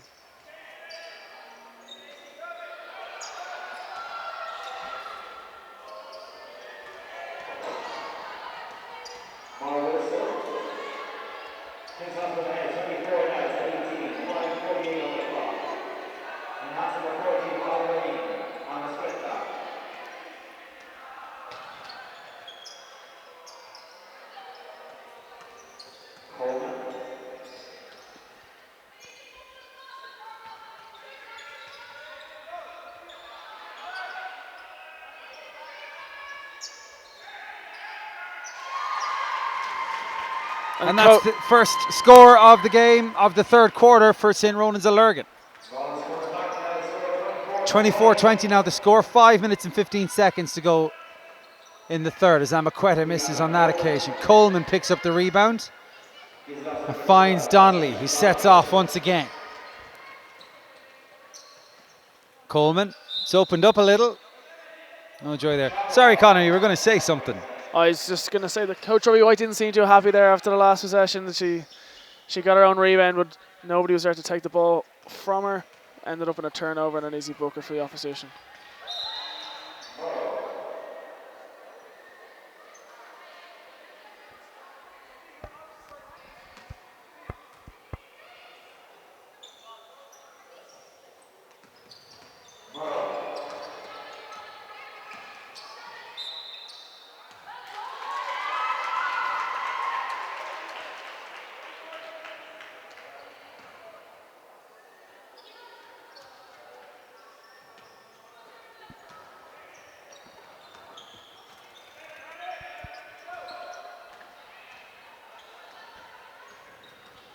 And that's Belen Navarro, who advanced an awful lot of possession there for King's Hospital. It's out of bounds. So Michaela Doyle will inbound the ball. Donnelly favouring that right hand, but it goes up and in and out and in and out and in. And Michaela Doyle means that's a big collision there between Moreau and Doyle. It caught Michaela Doyle flush in the face. She might just need a minute there.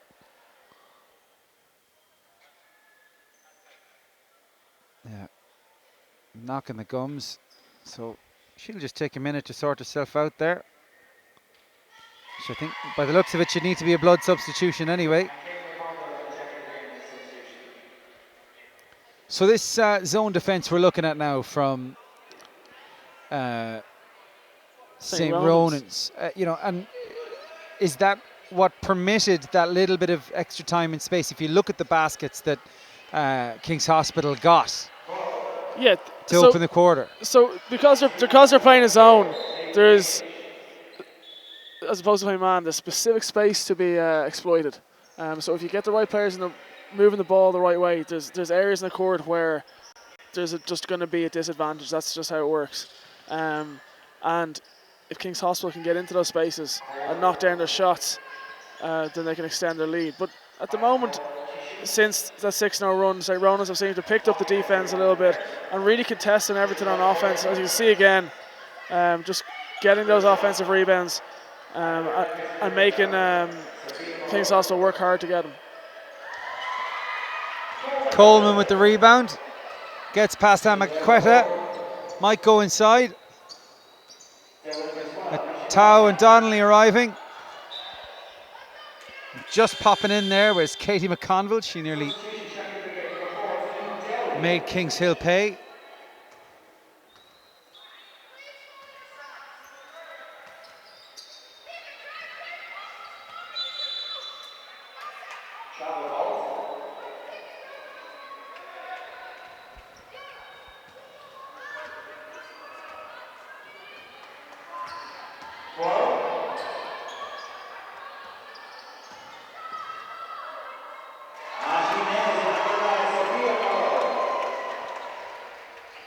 Another great drive by Moreau and able to get the finish this time. Back out to 4 points. 3 minutes to go in the third.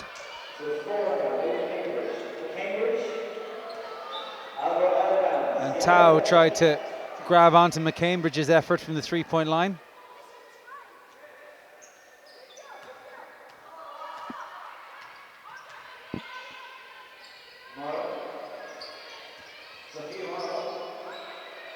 And it goes up this time from Navarro. More good rebounding for Coleman, clearly under orders. That's well done, Moreau. Just reset to find the space. That's 28 points now to 22.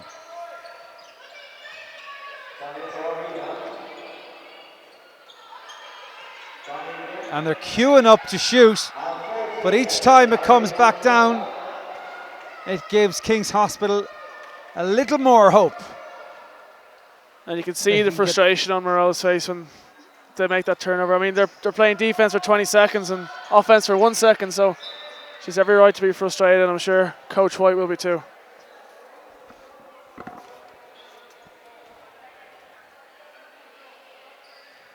So good was your commentary at that point. I really thought you were just going to put the mic down and walk away.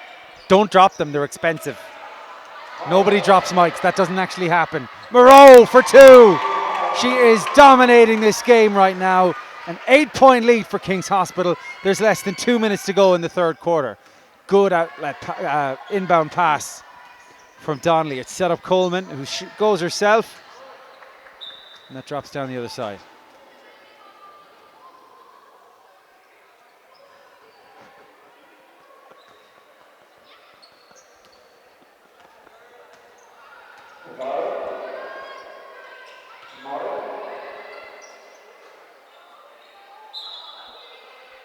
And that is the greatest ever final destination for a basketball I've ever seen at a cup final.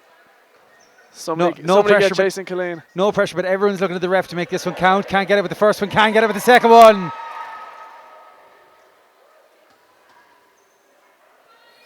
No pressure, folks, but we're all watching. Oddly enough, that was a good shot from Moreau, could have gone in. McCambridge might drop, and it does. Left-hand finish. Maria Kent McCambridge snaps the run. It's back to 6. And much needed just as we close in the third quarter, bringing it back to 6, only 2 possessions.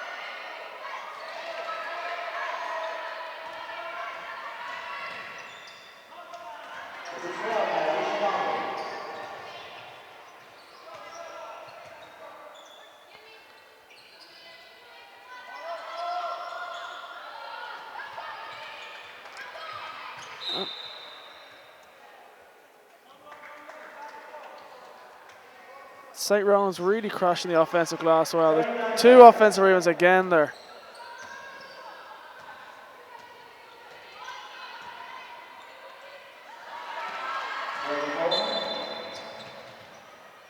And that was a good foul made there by Navarro, stopping the fast break and knowing the other team didn't have team fouls and not giving up 2 shots. 6 points in the difference.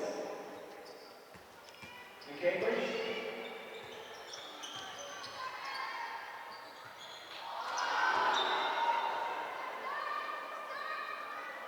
And once more a missed shot, but a second opportunity.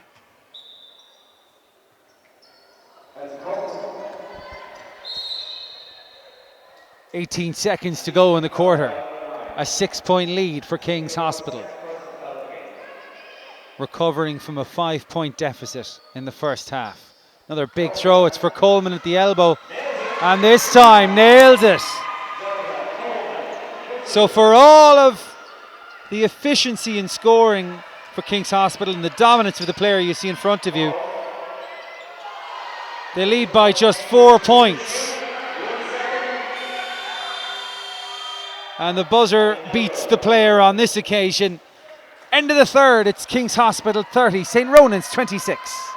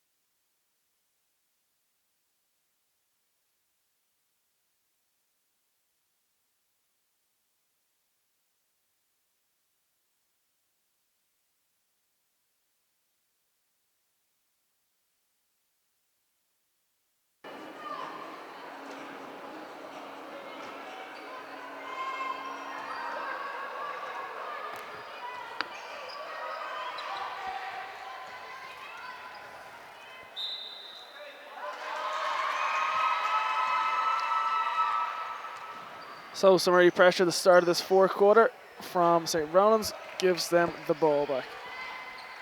Coleman, nice pass to Donnelly.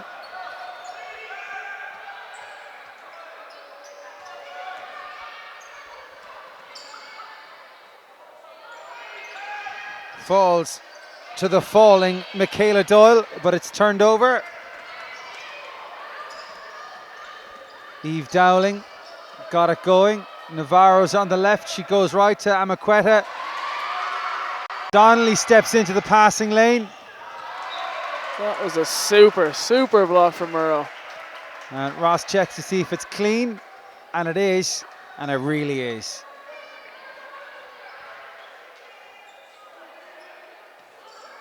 Another good inbound from Maeve McCambridge. Her last one was a direct assist for Maeve Coleman. This time it's Donnelly to shoot. Moreau to Navarro. Just needed to focus on where that pass was going. It's an open opportunity. And the finish. And now there's just 2 points between the sides. King's Hospital need to get the ball in the hands of Murrow coming down the floor. We see 2 turnovers in a row when she hasn't had the ball, so time to go back to what was working.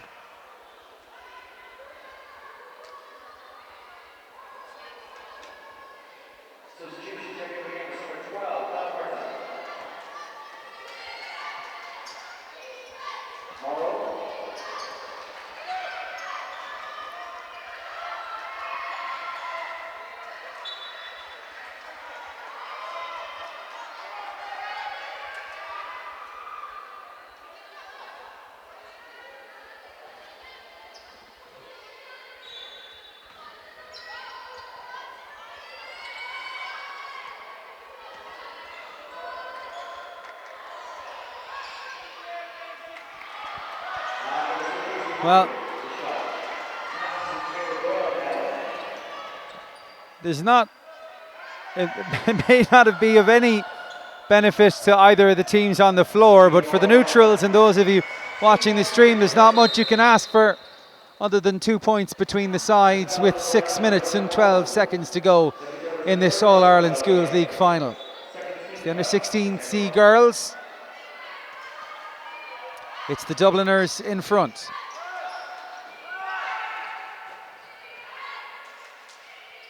The 4th of 12 games at the arena. This week there's 5 tomorrow. Busy, busy.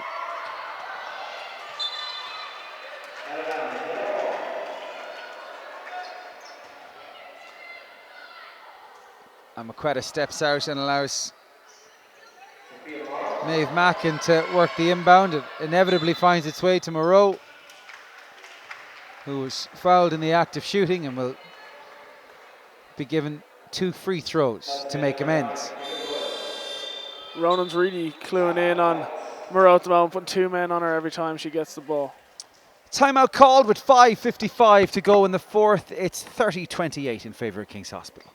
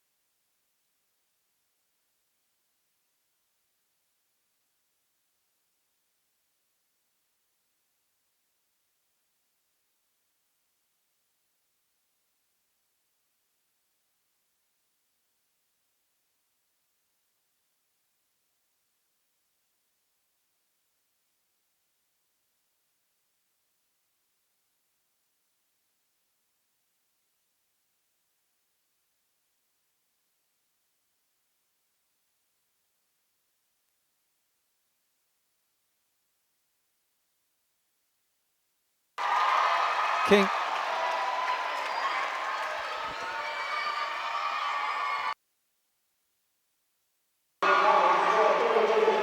King's Hospital march back into position.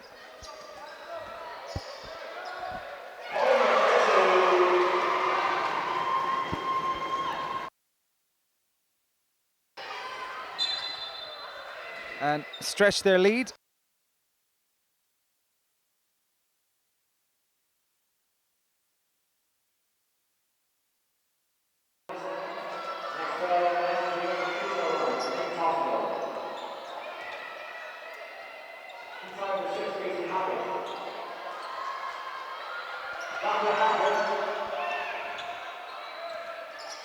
Somebody remind me never to let Connor James push the buttons, but King's Hospital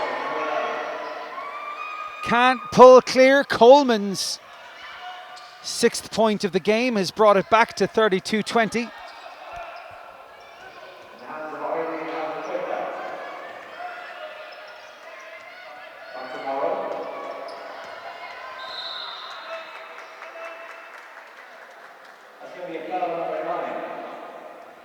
on Moreau with the strong drive again. They just couldn't keep up with her and resulted in a foul as she was shooting. Sophia Moreau, the number 9 for King's Hospital in Palmerstown, is worth every mention she gets, to be fair. McCambridge to Tao, pulls back for Donnelly, quick release.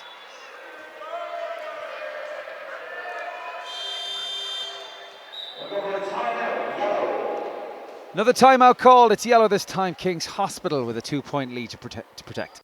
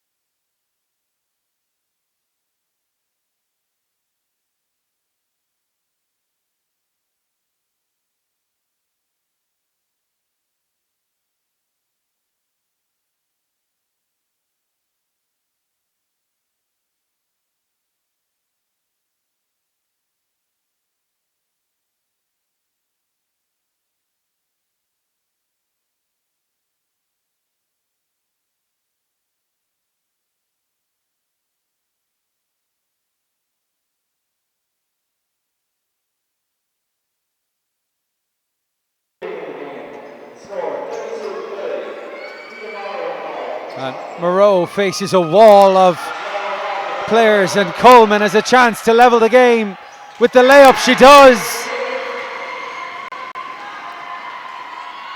Coleman's been the star of this fourth quarter for St. Ronans and really brought her team back into the game.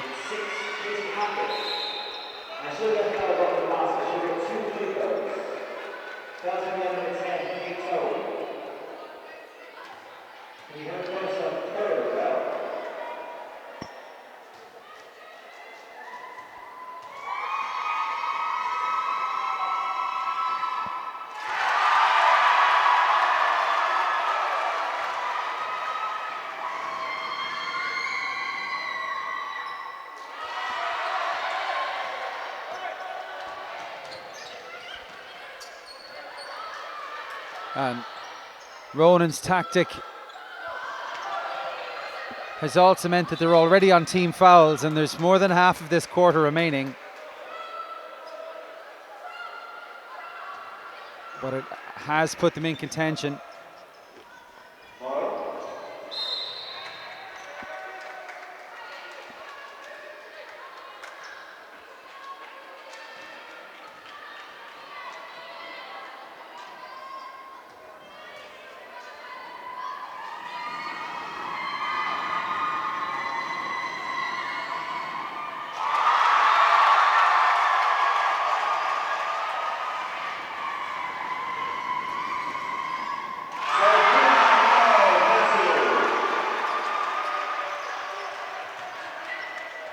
And Murrow goes 2 for 2, putting King's Hospital up by 3 points with 4 minutes to go.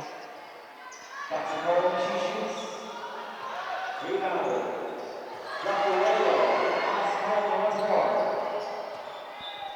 think it's worth maybe keeping tally of how the team fouls goes and what the return is like for them as this game ticks on. It's a 3-point lead.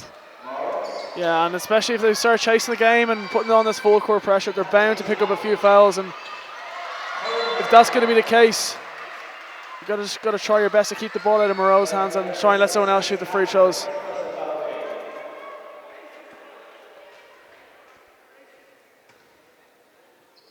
And the foul's starting to rack up.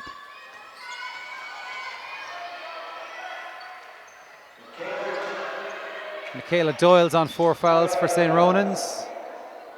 They have 4 players on 3 fouls. That's Maeve McCambridge, Coach Tao, Dervla Coleman, Annalise Donnelly.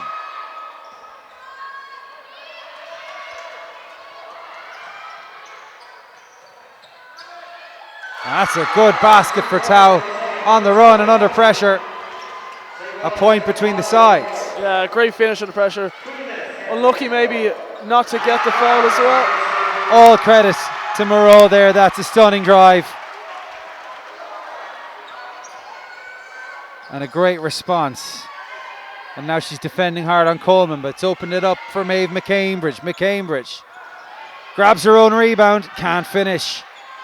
It's bouncing around in there. It's eventually cleaned up by Eve Dowling. Moreau has 3 white jerseys. It falls to the 1 yellow jersey that was there for support in the form of Eve Dowling. And the question must be asked, with 2.5 minutes to go, is this the kind of game that could go to overtime? We maybe let Connor ruminate on that and answer the question after this timeout.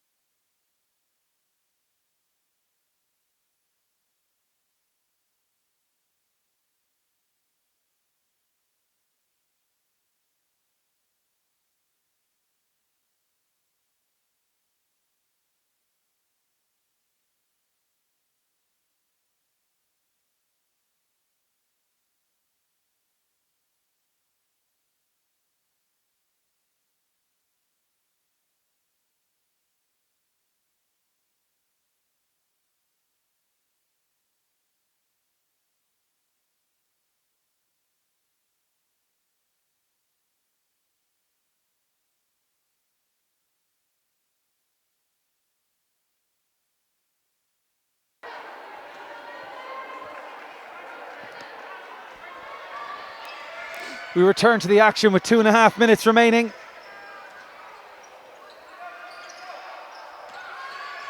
And a 1-possession game. McCambridge, still McCambridge. Travel called.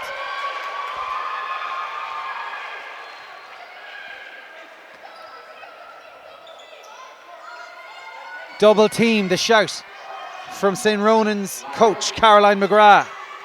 On this player here you see in front of you, Sophie Moreau. A very subtle clenched fist, but it's in there nonetheless. Yeah, an excellent job under pressure, not just on the opponent, but just in the context of the game, and nothing but net. 2 minutes remaining.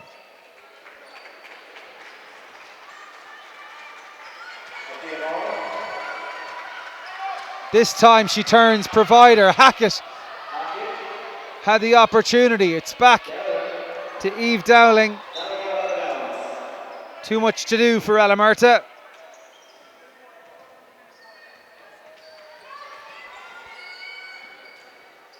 Bounce pass creates some space for Coleman. Again, just that little bit of composure lacking, but it's better from Maeve McCambridge this time. And that was Ella Murta who went off hunting the rebound there, but the amount of time that St. Ronan's have spent inside the perimeter as a ratio of the return from St. is perhaps providing some of the tail of the tape. But they press nonetheless.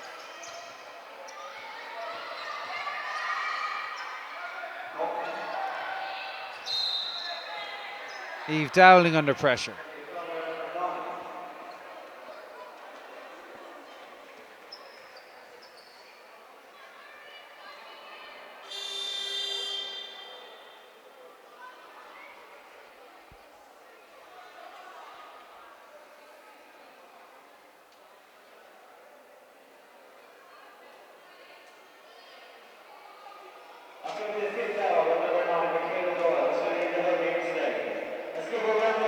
And Lurgans have their first fallen. Michaela Doyle pays the price for the intensity that they have tried to apply to this game. And Doyle gets only the plaudits of her coach for the effort she's expended in getting all the way to 5 fouls, the first player to do so.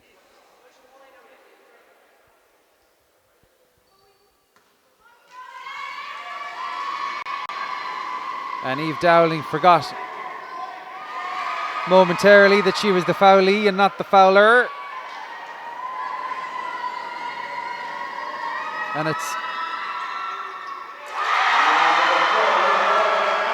And to be fair to Ronans, since they've gotten into foul trouble, they've kept their noses relatively clean and have conceded just 3 for 4.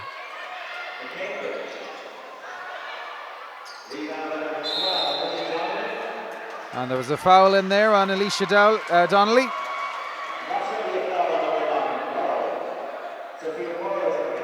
And it's Moreau as the offender. 6 points between the sides. There's just 58 seconds left now.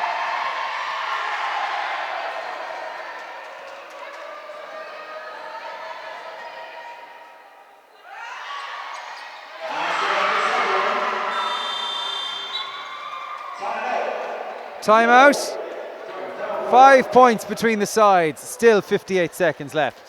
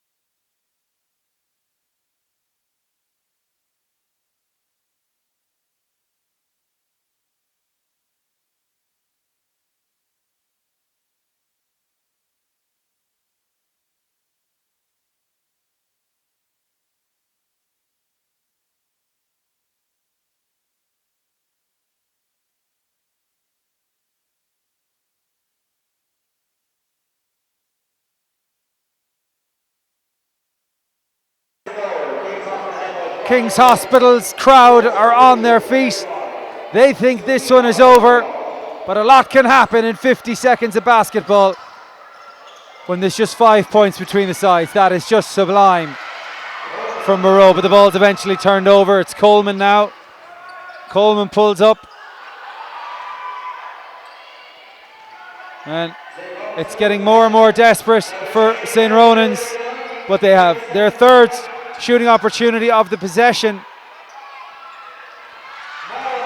And you have to wonder where Moreau's getting the energy from to be doing this. I don't think she's missed a single second of action in this game.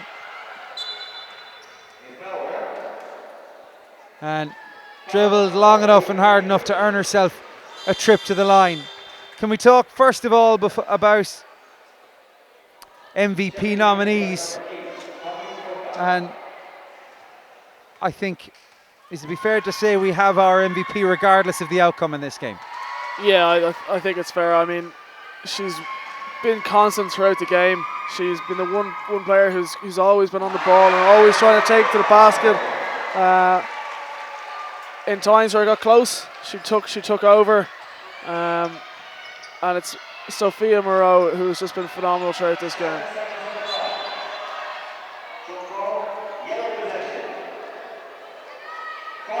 Five seconds remaining. 6 points between the sides. Will King's Hospital of Palmerston claim an All-Ireland victory? The celebrations, the buzzer and the final score all say yes. They've beaten St. Ronans of Lurgan by 41 points to 35. Connor, thanks for joining us. on the final commentary of today.